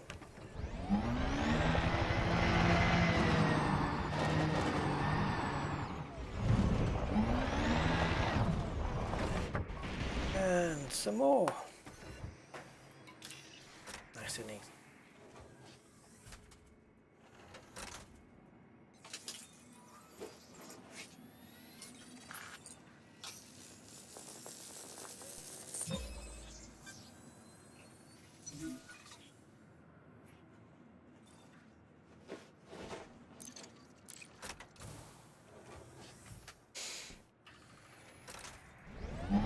Carrying on in these, let's carry on at 90 degrees and let's pull away another 500 meters.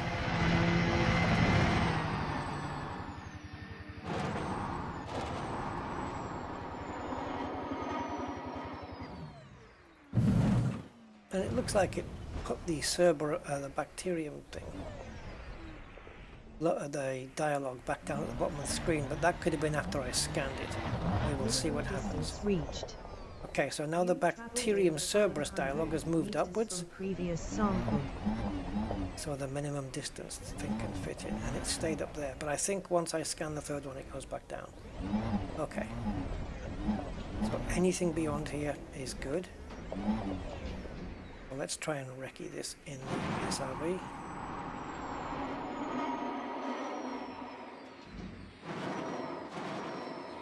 Yeah, it's easier on foot. Because you can have a look around when you jump.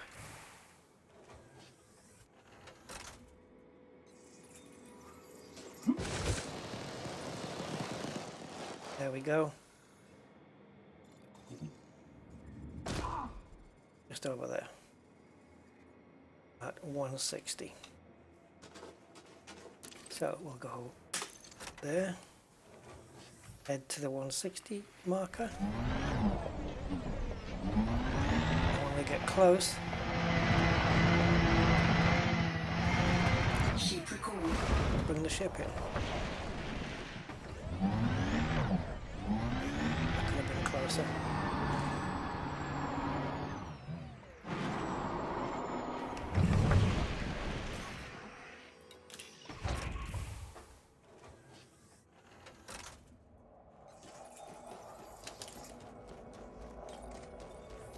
That one's mapped its way up the side there.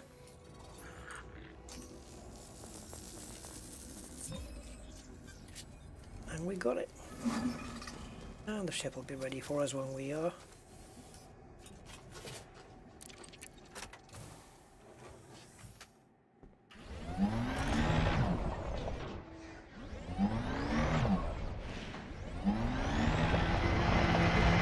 Let's ramp here.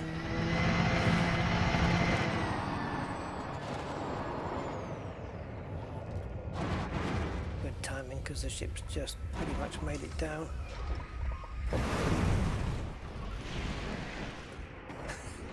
Imagine if that had twisted its way right under the boarding.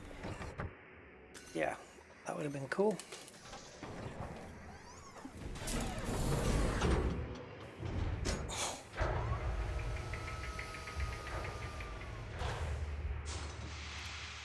Now, what was the deal with 7A? Okay. Well, there's a chance here for something, guys. This is the thing, though. It's saying that on planet 7A. Hold on, because we might have a shot at something brand new here. For me, anyway. Talk to me. Only the one. I know we're going to lose sulfur dioxide. I know we're going to lose out because of what we've seen already on 5. But according to this, it's either going to be bacterium tela. Sorry, bacterium Cerberus. Yeah, it's either going to be bacterium Cerberus here, which is what we've just found on planet 5, which means to me it's very likely going to be on 7A as well. But if it isn't, if by some chance it's not bacterium Cerberus, it will be stratum cucumbensis, the cucumber one, which I have not yet discovered.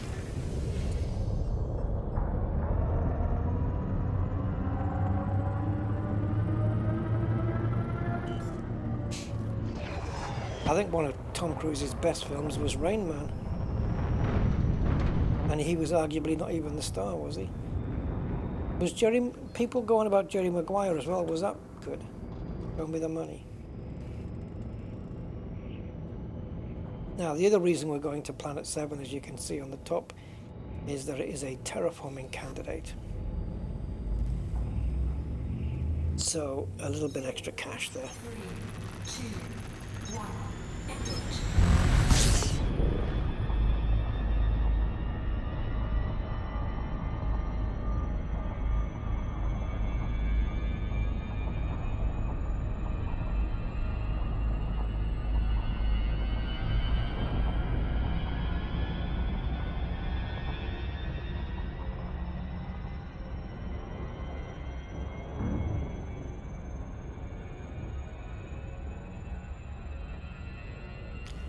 Okay.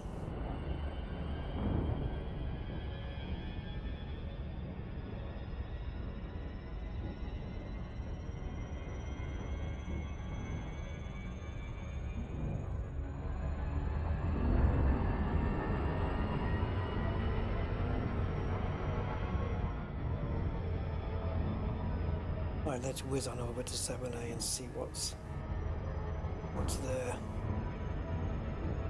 The chance of it being stratum cucumbensis is going to be remote, but the price difference is considerable because bacterium Cerberus is 121,300 credits, stratum cucumbensis 711,500. We will see. Rocky body with sulfur dioxide atmosphere. That's what this is. Oh boy.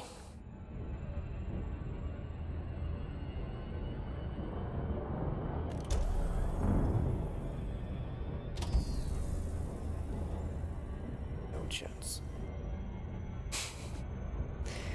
Ever the pessimist, right?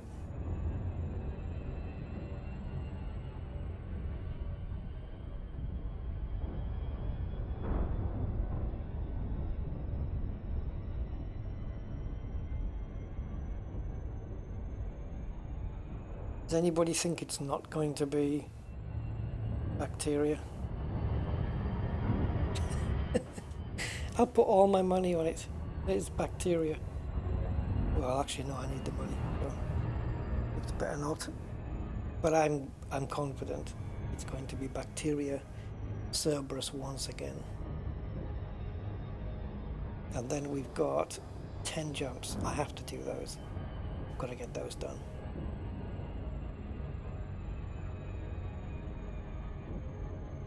Even if we have to just power through a few systems. We're only 4 hours in, so we're okay for time. Who else says that? I've seen people do 20-minute videos and say, right, we're running a bit long. I thought, you have no idea. Oh boy.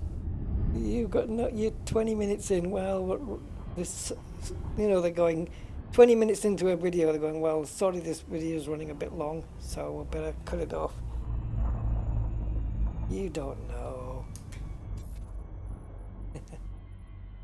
Running long.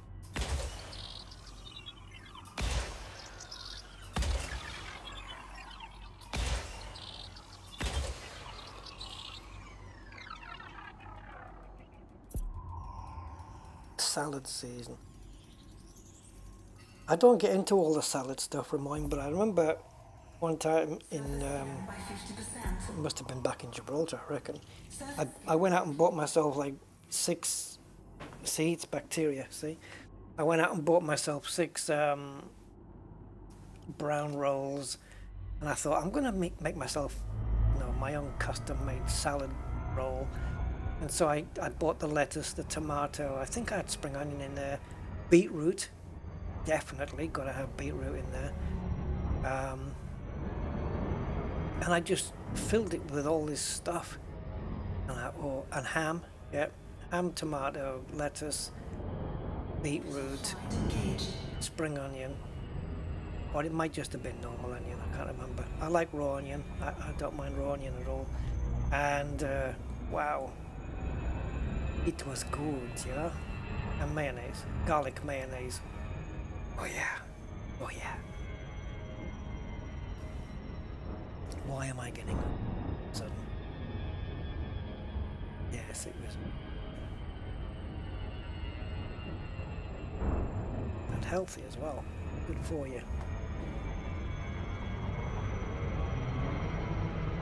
So we'll get footfall only, I think, here. We've got it mapped now. Look at the estimated system value now. It's gone up to 2.3 million.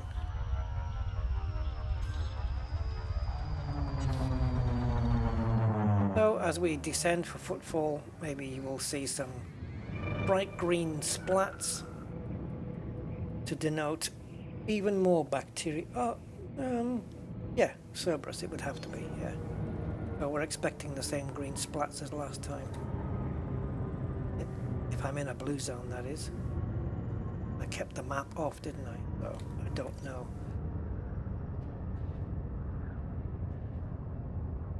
We're too high up to see them already. We need to be about 200 meters, I would say. 200, 250 for them to come into view.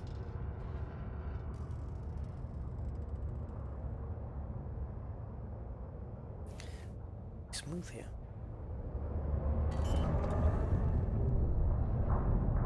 There's one.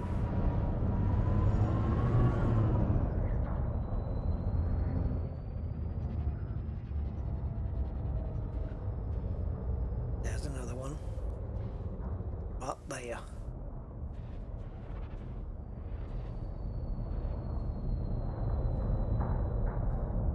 Now the Cerberus is only 121,000. It's not the cheapest thing around, but it's not the most expensive by any means either. I don't mean cheap and expensive, but I mean valuable. It's not the most valuable, it's not the least either. Oh yeah, don't forget to click the like, we're nearly at 50 as well.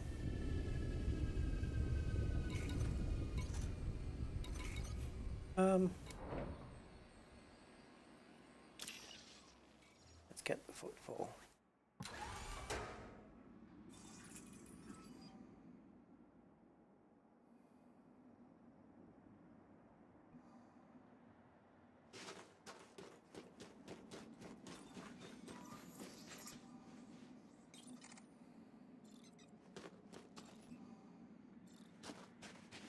Did it come up?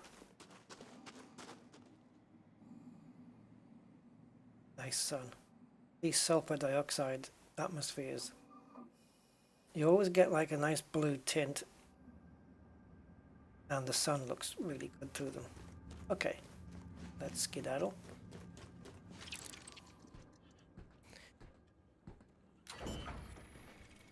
Just going to confirm. I didn't see the message, but I'm assuming it did come up.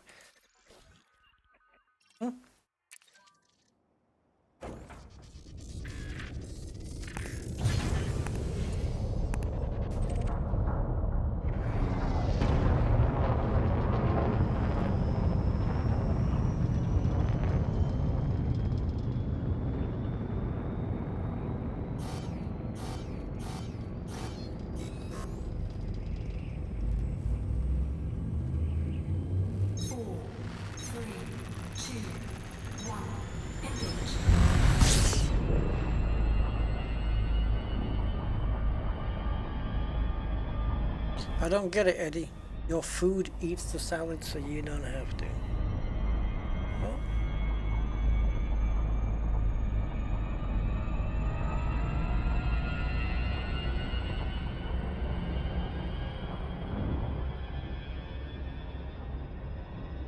Yo no comprende.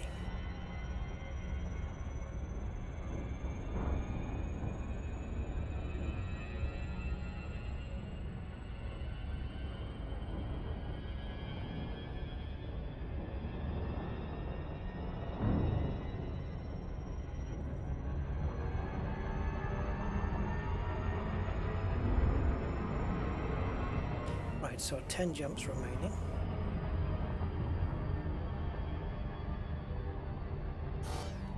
Still obscured because it's right there, pretty much directly behind. There we go. Just gently push it down, go around the planet. That's it, now we can go.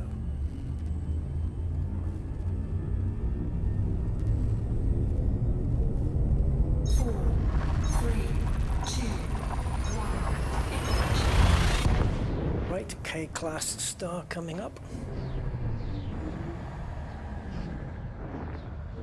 You know what I like is the potato salad, but the mayonnaise again has to be like, it's garlic. There has to be garlic in there. Garlic mayonnaise with the potato salad. My sister does a great one. She does a great potato salad. I tried one and it was just, I don't know, I put like garlic, I don't know what it was. It wasn't like garlic cloves, it was the, you know when you bite in the little jars and it's got the grinder cap on it, those. But it still tasted a little bit bland. It was, I need more garlic. I've got a Mediterranean palate.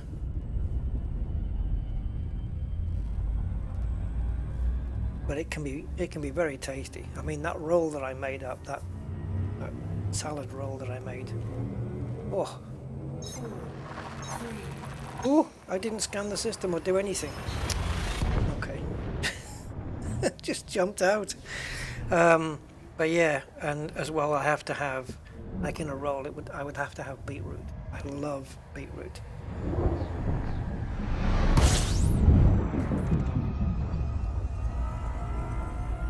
Garlic sauce with kebabs. I've never had that combo, but yeah, that would be nice. I haven't had kebabs in a long time either.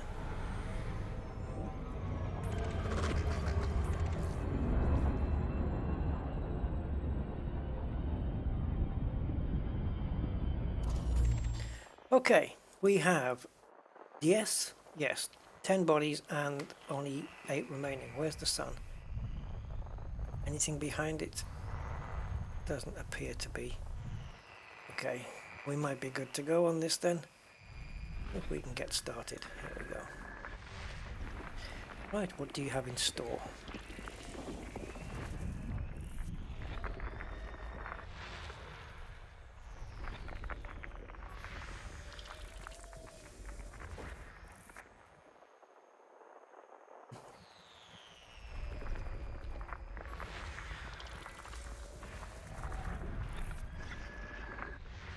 Oh yay, we got over the 50 likes. We got 51. Thanks guys, thank you so much.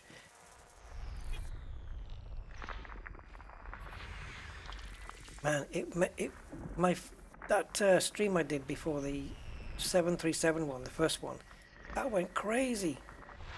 What on earth was all that about? The amount of subs and the amount of likes we got on that, and the amount of people watching, just broke all the records, and then so did the length of the stream. It was just 15 minutes short of 8 hours. And the first 6.5 hours, we weren't even in the 737. It was an incredible, yeah, experience, I suppose I could say. Oh, that's plain Jane. Next. Oh, helium. Land on there and then start talking really high pitched and quick. 4, 3, 2, 1.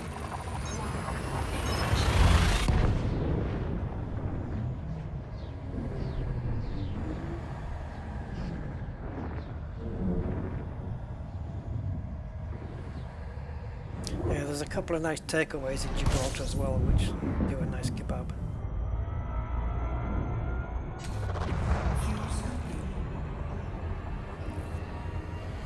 Forgotten the name of the one that I used to go to now.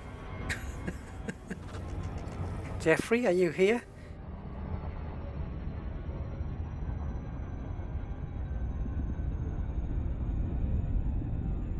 What's the name of that takeaway? That's so annoying.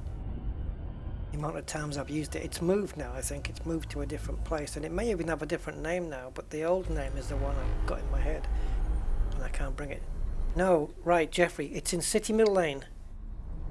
City Mill Lane, and there's an Indian takeaway, and it's next to that one. No. It was a while back, and then they moved to Queensway.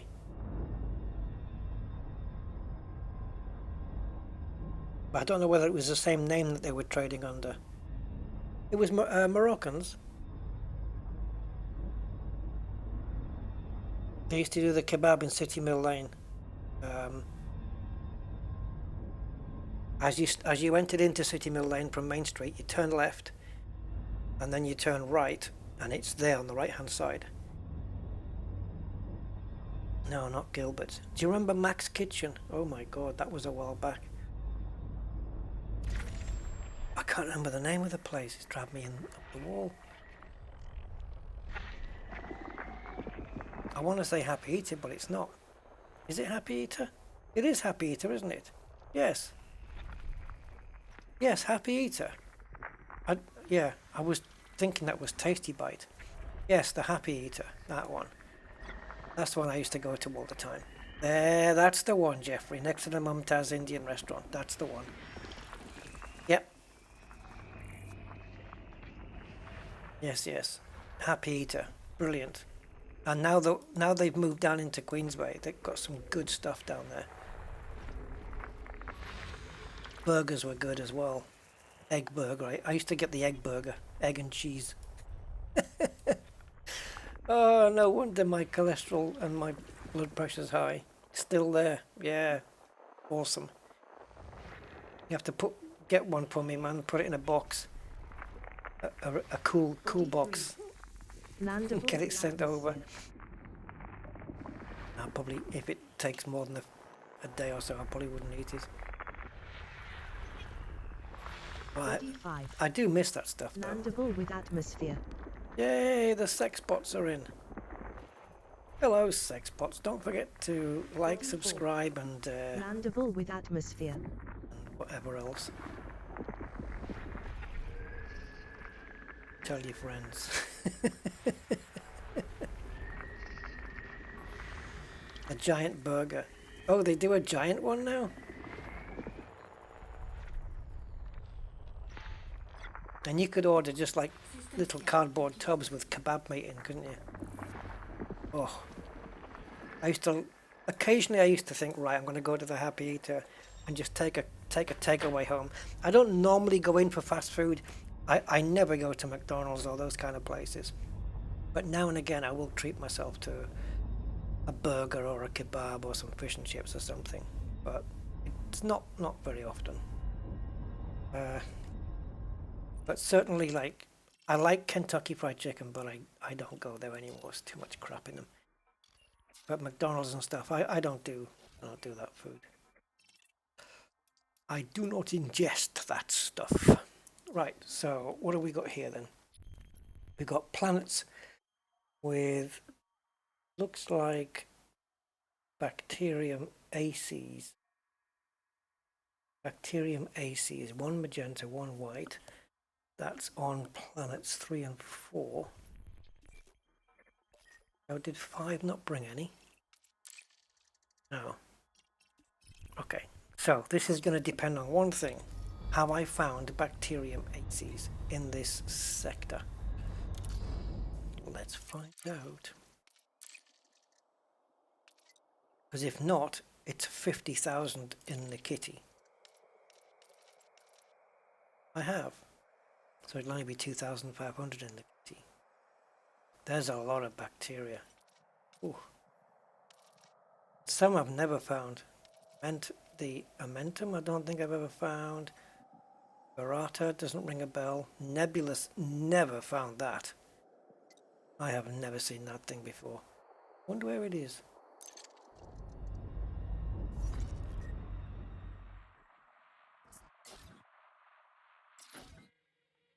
$879 light years. Oh, it's in the Nebula, guys. Okay, so when we go to the fleet carrier, we'll be able to find it. It's just going. We'll just flip across over to this system. In fact, we could target that one instead, and then go to the fleet carrier. Look, D31, and it's in D32.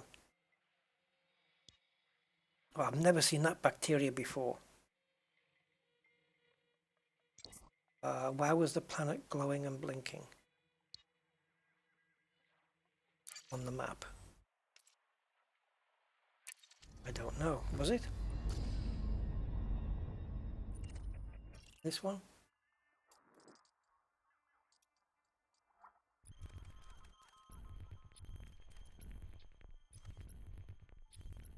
No idea, man. This, you mean the system map?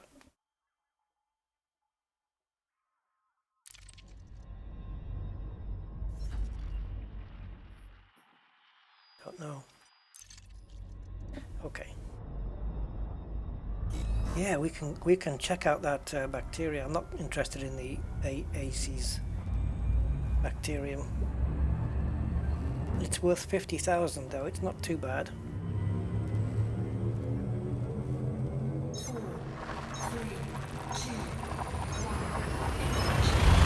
1. Jeffrey, do you remember? It was in the Piazza Square. There was a place, a pub, and it was, back then it was called Norma Jean's, and it had a billboard outside of Marilyn Monroe. Remember that one? Next to the newsagents. Opposite Galaxy. That's still around. There was a pub called Norma Jean's, and I went there once for in the lunch hour for a burger. You know, because as I said, I don't do the fast food places, and I went in. Honestly, best burger ever. It tasted like proper beef, you know. It didn't taste like anything what you would get from a McDonald's. This was the real deal. Oh, it was big as well. Ramon, no, I don't do Eurovision. It's not my thing. No. But you know, Ukraine won. I mean, it was kind of a I'm assuming that they won because of what's going on and not because of how good their song was. I don't know. Would UK have won had it not been for Ukraine. Who knows? I'm pretty sure Ukraine winning was a foregone conclusion before the whole thing started anyway. As a kind of token gesture, so to speak. It became the Rock, yeah. It's an office, is it now? Oh, right. I think I remember it being an office. Yeah, great burgers from there, though. Oof. Holy crumbs, it was a good one. I'm going back a little bit now, though.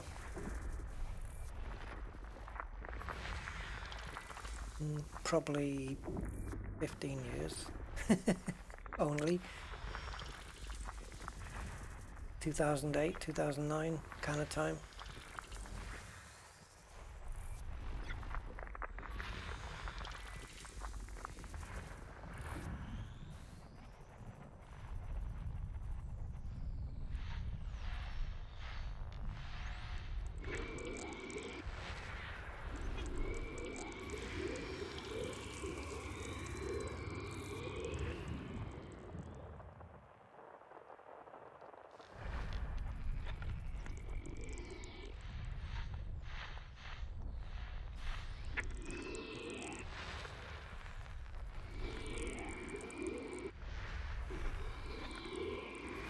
Body V2.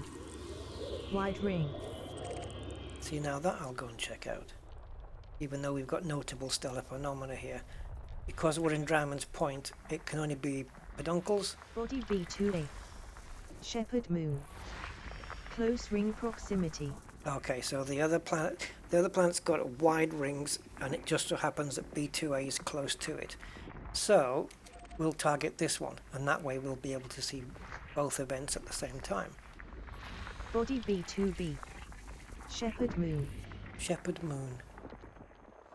Shepherd moon, nested moon. Body V2C. Shepherd moon. Lots of shepherd moons. Body V2D. Shepherd moon. Still can't remember what one is. Do you have to herd it or something?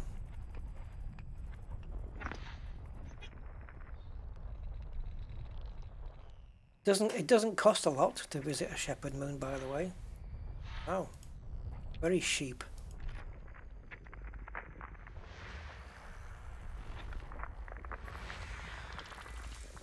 I'm hiding. Yes, you can. You can just drag it to a second monitor, Hans, yeah. I normally have it on one of my side monitors. But I've got it on my gaming monitor now, just on my middle monitor, just so people can see what's going on with it. But yes, you can. It's freely draggable wherever you want.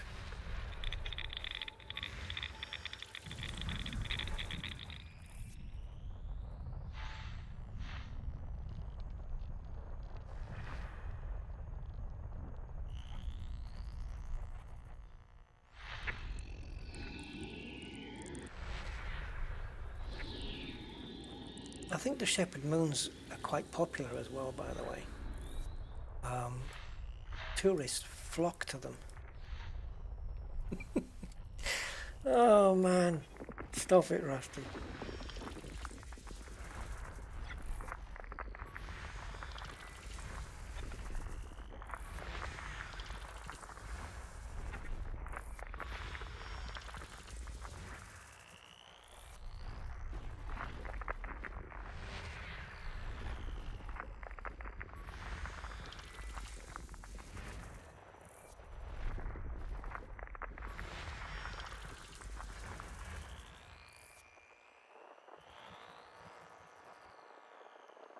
So if two shepherd moons, stop it, Rusty. If two shepherd moons were about to collide with each other, oh, it's getting too bad now. I was going to say something about them ramming into it. Would they be ramming into each other? Rusty, you ought to know better.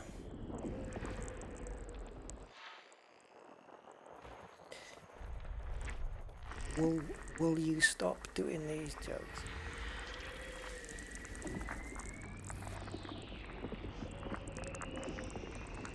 Oh, the voice is a different thing. The voice is from Elite Observatory Core, and the widget is Captain's Log.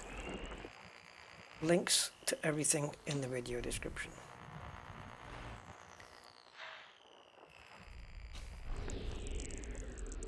Of the tools I'm running while I'm exploring. Market Connector as well, which sends your details and the discoveries up to EDSM.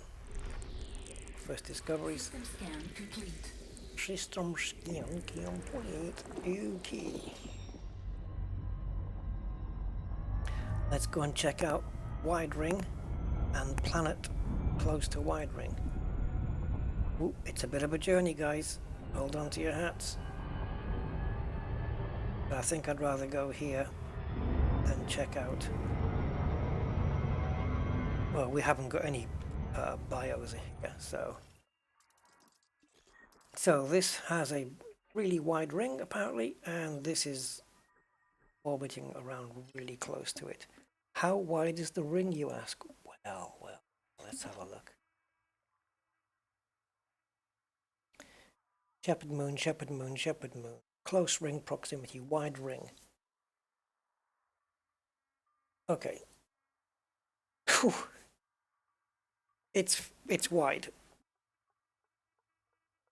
It's 8.07 light seconds wide.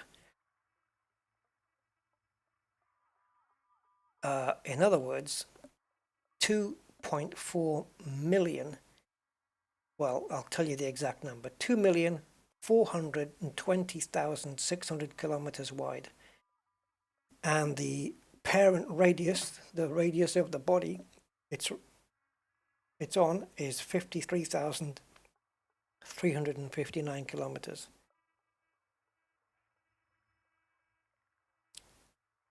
That sounds to me like that must be the widest rings we've ever come across. 8 light seconds across? It would take light 8 seconds to cover the width of the rings.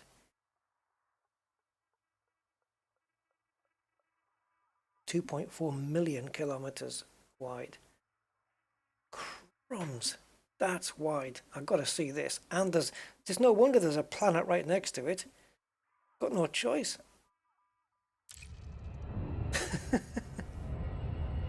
Manuel, PCA Manuel, what you recommend is the best HOTAS? No idea. I am not the person to ask for that. My HOTAS is just a little Thrustmaster thing. Oh, I tell you what I would recommend though, but it ain't cheap.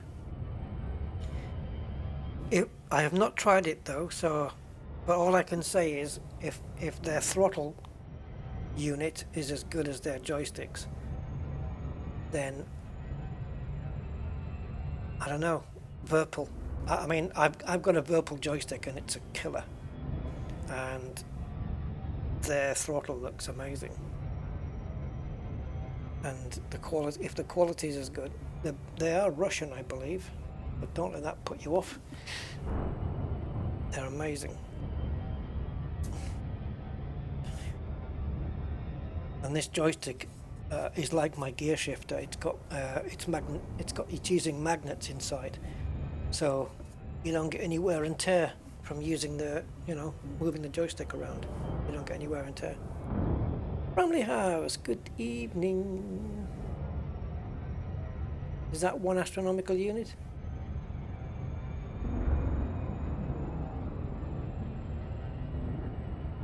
Oh, you can only afford 1. Okay, yeah, you better not. You better ask somebody who knows then.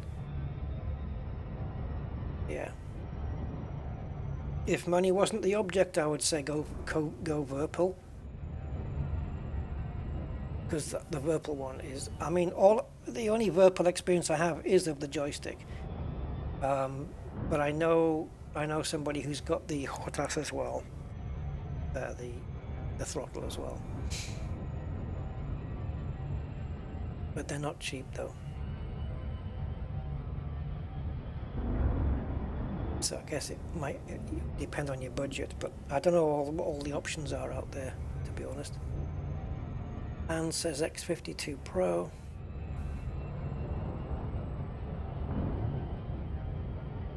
Yeah, I mean, this joystick, this Virpil joystick was like, I don't know, they're around like €400 plus. Thankfully, I had it gifted by a very kind supporter, and I've got the VBC WarBRD base, and the well, if you type setup in the chat, !setup, it'll tell you. It's the Alpha Constellation L base, and the VBC WarBRD.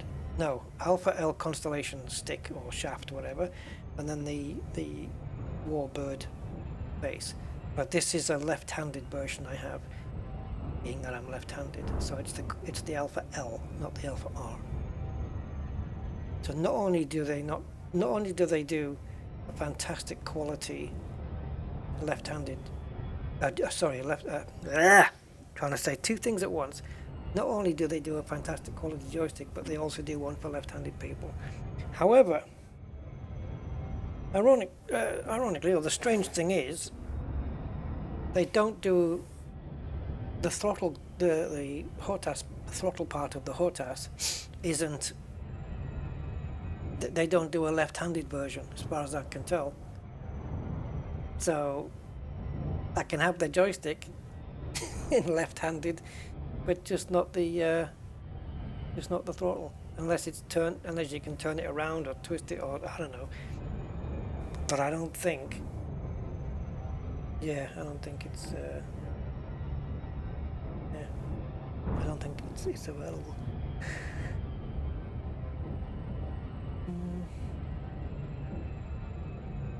2A, 2B, 2C, 2D. Come on, hurry up. 2A, B. These are all shepherd moons. But I failed to remember what they are. Got the orbits and the ring radius. Ring radius is the same for all the shepherd moons. The one we're going to is a shepherd moon, but it also has a close proximity to the rings. We're not far off it.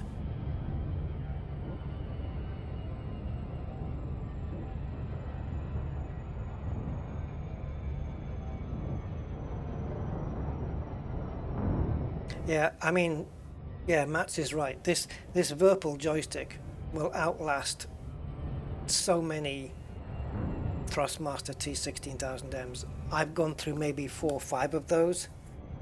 This thing's going to outlast all, like, however long since I bought my first Thrustmaster to I finished using the last one. This is going to outlast all of those, just by the way it's built. You know, like I said, it's using magnets to detect the movement, like my gear shifter does, and my Thrustmaster gear shifter is guaranteed for life, because it can't. There's nothing inside for it to wear. I could do a million gear shifts with it, and it won't wear down because it can't.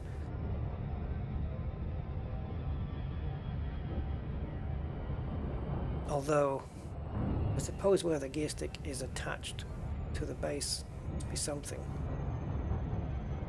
But every time you put it into gear, from first down to second, it's not touching anything. There's nothing there to get worn. The thrust, don't get me wrong, the Thrustmasters are good. I used them loads of times, and in fact I'm still using the Thrustmaster throttle now for my flight sim with the Virpil, and it's doing okay.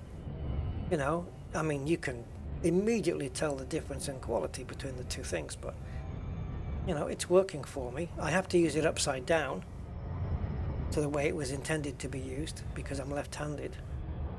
I have to use it upside down because it doesn't work the other way, because my palm hits the those levers that are on it. It's just weird.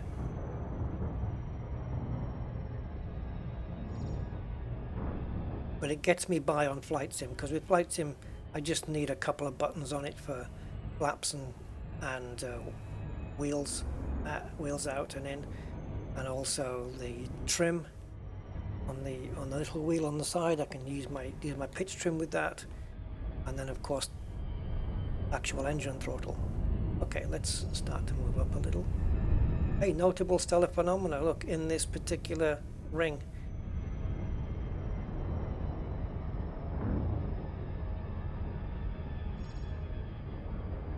Okay. Does it look wide to you guys? Let's have a look outside, see if it will brighten up, because we know it brightens up outside. I was expecting something really wide, you know, like a huge gap between the planet and the ring. And as I said, there's a notable stellar in those rings as well. So I think we need to go down.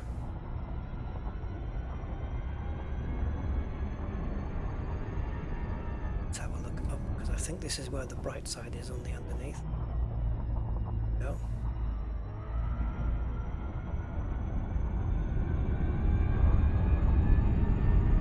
Yeah, the Virpil quality is just outrageously good.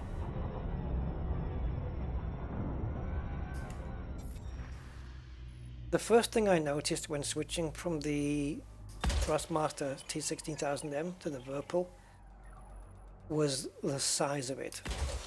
It's a big beast. It sits high up, and I thought there's no way I'm going to be able to hold on to it without my arm aching after 10 minutes, you know, because I can't put my elbow onto the table like you can do that with the 1600M, because it's 16000M, because it's small. But this one sits high off the ground. It's around a foot tall, I would say, this thing, almost. And your grip is so much higher up, but the grip feels so comfortable. The buttons have got buttons, and I ain't kidding. The buttons literally have buttons on them, and what I mean by that is things that click, like my rotary wheel here. If you push it down, it's a click. Then you've got a mini joystick.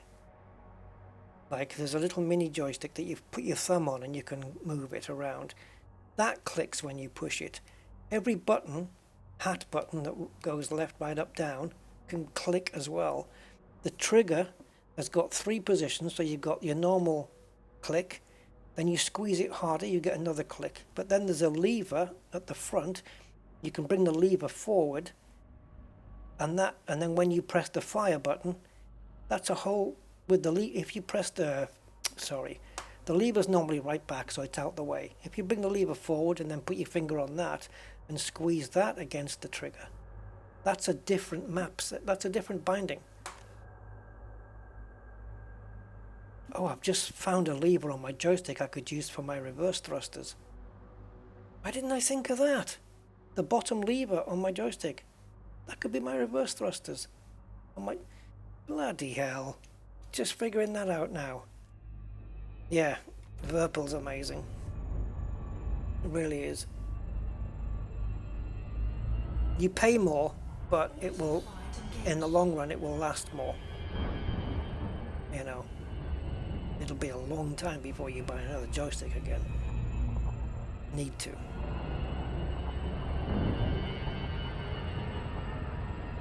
I wouldn't hesitate to recommend a Virpil to anybody who can get their hands on one.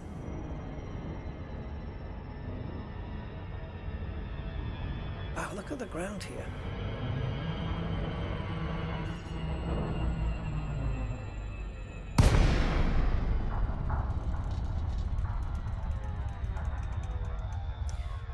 And like I say, with the Virpil throttle, I've only seen them. I've never actually touched one, held one, used one. But if I was right-handed, yeah, it would be It would be the one, the desirable one to get, really, for me. Like I say, it's Russian. It's Russian, but I think it's Russian, isn't it? Are they Russian? Virpils. The quality's outstanding, though. No arguing that at all. Sexy bots are back.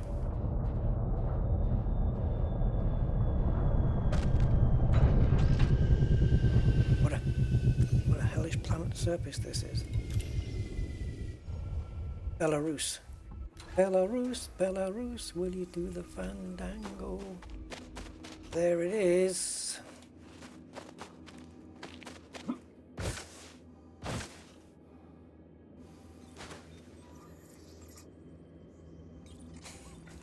I was trying to figure out what the actual lyric was there. Of course, Scaramouche. But I was, because I'd said Belarus, I actually forgotten what it really was. Ah, God. Getting a couple of silent screenshots there.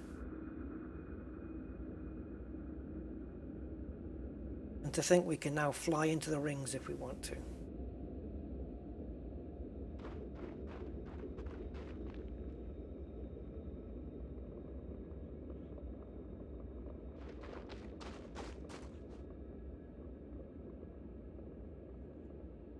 Say hello to the planet. Do it again. And not the thumbs up, give the wave.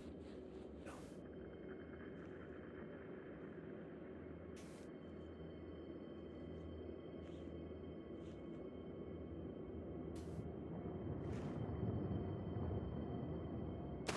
Okay.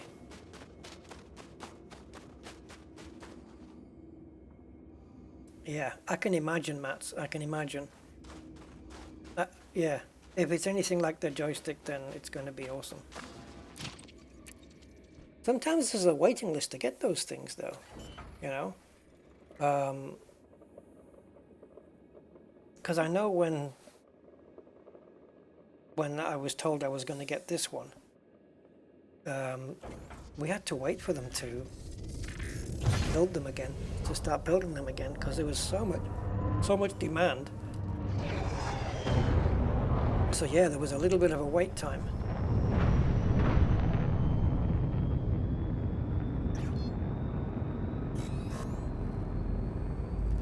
Worth it though. 4, 3, 2, 1, engage. But those, is it the X86s and stuff? They look pretty handy too. I've seen some of those throttle quadrant. Is it the X52 ones that comes with it? And they look really meaty for flight sims, especially like if you were like in a fighter jet or something.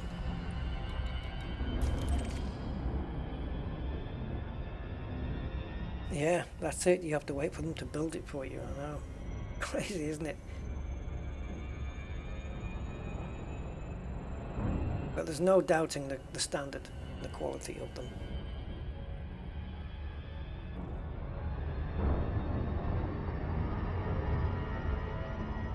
And even though you don't fly with a 737 with a joystick. It's done with a yoke. But you do fly a joystick with an Airbus. But it doesn't matter. Feels the same to me. But Thrustmaster do a very nice yoke. I was looking at it only yesterday. And they do I think they've got, what was it now they had? Something and Boeing throttle. It wasn't Airbus and Boeing, I don't think. Was it? Maybe, I don't know. But yeah, they've got a yoke which looks really nice. And who was it who had the honeycomb on offer?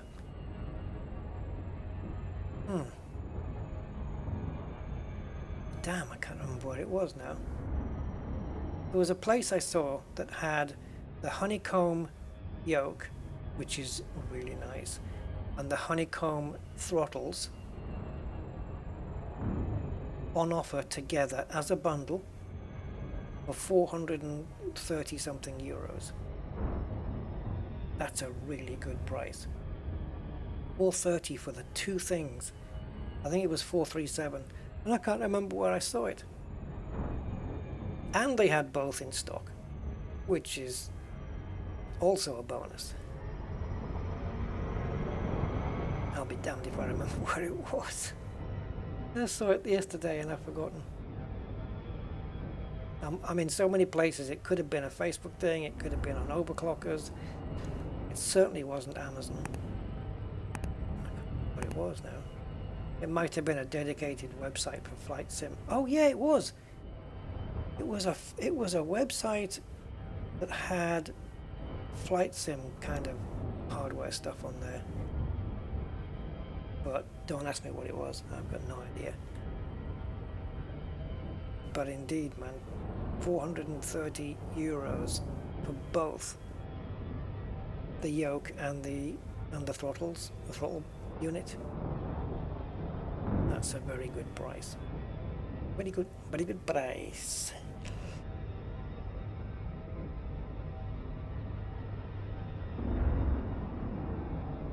Oh, come on.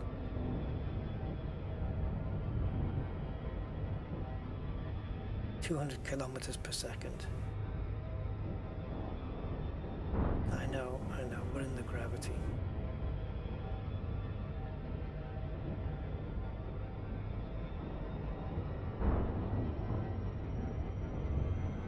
Now we're speeding up.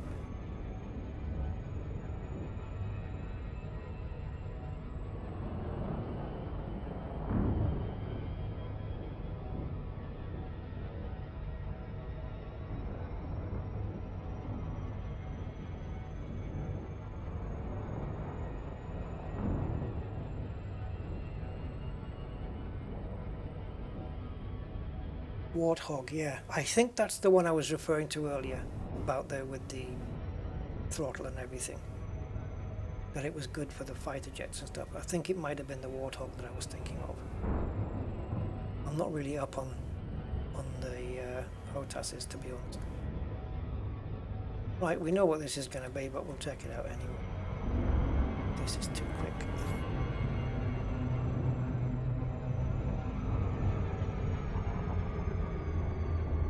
Not that it would have mattered too much, we're so close to the carrier now, so jumping out quickly wouldn't really make too much difference.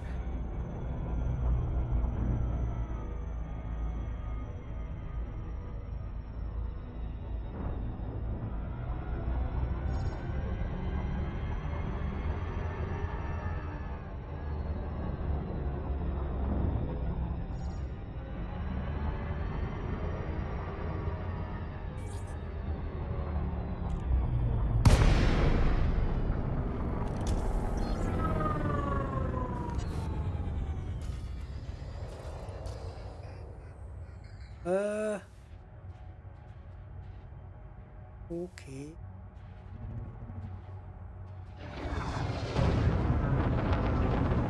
I'm seeing... Are these peduncle pods? They are. Right. Yes, they are. Let's look, peduncle pods here, look.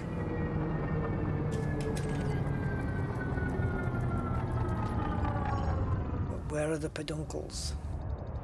The trees. Okay, we'll have to make one. There we go. Oops. Made one evacuated stuff. This guy. There we go. Before you know it, some more trees will be grown. Why don't you go a little bit out?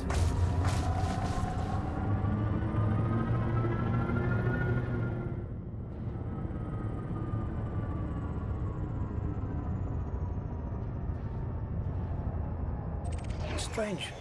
Strange not to see the trees though. It's very odd.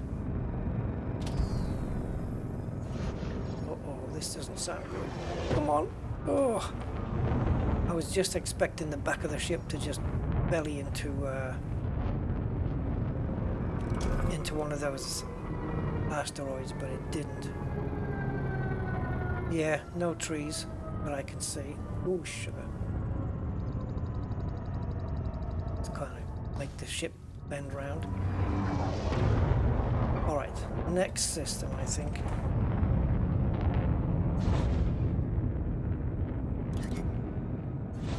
The only problem with the Thrustmaster T16000M was the potentiometers were very cheaply made. They used really cheap things. And the first thing to go was, for me, was always the yaw. It was always one was working, one wasn't, and then it was just weird, you know. And it was very much of an issue with those. And I had a new one sent to me, a new one in the box. It lasted, I think, 3 weeks, and the yaw potentiometers went again. Ridiculous. But this Virpil is as good as the day I got it. And they send you a different set of internals as well, so you can make it stiffer if you want.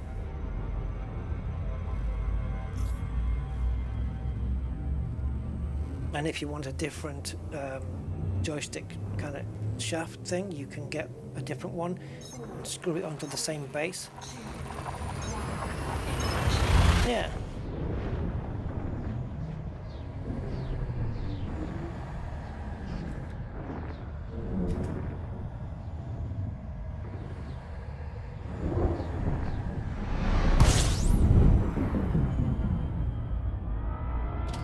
Yeah, so they're not Russian, then they're Belarusian.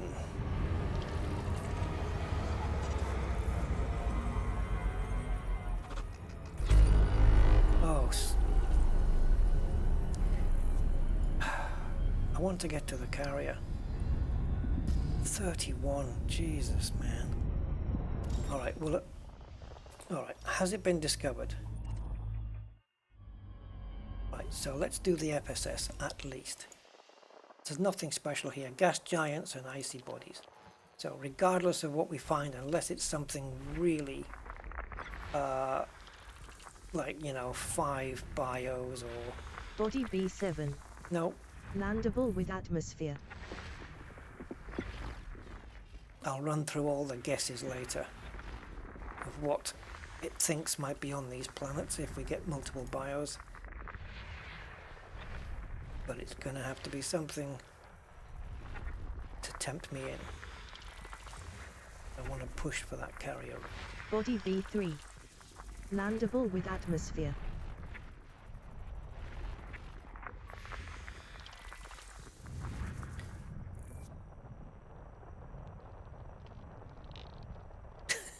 I've just read Hans's comment.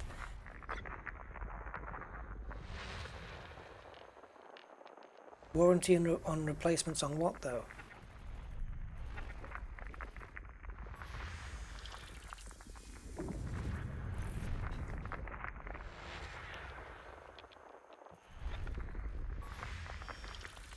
Doesn't he sponsor game chairs or something now?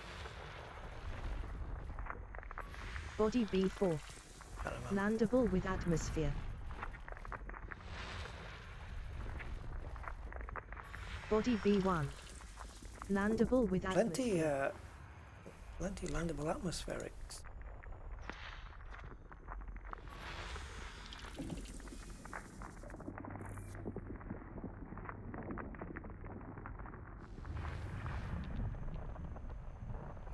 Now then, next batch.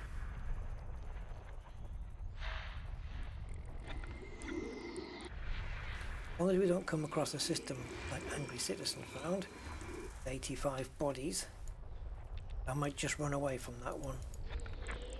Without any of you guys seeing me.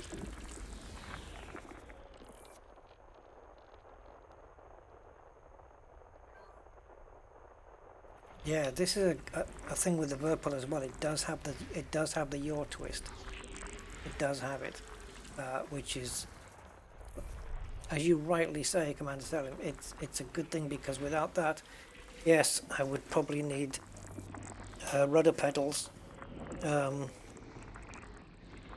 wonder what that feels like, rudder pedals on a plane. I know it's the correct way of doing things, but I've never used them. I probably could set up my sim racing pedals as rudder pedals. Couldn't use the brake, obviously. I'd have to use the clutch and the accelerator. The problem is, on my pedals, the clutch and the accelerator have got different feels to them. So the clutch is probably slightly heavier than the throttle, and the brake is a lot heavier than the throttle to push. The brake is like, it's a load cell brake, so the more you push... Ringed landable body. Oh, why did you have to do this? Ringed landable. Okay, you got me. We're going. Alright. Fine. These are super rare, I think.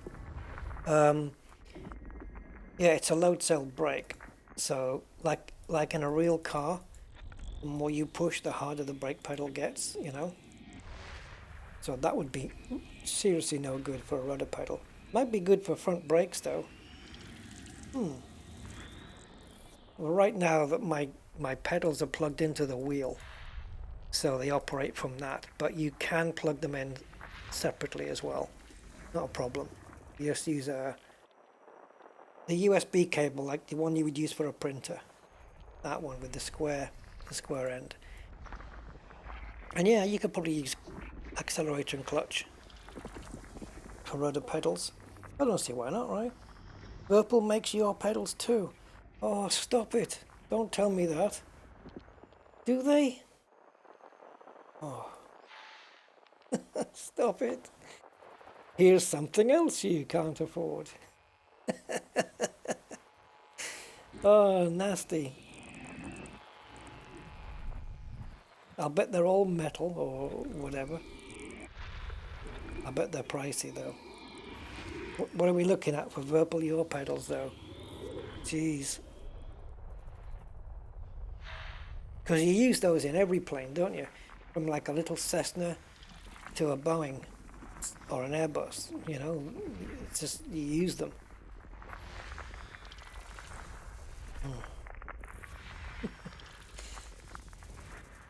Dear Father Christmas. Number 1, please exist. Number 2, once you've existed, please send me some Virpil your pedals.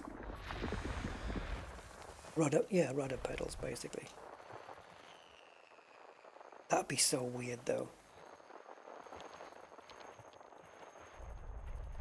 Pedals to control the rudder. It would feel weird at first. I think it would feel really strange. Okay, we have to go to this ringed landable atmospheric. Oh, thank God it's up on the top shelf. Oh, it might have some gravity to it as well. 0.8. Okay. I thought it was going to be a little bit more. But yeah, we're going. Ringed landable. Oh. Ringed landable is A4. So according to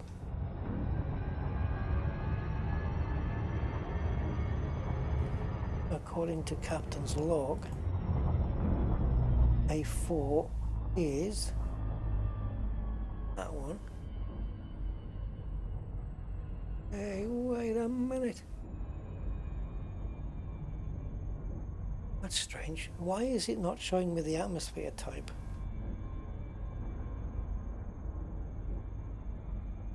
Because it's not... Oh, is it not atmospheric? I thought it was. Wait a minute. Let me just get my bearings here. I'm all out of sorts now. No, ringed landable. Sorry. Getting my hopes up. It's a ringed landable, not ringed landable atmosphere. Okay. That's what I thought it was.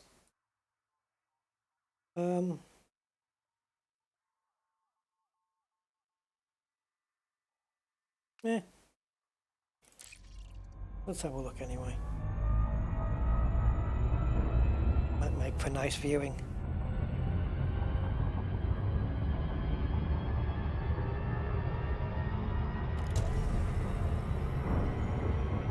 Yes, I can imagine the price of the joystick plus the throttle plus the yaw pedals. Do you want the left or the right kidney?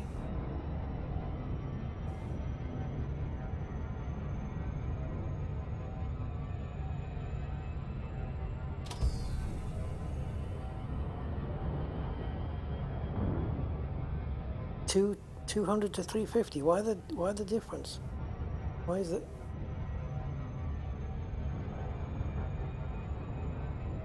Plus VAT, yeah, and plus customs, right? I don't know.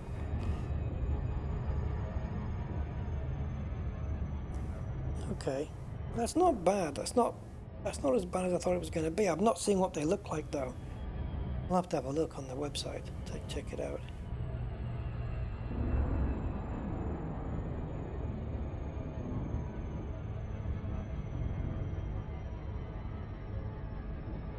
Okay, so we'll try and get landed where we can see a decent shot of the rings.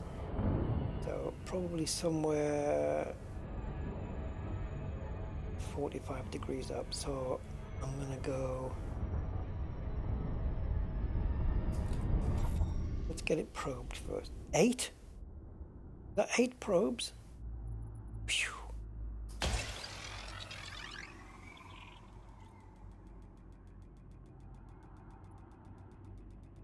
Oh boy.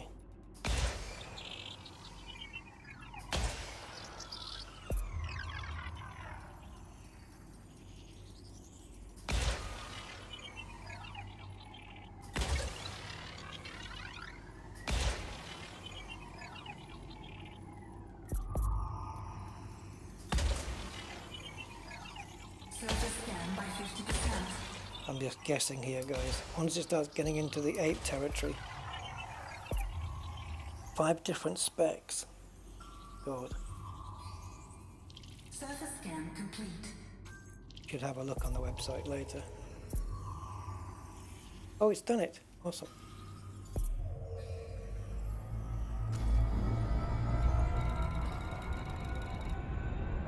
Avoid opals, guys, if you want to come all the way out here. 33,000 light years. Why not? Okay, so I think I'm trying to think of the angle that I want for a screenshot. I don't want it. Let's try that.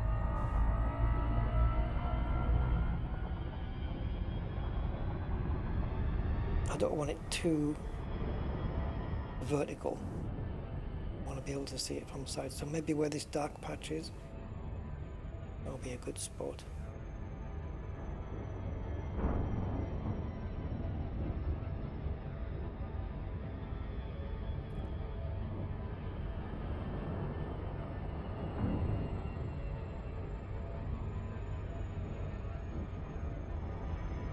Well, this is just for a photo opportunity really down here.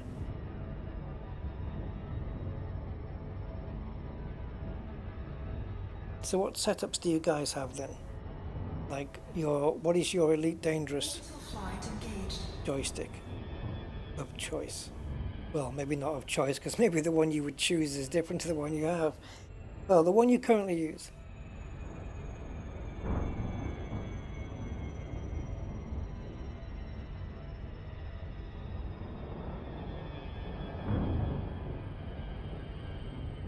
That dark area looks quite mountainous and rough, so maybe we better not.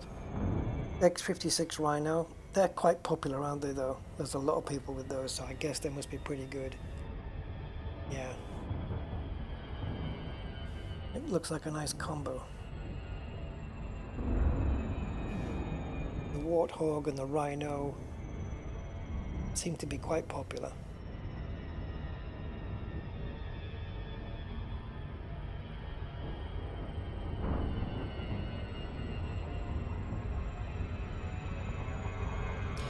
If only they did them in a left hand.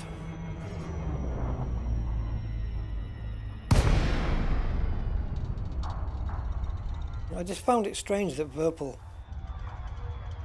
made quality left-handed joysticks but didn't do a left-handed HOTAS to go with it. Yeah. If I was rich, like millionaire rich, I could tell them to tool one and make one specifically for me. You can, yeah, you can do that. I'm sure. Oops, too early.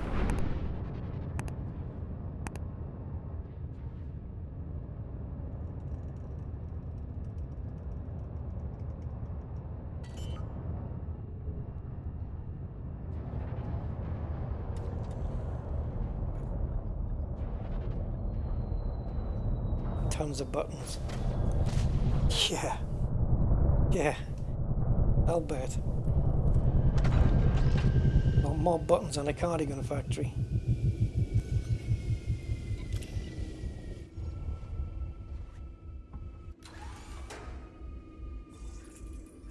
A full joystick and throttle, no brand, Chinese thing from AliExpress. Fantastic bit of kit. Cool. You know, if it works, if it does the job, that's all you need. Right, suppose I should stand this side. Where high gravity 0.8. No wonder it took my ship a while to slow down.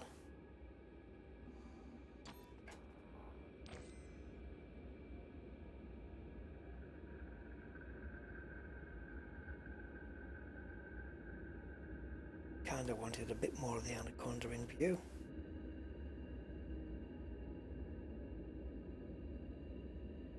Something like that, maybe. Oops, wrong button. I would love a Virpil, but I have a wife.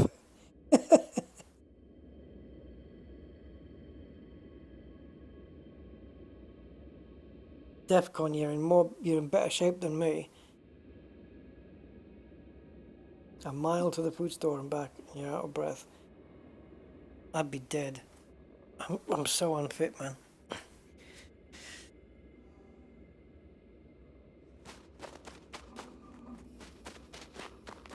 I've had scenarios where I just walked up the stairs and I've been out of breath.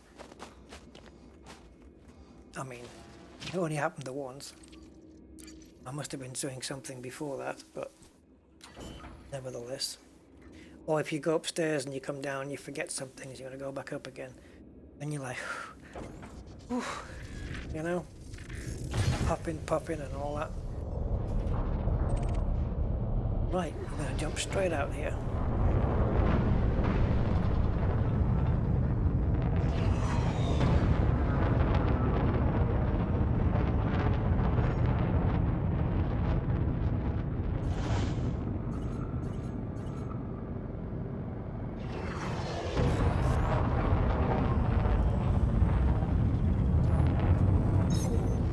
Bugger. Stupid cameras. Frontier need to fix that going on the inside of the ship when it's not supposed to.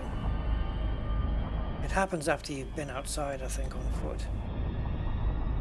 And it should have been a proper jump, that. So, see, that's the view it should go to.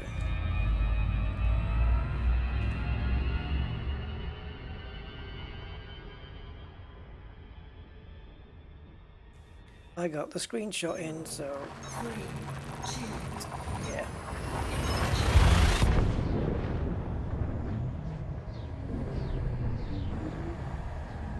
I can relate Defcon completely.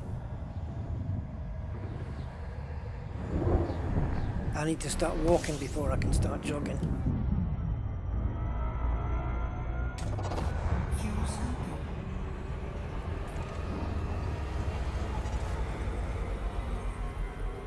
And I've still got this thing inside me, whatever it is, bothering me. So that's not helping. Oh, but I think exercise would help it. Whatever this thing is growing inside me. Well, if it was growing, I'd have known it by now. 6 months.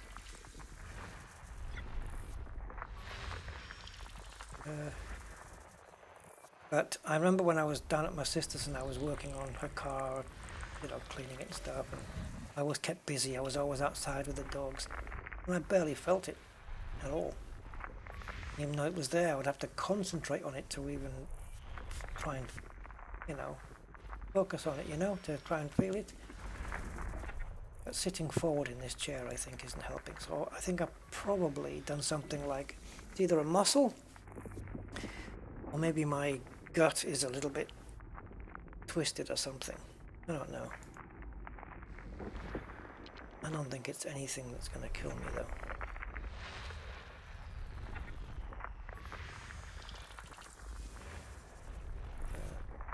System scan complete. Okay. I'm not looking, I'm just going. Actually, I will have a quick look at the system map. Oh, all landables except for that one, so not all landables.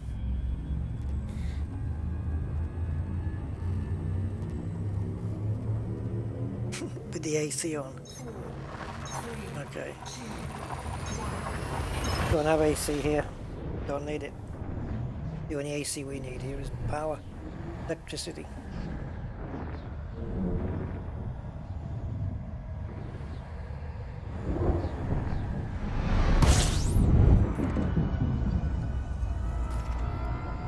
Jumps away. Don't you dare give me a big system.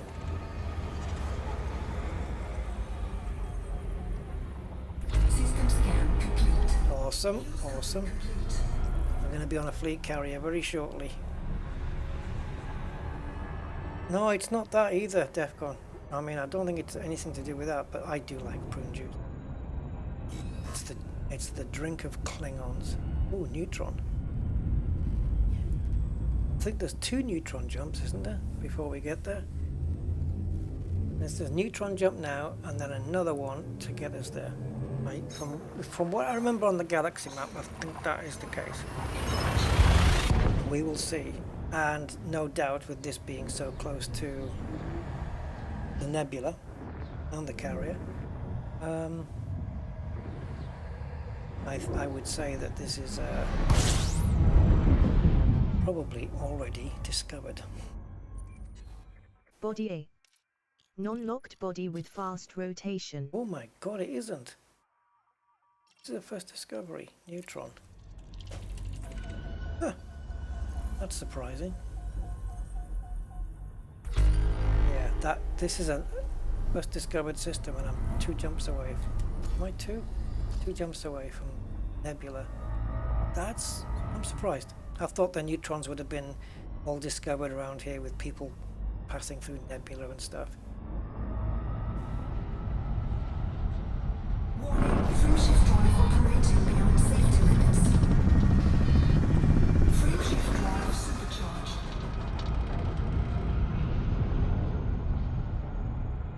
I'll have to see if I can find some prune juice. I usually just have shreddies. But right now, I ran out of shreddies, so I bought my holy grail of cereal. Can anyone guess what it is? Body B7. Landable with atmosphere. The cereal above all cereals for me. Could turn me religious. See, when it comes to things like cornflakes, the plain cornflakes are nice with, like, I love having sliced banana just on normal cornflakes, and then you pour on cold milk over the banana and the cornflakes. Oh, to me that's heaven. But with the other one, I wouldn't have banana on it, I don't think, because it's too much. And my favourite one, the Holy Grail one for me, you haven't guessed it yet, no, Crunchy Nut cornflakes. And yes, they have to be Kellogg's. supermarket owned brand, just not quite there. Kellogg's Crunchy Nut Cornflakes for me is, it's up there with normal cornflakes plus sliced banana. Oh, my two favorite cereals. Cornflakes has always been, original cornflakes has always been my like number one. It's the one I used to have most going to school. Complete. And occasionally porridge. I quite like Ready Brick or something. Yeah. But I also like Shreddies and Rice Krispies that go snap and crackle and all that kind of stuff.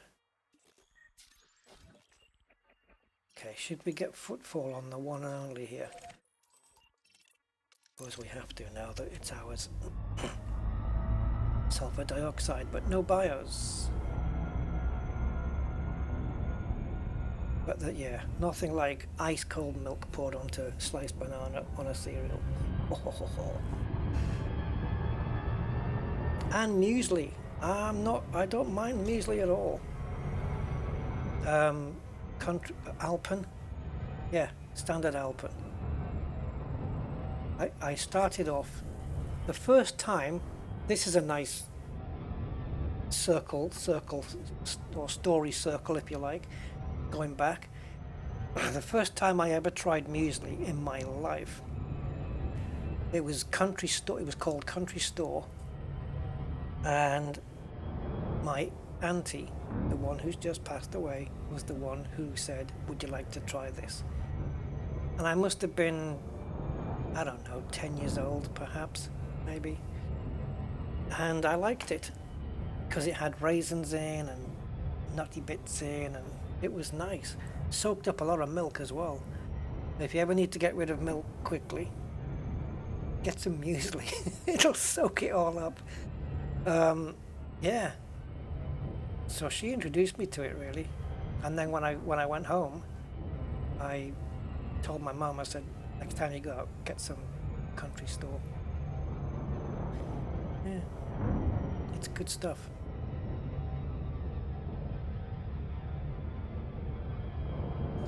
I should get some actually. Box of Alpen.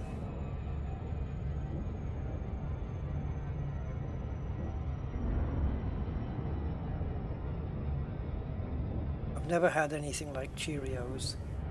I've never tried them. I can imagine what they taste like just looking at them. But I think they're popular in the States, right, Cheerios? Didn't Jerry Seinfeld used to have them all the time? I know he was a big cereal. Well, he is even in real life as well as on the show, he was a big cereal addict.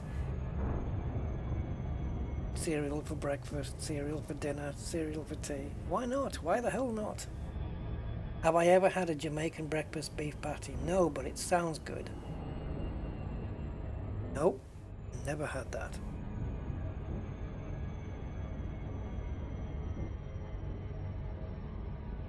So tell me more about this Jamaican thing.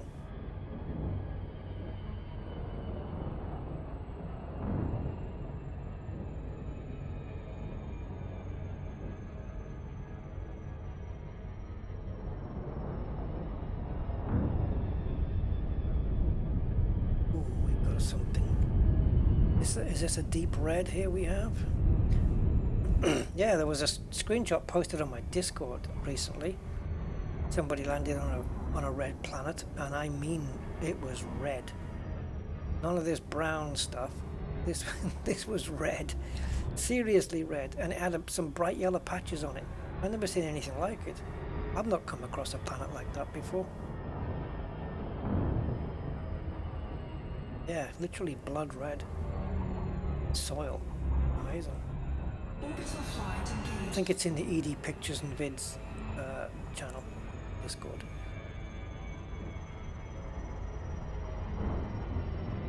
I'm all over the place, aren't I? Red planets, Jamaican breakfast, and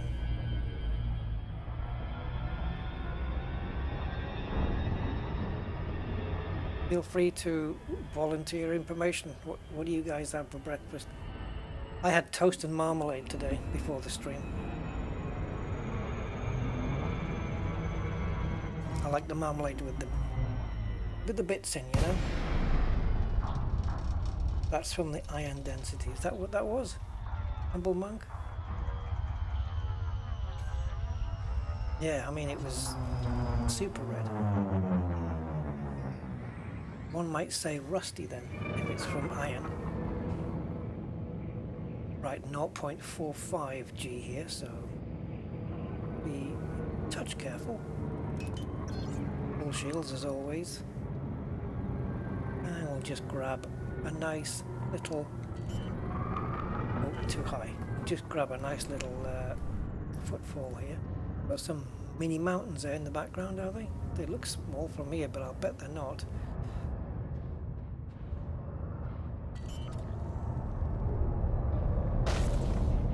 Gentle tap on the ground there. No problem. Pizza. Yeah, I've had leftover stuff for breakfast before, yeah. Yeah. It's nice to have something. We have a thing here called bubble and squeak, right? So it's like, it's a mixture of mashed potato and cabbage that was left over from the Sunday roast. And it gets put in the, mixed together, cabbage and potato, and gets put in the frying pan and you fry it. It's called bubble and squeak. It's good stuff, especially, like, I've got to have bread with it, I've got to have sandwiches with it. Make it into sandwiches. Oof. Yes, churros, yes. From that same place, right? On beginning of Water Gardens. Yeah. I only went there a few times, you know, I should have gone more. But people used to bring it into the office as well. Churros. Yeah, it's good stuff, that. Dip it in sugar. Egg and tomato. This one. I think the ultimate for me would be something like... What I had one of these down south. There's a place down south called Lewes. Lewes. And there's like an A road near it. And there's a, what would you call it? It's like a caravan, but it hasn't got any wheels. It's like a, yeah, it's a permanent thing. And they serve breakfast and stuff for the drivers, right? And there's 4 women that run this place. And the trucks stop there and the buses stop there, well, the coaches. So if truck drivers are stopping, it's always like full, then you know it's the right place to be for good food. And I had it recommended to me. And I went there. Oh, Christ. Firstly, the food is remarkably good. And secondly, these women are like artists. So I went there and I said, I want to... I took Commander Bonehead with me once. And yeah, he'll tell you how good it is. It was like a foot-long baguette, cut in half, as you would, but it was tiger bread on the top, so bonus right there. And it was, you can ask for what you want in it. So I had bacon, egg, and I think they put 2 fried eggs in because it's such a long baguette, and mushrooms. Oh God, bacon, egg, mushrooms, static caravan. Yeah, kind of, but it's like it's a thing for the side of the road, you know, to serve breakfasts and dinners and stuff. No, not dinners. It's like you get served at the window hatch kind of thing.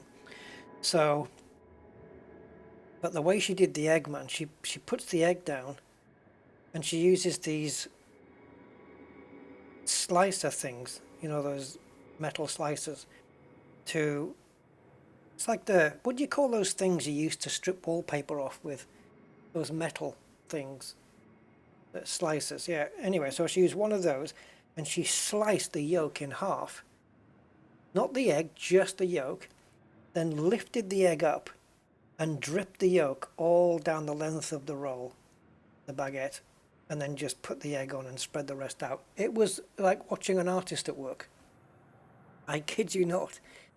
And I said, bacon egg mushroom in a tiger bread roll. Oh man. Take me away. Scraper thing, yeah. Yeah, it was like a...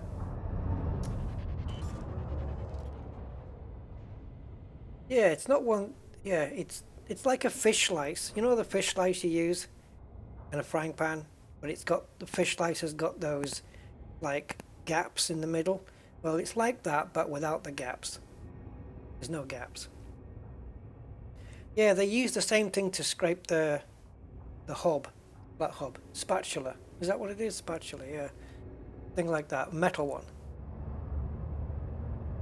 Oh, honestly, it was... I like to... Every time I didn't go down there last time I visited my sister, but I should have. It's like a 25-minute drive from my sister's place, but well worth all of it. It's just so good. It's not the healthiest thing in the world, but...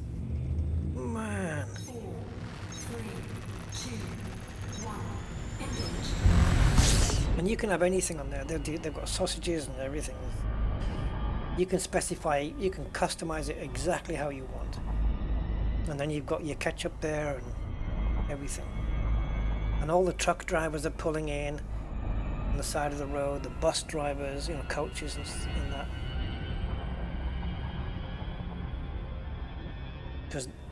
Because they know the good place to stop. And there's places that like a mile down the road, there's other places, and they're always empty.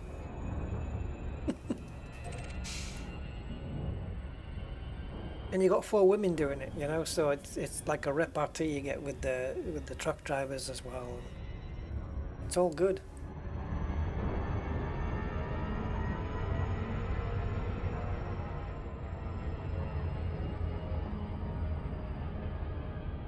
Next time I go, I'll get you guys the postcode. You can go yourselves. There's the Nebula. You will not be disappointed. Side of the road. Very clean, very hygienic. 4, 3, 2. So here we go, neutron star, and then we go from this neutron into the nebula and into the system with the fleet carrier. But then, should we not do the fleet carrier system yet and go to the system that's got that bacteria that we've never seen before? Body A. Non-locked body with fast rotation. The pasta sauce that I finished last night, had with some truffle and porcini mushroom. Oh, it was the bomb. Yeah, I mean, I like mushrooms, period. Just like any shape, way or form, except the magic ones. I just love them. I like those big stuffed mushrooms. I just love mushrooms, completely. Warning, full shift drive operating beyond. Some of the best ones I had was it was a starter. They did this starter in this restaurant in Gibraltar, which isn't there anymore. Was it called Kemmels or something? The one that's opposite the Angry Fryer. Well, the Angry Fryer, if you opposite the it's where the jeans place used to be, Kemmels. Anyway, this restaurant, and they did this starter, and it was, what would you call it now? And it's coated in breadcrumbs. So yeah, mushrooms in breadcrumbs, but it was in port. And they brought me it as a starter, and I tasted a couple, and I said, "Can I get this as a main meal?" Wow. Yeah. System scan complete. I do like mushrooms. There's no way this is a new discovery. Never. Didn't think so. Right, so this that we're looking at right now is the system. Oh, it's a Jewish coffee cake shop. Is that an extension of the one that was round the corner next to PC Clinic? Have they extended it to there, or have they moved to there? Yeah, but I don't mean that one. I mean, like you've got the jeans place on the corner. It used to be on the corner. Then you got PC Clinic on the other corner. Well, it was that bit in between those two places. They used to have like a canopy over. Very nice. It was a long time ago though. So, I think before we go here, guys, which is where I'd like to go, we should go to where that bacteria is that I've never seen before. How about you guys? I've never seen this one. But it's right next door. It's literally here. So, bacteriums, and it is, which one was it now? It was the pink one. That guy. Nebulous. Right next to us. See? That's where we are. Or that's where we're going to be. But I wonder if our jump will take us to here. Yes, it will.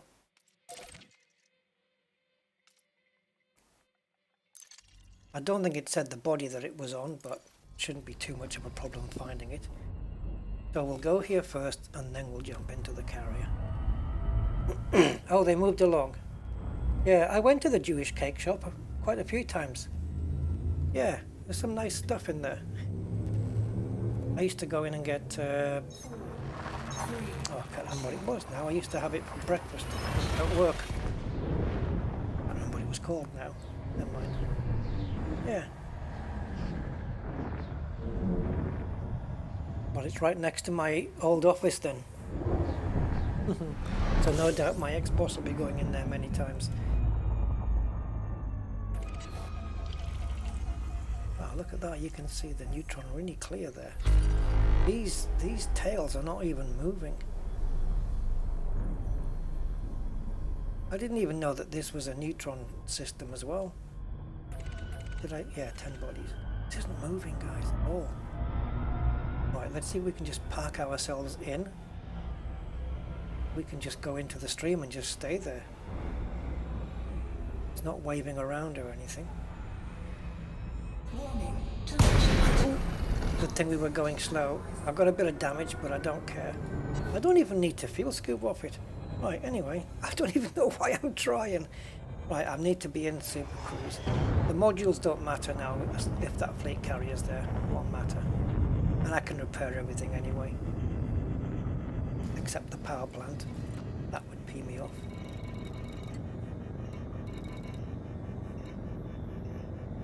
Right. Oh, it's a white dwarf. Too late. Thanks to the stream delay lag. Yeah, there's a delay on the stream, you know. Don't matter.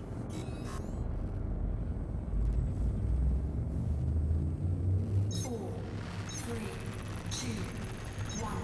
Engage. Temperature critical. I wasn't in a position to drop a heatsink. It's a good thing I relied on the fact that it wasn't going to be a problem. Right, yes, let's go here. And we're just waiting to find biologicals.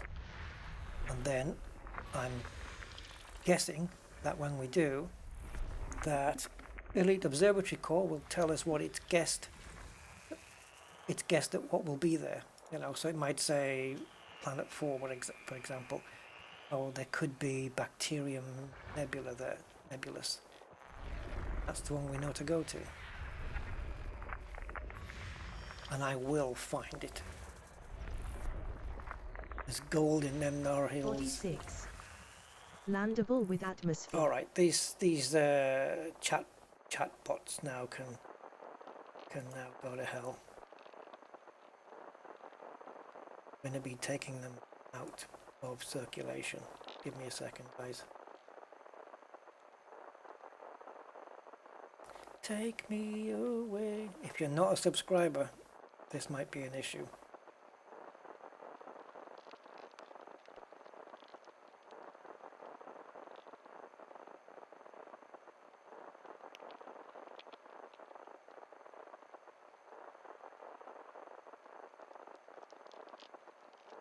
There we go. Right, subscriber only mode now. That means no more sex bots. There we go. But it also means you have to be a subscriber for 5 minutes before you can chat. But I think most of you guys are, right? If not, subscriptions are free. I don't charge for them. So, yeah. Okay. That's how you kill sex bots.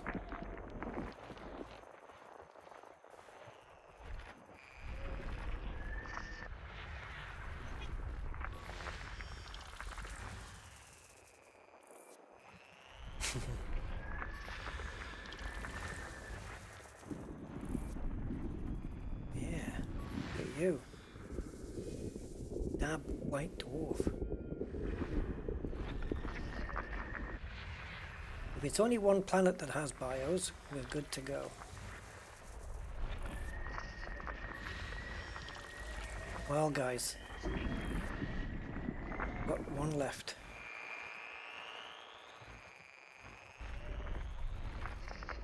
System scan complete.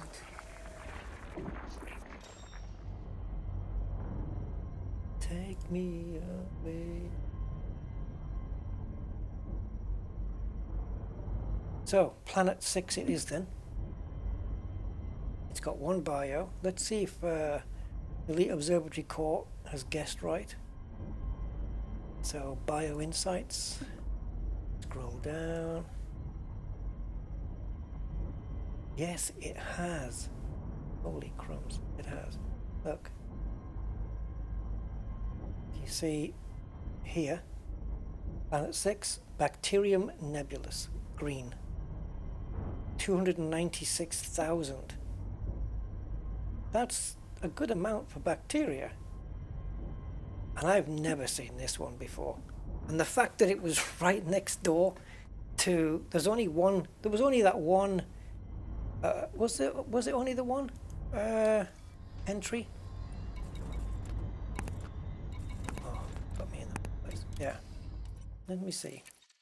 I can't remember if it was the one entry or not. I know there was, well, there was at least that one reported one, but I don't know whether there's any more. Let's have a look. Oh, no, there's one there. So this is a green one. This is a gold one. Oh, you swine, I wanted the picture. Now I've got to go through the whole thing again. Because Elite doesn't put you back where you were before.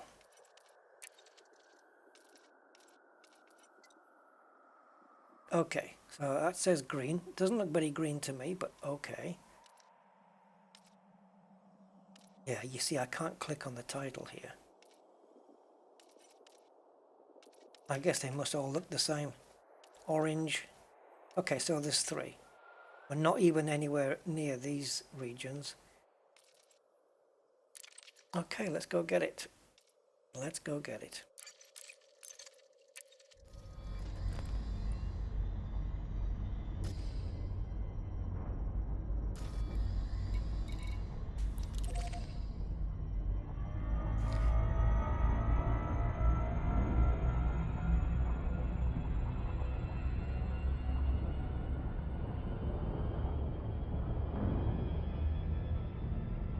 Yeah, I don't think I even reached the beginning of the cone before it dropped me out.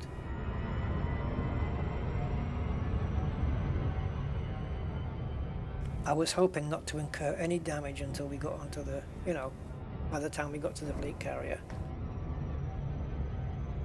And epic fail. I want to get a t-shirt, guys, that says, not all fails are epic. Very few are.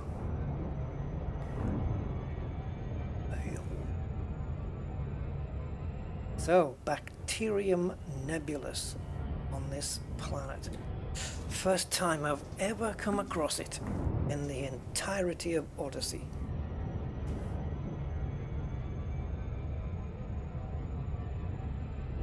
Yes, Bramley, we are. It's right next door, and then it's in the next system. Yeah, supercharging off a dwarf is 50%, I believe. Supercharging off a neutron is 300%.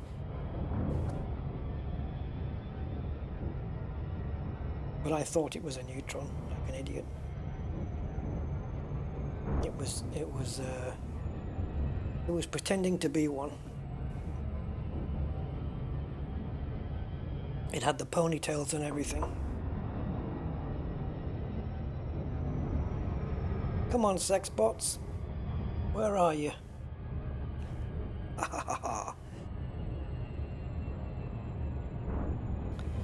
These are the crazy days. Oh, let's see.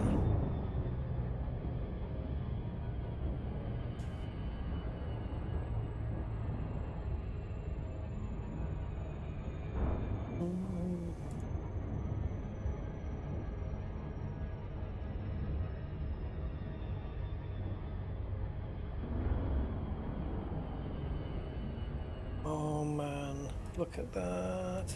You guys can't see what I'm looking at, but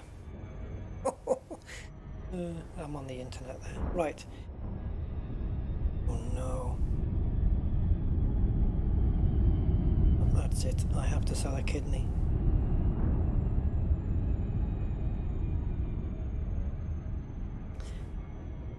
Don't worry. We'll see it in a minute. Steve. Yeah, no swirling and a big fat belly. Yeah, that's what I noticed. Guys, what's happening? Ooh, got no control. This is not what I want it to be. Get back up there, swine.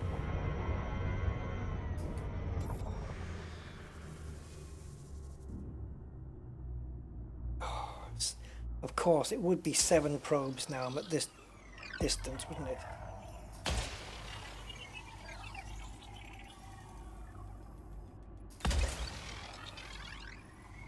This is going to be just sweet.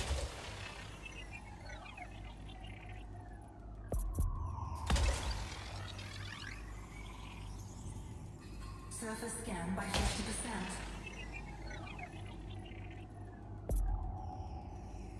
See if that works.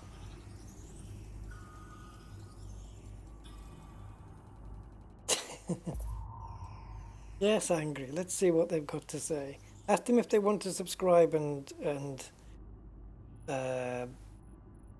ring the bell and all that stuff.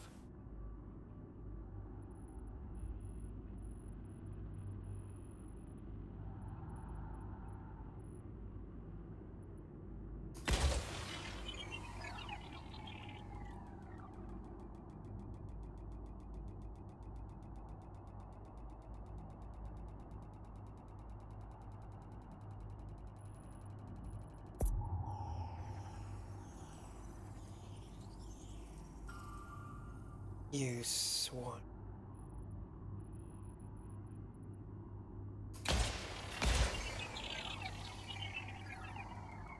It's already been mapped by somebody, but I still like to map it. You still get money for it, you just don't get any, you know, first discovery bonuses, I guess.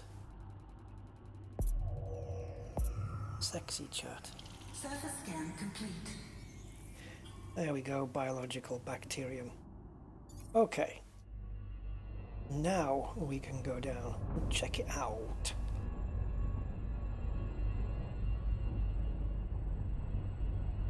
So first we pull up to it. Secondly, we want to find the brighter side to it, if one.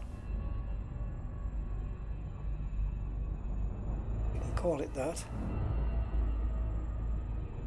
Jeez, is that it? I don't appreciate this. This lighting up. This lighting up outside but not inside is annoying. How am I supposed to find it on here? It's too dark.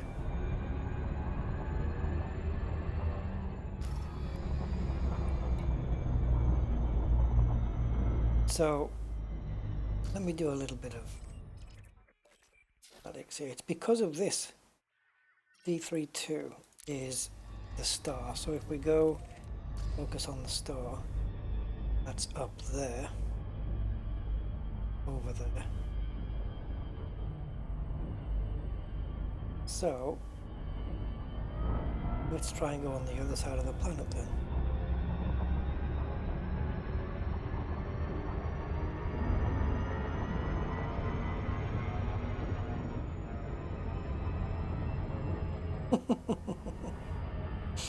Yes, angry.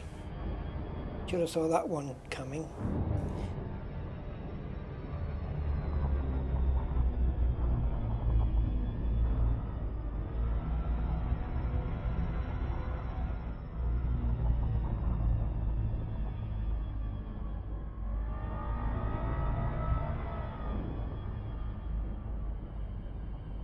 Well, it looks like this is the best it has to offer in terms of brightness.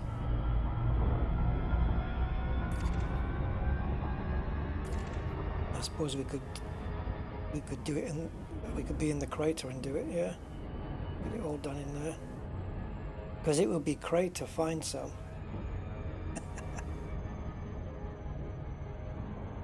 That wasn't a play on words, you murdered them. Orbital flight engaged. Do do do do do.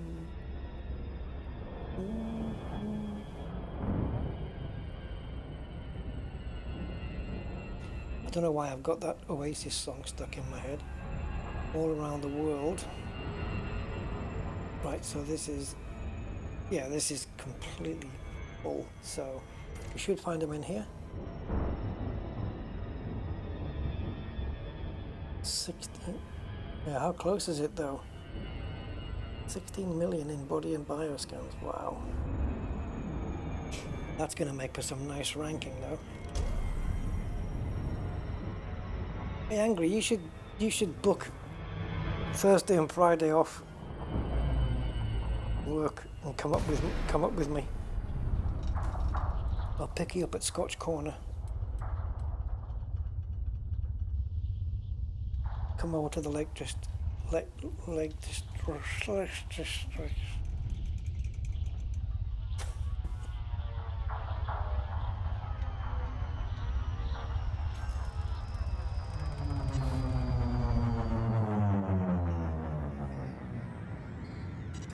Now then.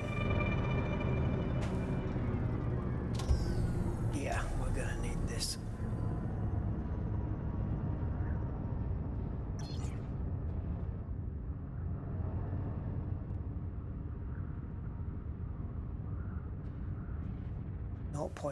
.5G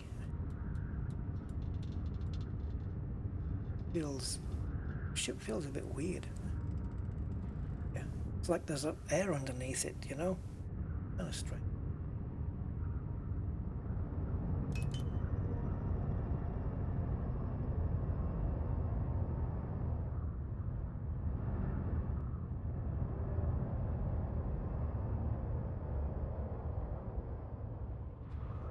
There we go. Is that them? No. That's no. Them. Because they don't light up really, do they? But what about this thing?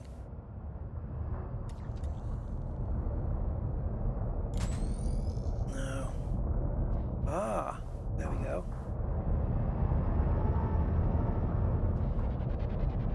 Bingo. It looks like a jellyfish. There's two there. Mother and daughter. Bacteria.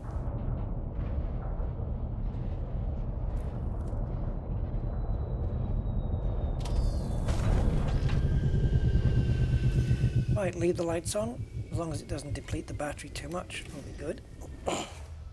Kidding.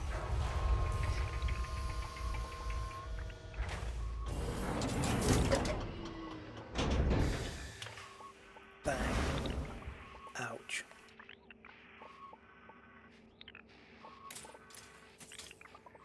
Okay, so for this one I don't need my lights because I've got his lights.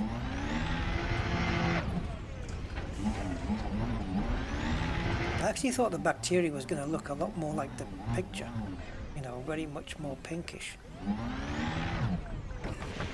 However, regardless, also make sure I do the SRV scan as well. Warning. Extremely low temperature detected. Ah, don't worry, love, I've got my big coat.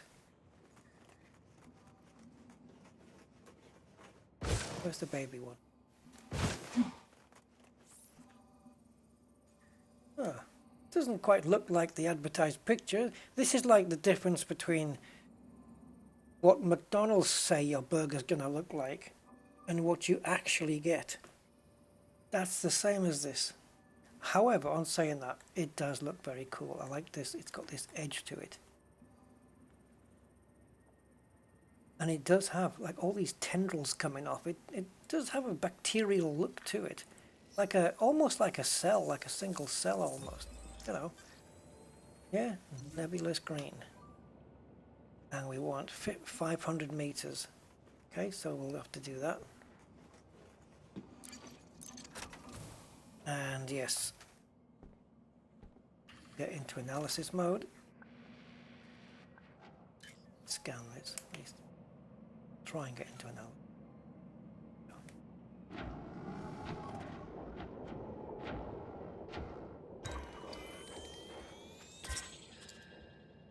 There you get the voucher. 2,400.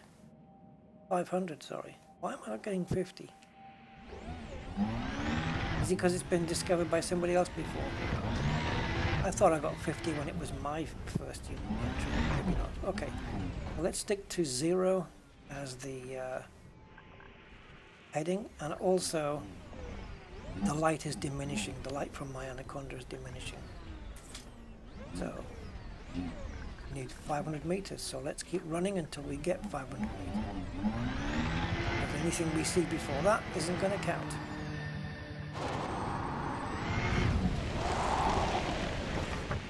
Yeah, that sounded like it was cold.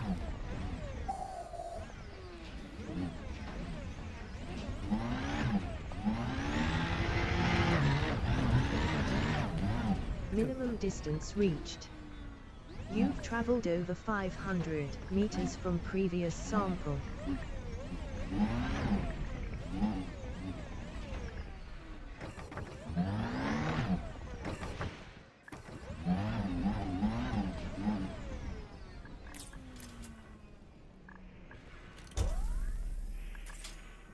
I don't know if, yeah, maybe. Look, you see night vision? Let's see if it helps here. I don't know whether bacteria gets highlighted well or not. The only way to find out is to find a bacteria and then go into night vision and see what it looks like.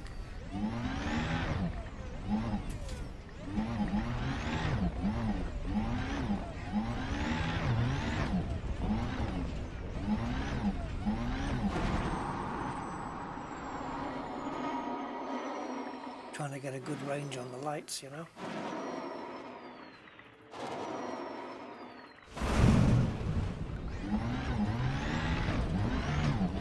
Can't get that high because of the gravity, but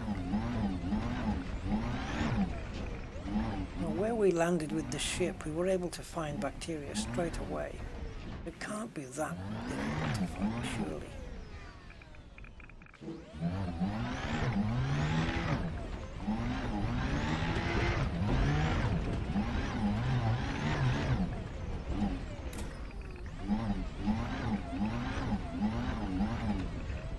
Quite tricky to find though, I suppose, just because of how flat they are and how easy they can blend into the ground.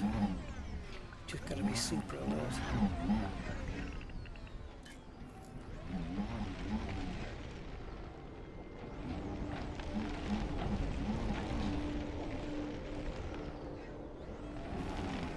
Oh, of course, I wish I had a light on the turret that followed me around. That would be nice. Oh, my SRV's just heading in the same direction. I'm just going to have a quick scout around like a Dalek.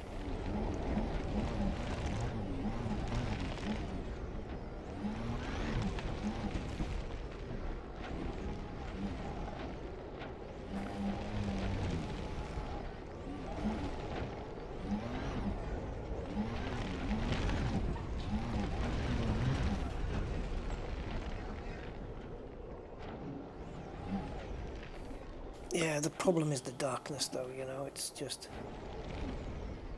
There's my ship. I wonder if I could hit it from here.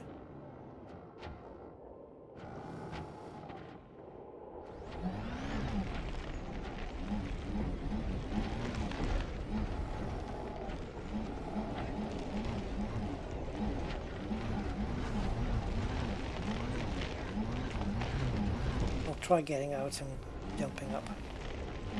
It's so cold outside, man. Okay.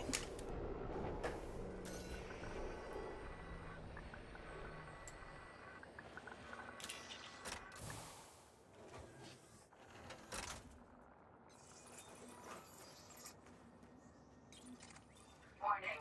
Extremely low temperature detected.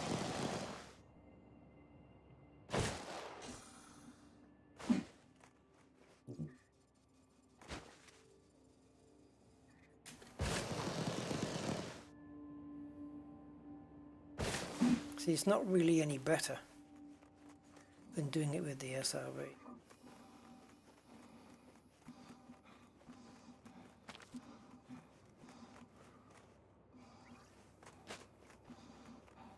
Thankfully, I do have them. Always good to have on an exploration suit in case, you know, you're looking for the bigger plants.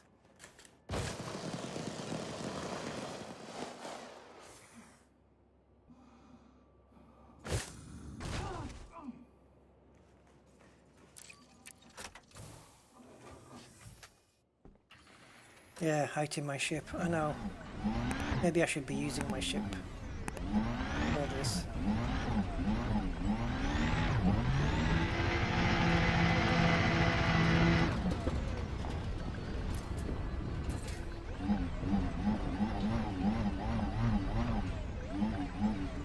I'm just driving and hope, you know, that one appears directly in front of me.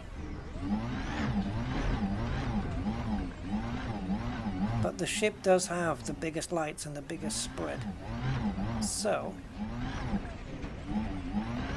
maybe it is worthwhile doing it from the ship. Again, this is ideally suited for diamondbacks and asps, this kind of work.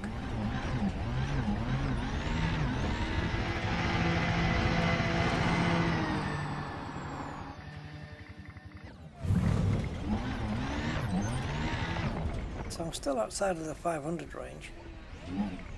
So anything here would be good.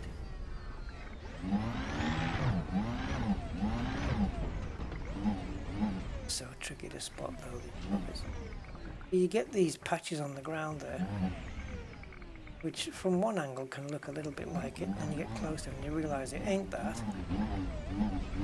But then you might end up thinking, well, that's, you might see something and go, oh, well, that's just another one of those things that I think is one but isn't, and then it is. You miss it. You'll never know because you keep missing it.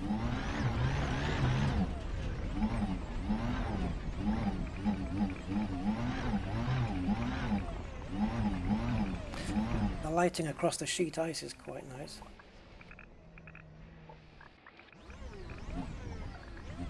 Yeah, didn't I just do that though? When I was in turret mode? Because the thing is, I have to use... I can't steer both things at the same time. Because this is my joystick. Sorry, start again.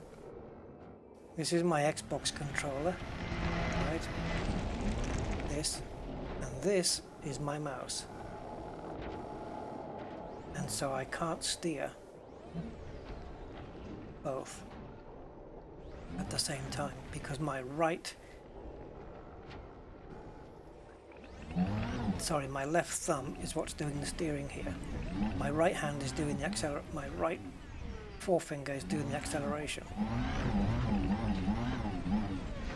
And I need my right hand for the mouse, so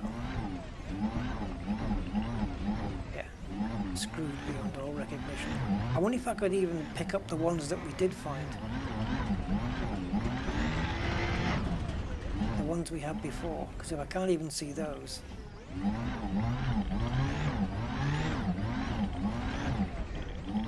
It was definitely easier to spot from the ship, wasn't it?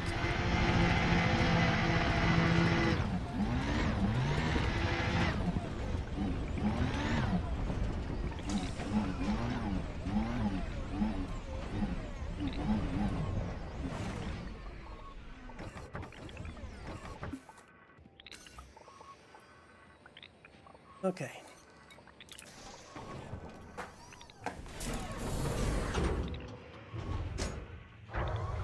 Yeah, well, I don't have that luxury. Because I don't normally use my SRE for this kind of stuff, so that's why it's not working for me here.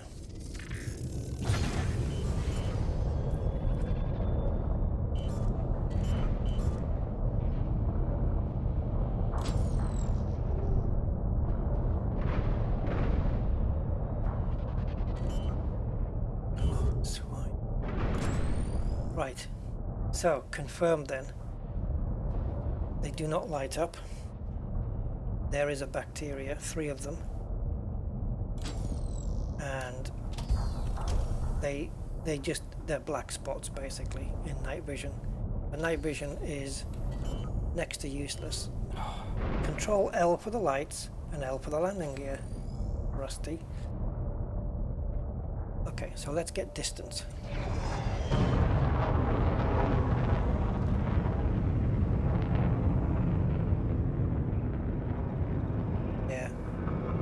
I tried that once, Andy. I can't do it. I can't manage it. It's too tricky for me.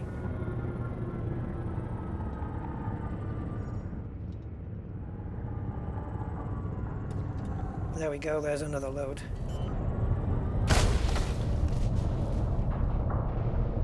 I didn't want to go past it, so I was prepared to sacrifice some shielding.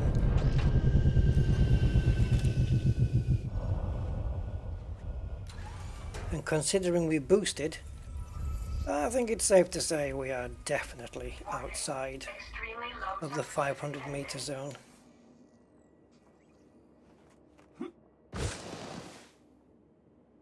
Now, Frontier doesn't do us any favors with this crappy lighting.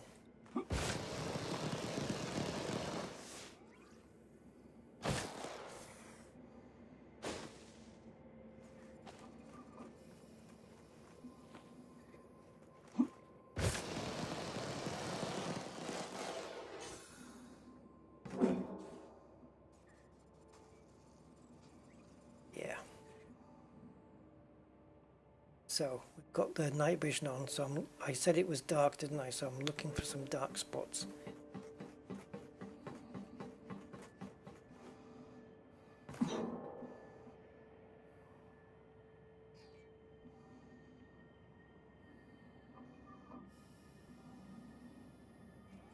Because at this height, my torch is next to useless.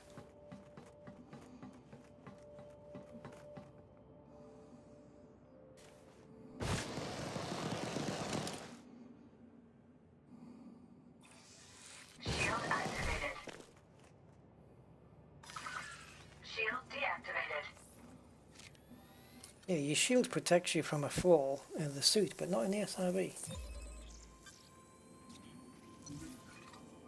Okay, that's 2 out of 3. Thank you, Anaconda. And it helps that we're on a planet with a fairly flattish terrain. But that is helped by the fact that I did it in a crater. You know, so...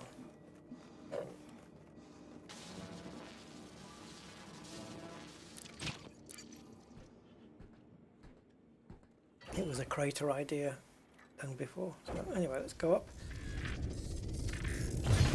We'll keep the undercarriage down because that will help to restrict speed. It won't take me long to nail 500 meters.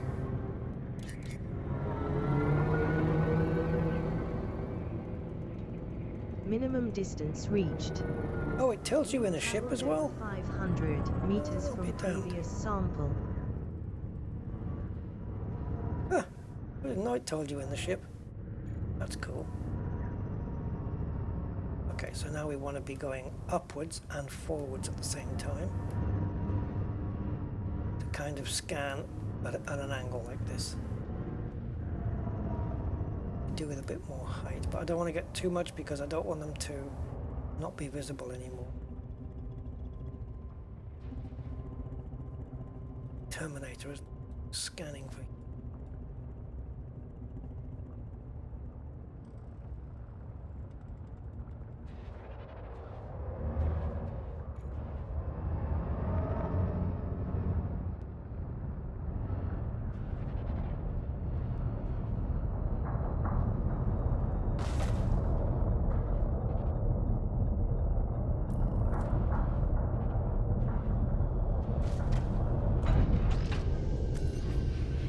Consider it done.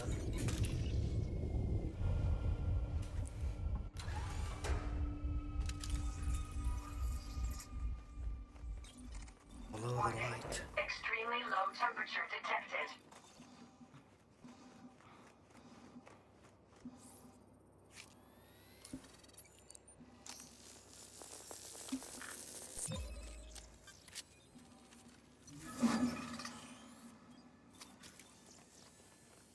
There you go. The bacteria use a ship. Unless it's that bacteria that's like kind of that luminous yellow stuff, that, you know, the really bright green stuff, I guess. But when it's dark, clearly the ship is the way to go. Okay, now we can go to where we wanted to go. Gonna clear the route. Right, fleet carrier. You better be there after all this.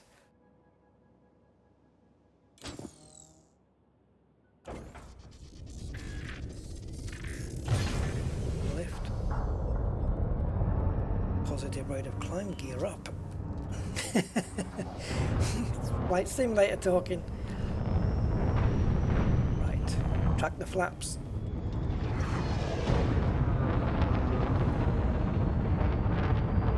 Autopilot.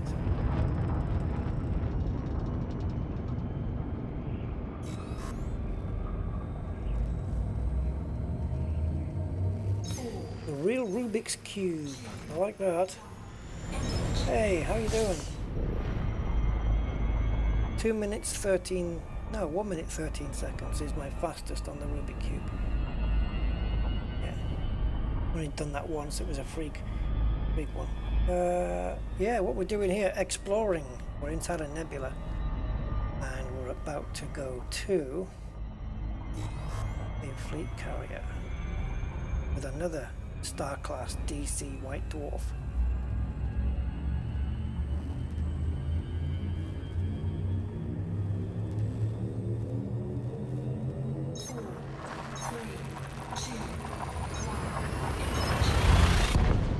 DC. I know 2 sports persons with those initials, and they're both called DC. David Coulthard for one racing driver, X. Now he's just a bit of a plonker.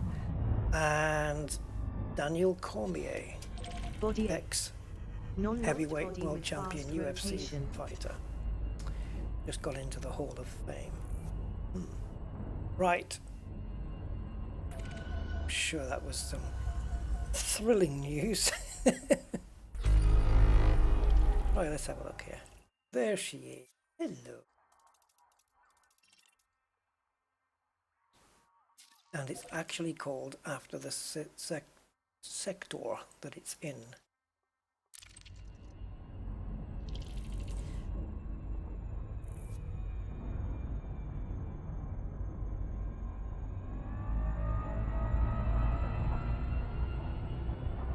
I'll go through it, but I ain't going towards it.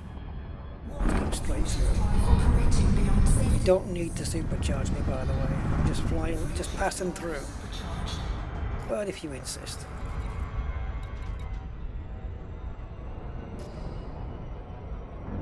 That hasn't done much. It added 50%, so if you have a 60 jump range, it'll add 30, give you 90.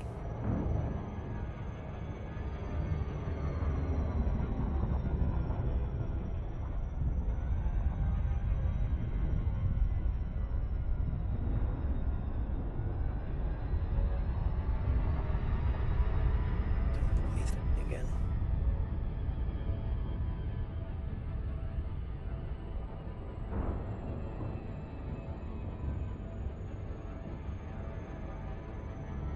Have you explored the Formidine? You know, it's one of the only places I haven't been is the Formidine Rift. I would like to go out there. I think I should probably make that my next exploration. But there's so many people been out there though, you know? Just got a feeling I'm going to come across so many systems that are already discovered. I took 2 screenshots there. And also I want to get back in. But I'm assuming there's still plenty of systems in Formidine Rift that are still undiscovered. Yes, I'd like to go out there. Just to say I've done it, really. Do I think there's a way to the other galaxy? No.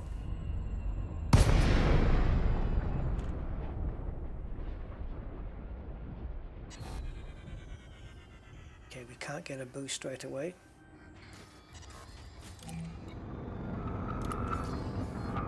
Commander Alicia Hope. Welcome, Commander. We'll accept your business after completing an access check. Permission granted. Check your landing pad assignment.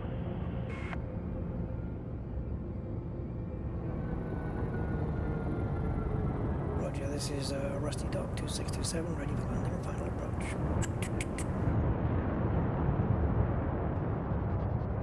Resting taxiway. What a view this has got. I want what's it like from 10 forward, as I call it. Let's get killed for loitering now. I'm not loitering. I'd have to be still for loitering. Ish.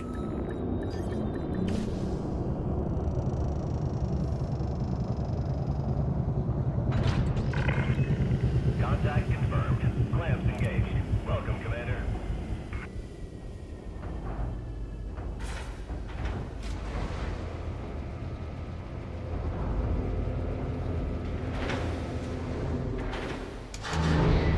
That's a good point. That's a good point, Rubik's. Yeah, good point.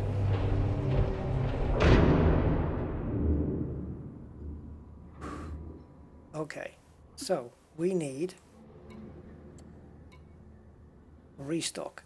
That's my SRV plus anything else.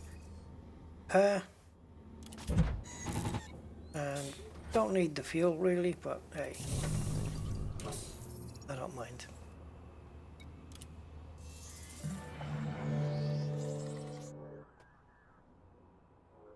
So do we do the universal Kato?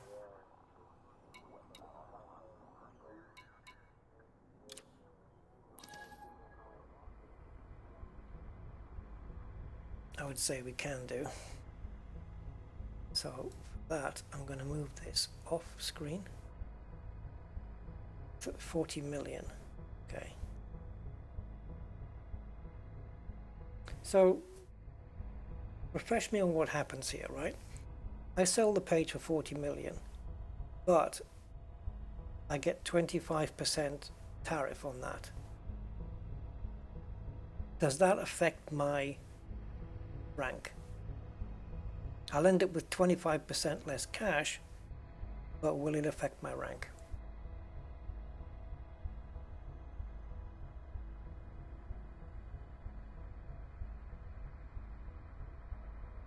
There's no. The Milky Way is the only galaxy in this game. There's no way to get to the Whirlpool or the Andromeda galaxies. Just no. And besides, nothing that has the jump range. Apparently it doesn't affect rank.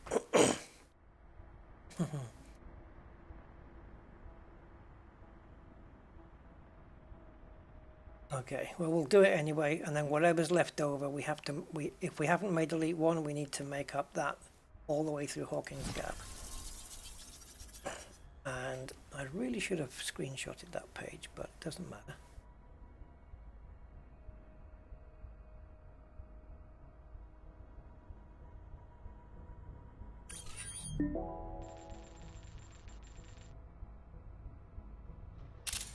So I'm just going to be screenshotting this lot.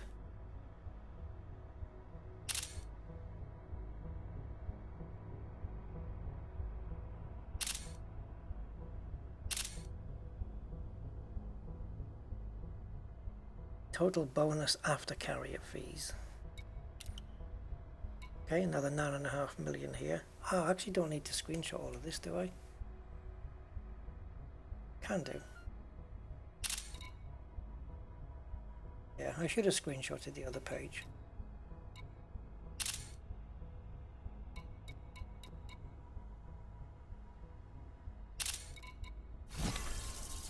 Because these are all going to have my name on them. Some of them are, most of them are.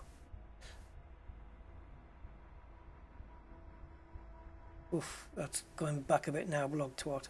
No.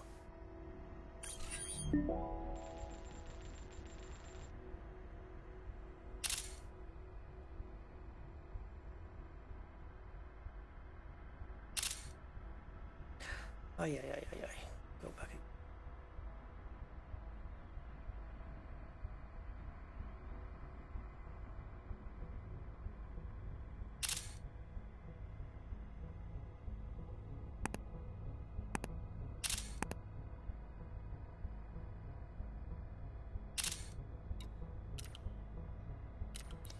Okay, so whatever that was altogether, I don't know.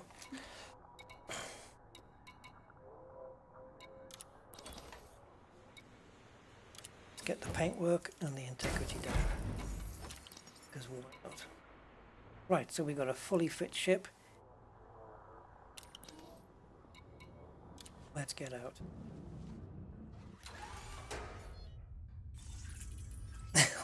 What? Crashed the game. No gravity. Jeez. Magnetic contact active. That's a nightmare to lose half of them. Couldn't Frontier fix that? Oh, nearly 50 million? Not really bothered with the cash. That 50 million, I could do that in 2 hours in a hazardous res.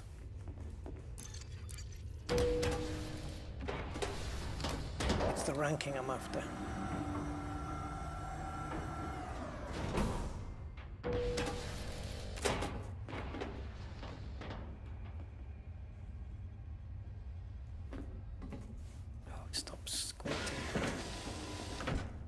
Yes, yes, yes. It's got a Pioneer, so you would think it would have a Vista. It doesn't have to, but okay. Bring one of my ships over.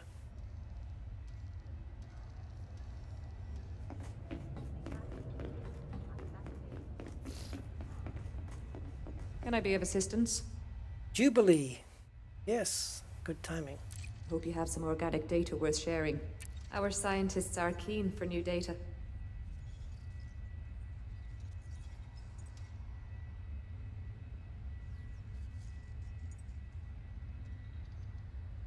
Whew.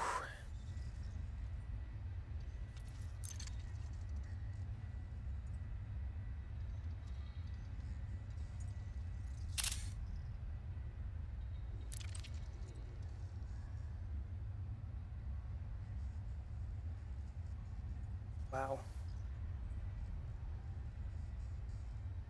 Hey, Budman. Always missed you, man.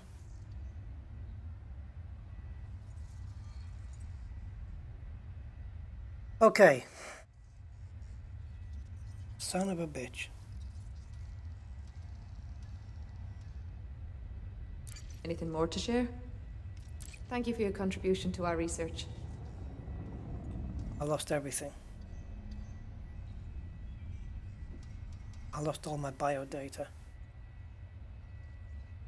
So it's confirmed. If you on foot die, you lose all your exo data. It's confirmed. There's no argument, no debate. I've lost a shit ton.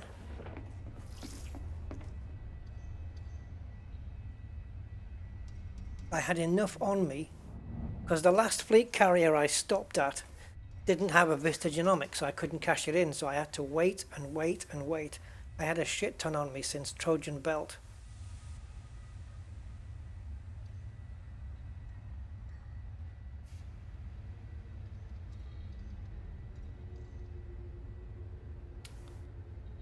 It's because of that fucking stupid idea of going up on a geyser. I'm never going to do that again. In the whole history of Elite Dangerous, from now on, I am never going to have another ride up on a geyser or a fumarole or whatever the Vista frig it Dynamics, is. can I help you?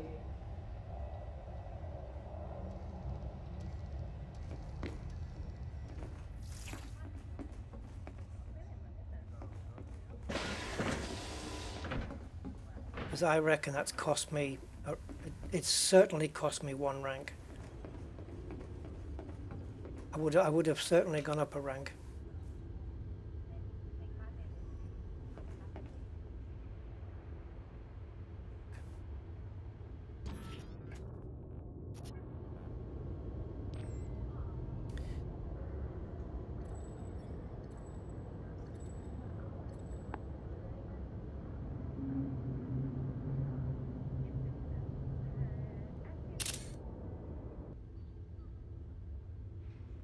It was on this stream, Bramley, right at the beginning. Or near the beginning. I think they should change that. If I scan something on a planet and then I die on the way back to the ship, then lose my data. But once I get on board, you would offload that data onto your ship. They really need to change this bullshit.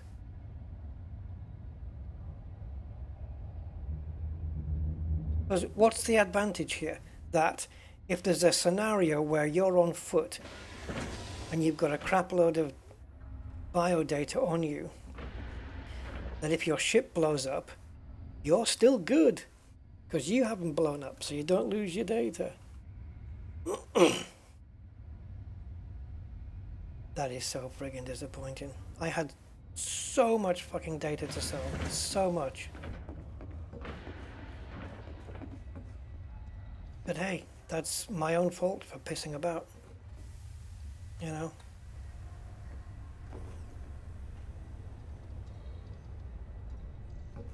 Shuttles, eh? What is this? Oh, its wings folded up, whatever it is. Is this a ship launch fighter or something?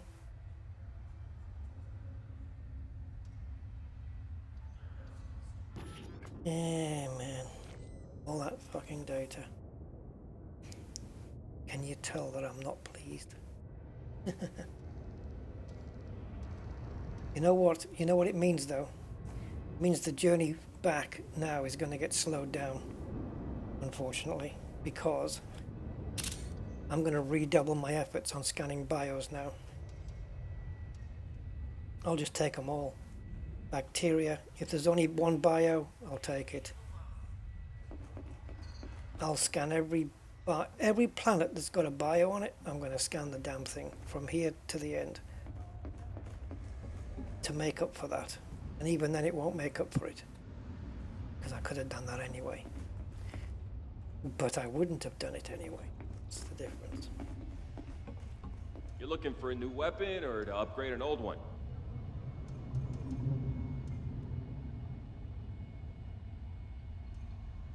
Yeah, if it's part of the game mechanics, though, a ticket isn't going to help, and I don't see how they're going to recover the data. How would they even know? There's always somebody here having a conversation. Two people. You don't hear their voices, and then suddenly you do. Set sail upon an ocean of stars. Harbor silver serum. Funny anyway.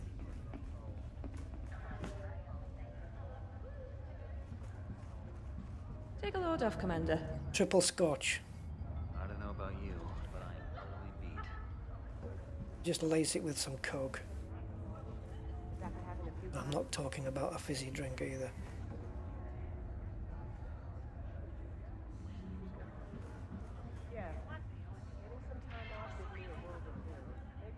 Falcon to Lacey, bridging the stars for half a millennium.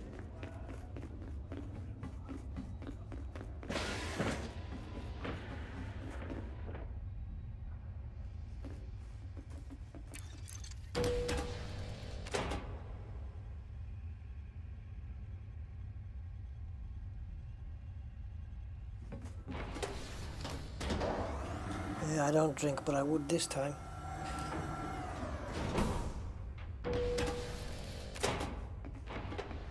I can honestly say this is the worst thing to happen in the entire journey.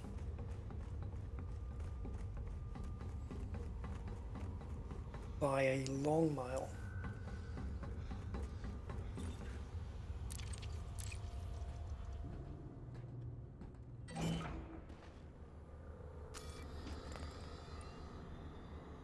Look at my Explorer rank.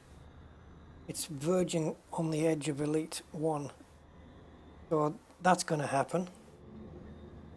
My EXO rank, that should have been way into the next rank by now.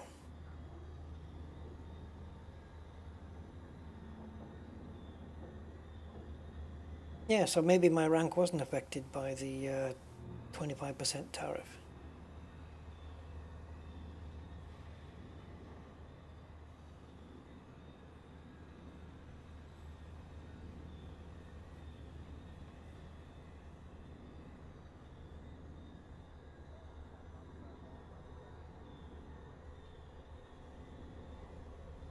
Wow, blog twat, that's heavy.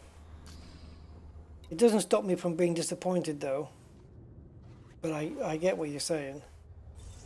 You know, but I can still be disappointed for my crap. But it was my own fault. Magnetic contact active. You know, I should, firstly, you know, it wasn't even down to going up in the, on the water spurt, whatever the hell. It wasn't even that. It was the fact that I just, for some reason, I normally do, but for some reason I didn't nail the landing. You know, front wheels down first, probably would have saved the SRV. I don't know why, it didn't even cross my mind to go front wheels down first, because I was so concerned with the slowing down the vertical descent. Have you ever really just yearned for combat? I feel like just going into Hitman now and just wiping out everybody on a Take a map. load off, Commander. Yeah, just pick a map in Hitman and just wipe every living person off. Oh, really? Man, blog twat, you've been through some times, haven't you? Jeez. It was definitely my fault, Rubik's, this one. Totally my fault, 100%. Yeah. I already succumbed to a death at the hands of going up in a, being gushed up like that, you know, but I was on foot and I didn't make the landing and I lost stuff there. And then to do it in the SRV thinking, oh, the SRV will survive it, no problem. We only went up like a kilometre. I've been up there like 2.5 kilometres in the air and come down and survived. The problem was the flipping gravity. It was 0.4, 0.5 something. That was the big issue. 91 hours. It's the cost though. I could bring it here and carry on the rest of the stream with this ship.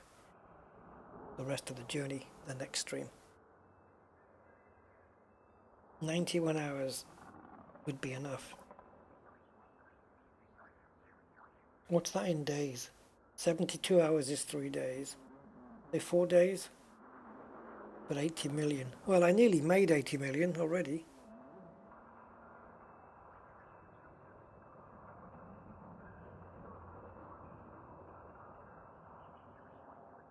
What's the jump range on this? In fact, this isn't the one with the proper jump range, is it? No, 63.9. And we've got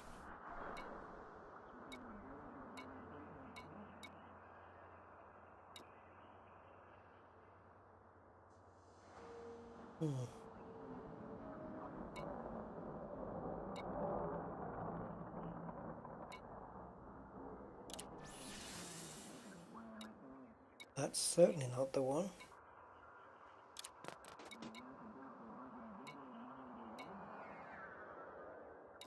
So this is my Diamondback. It's got 77, 79. So this has got more jump range than the Conda. 21 million.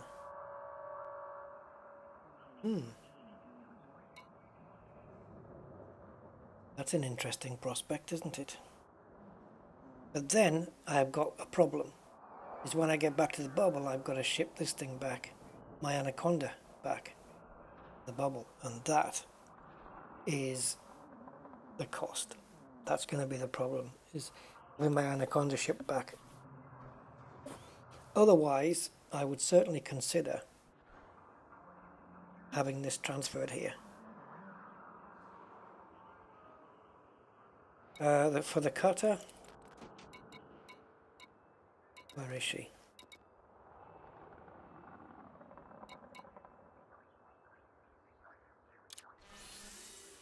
$1.7 billion to have the cutter here in 4 days.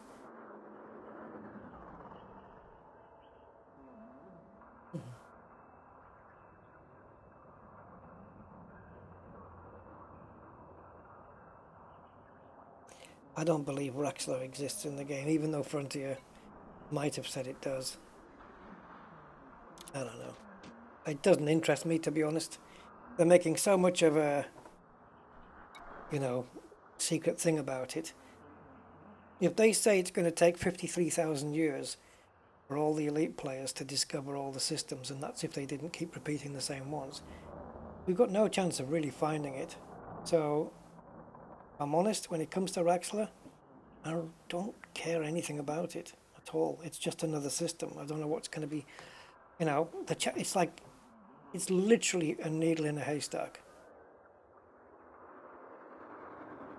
Unless they put any clues out there as to its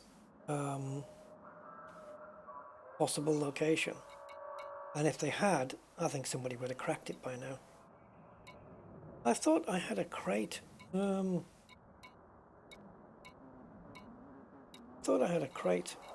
Exploration ship. Or was it last time when I said, yeah, rusty crate? What's the jump range on it?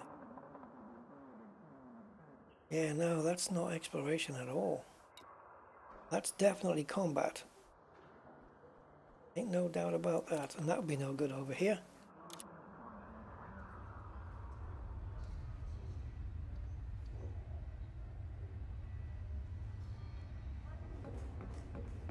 Yeah, I mean, if anyone's going to know where it is, it'll be Cannon.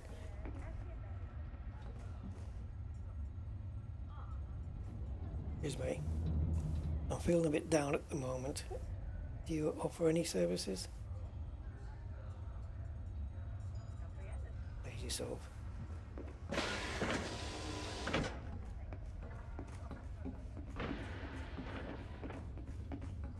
I like these seats in here. You get to pick the colour of your seats. These red leather ones are cool.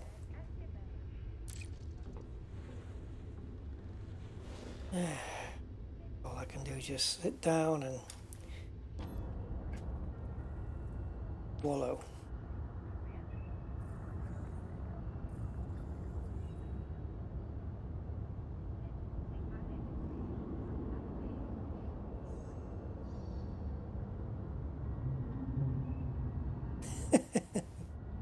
Anyway. Alright guys, so what are we now? Wowza! What? 6 hours and 46 minutes we just did. Okay. Alright, that's going to wrap it up. So before I go, I want to just thank everybody who donated today at the beginning of the stream. For that, you guys know. That means the world to me, guys, honestly. It means so much. Sometimes it's hard for me to believe the support I have on this channel with you guys, and you always come through, man. It's, I don't know. It's, yeah, you helped me with the hard drive, you've helped me with this. I'm just so appreciative, and I just hope I'm just giving enough back to you guys to make up for that. So, yeah. With that in mind, guys, thank you so much for your support. It means everything to me. And, yeah. Have a good rest of the day, rest of tomorrow, and rest of your lives. Everything. And I will catch you on the next stream. No, I'm good, Bramley House. I'm good. I'm just disappointed, but hey, I don't agree that you should lose your exo data, because I think the concept of once you get on board your ship, the exo data that you have should then be safe, because you would upload it into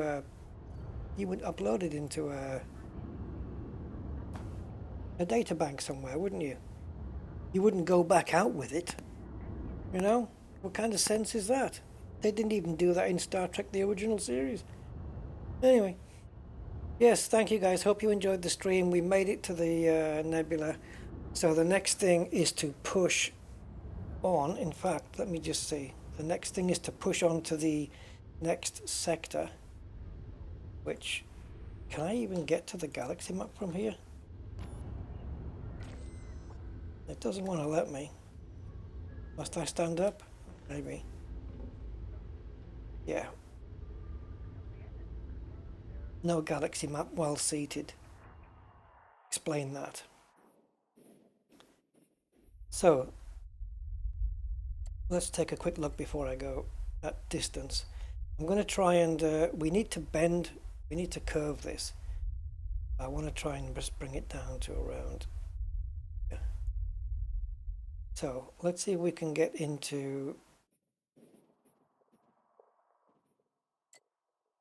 Okay, there's Dryman's Point, you can see at the top of the screen. We come down, we've got Hawking's Gap right there. So let's just pick this guy, 4,000 light years, and plot a route.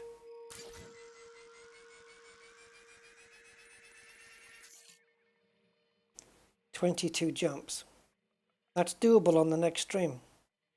However, I will be bio-scanning my arse off. So 22 jumps to get into the Hawking's Gap. And we're going to be in Hawking's for quite a while, I would say. Right. Guys, enjoy. Hope you enjoyed the stream as well. And I'll catch you all next time. Okay? Take care. Bye for now.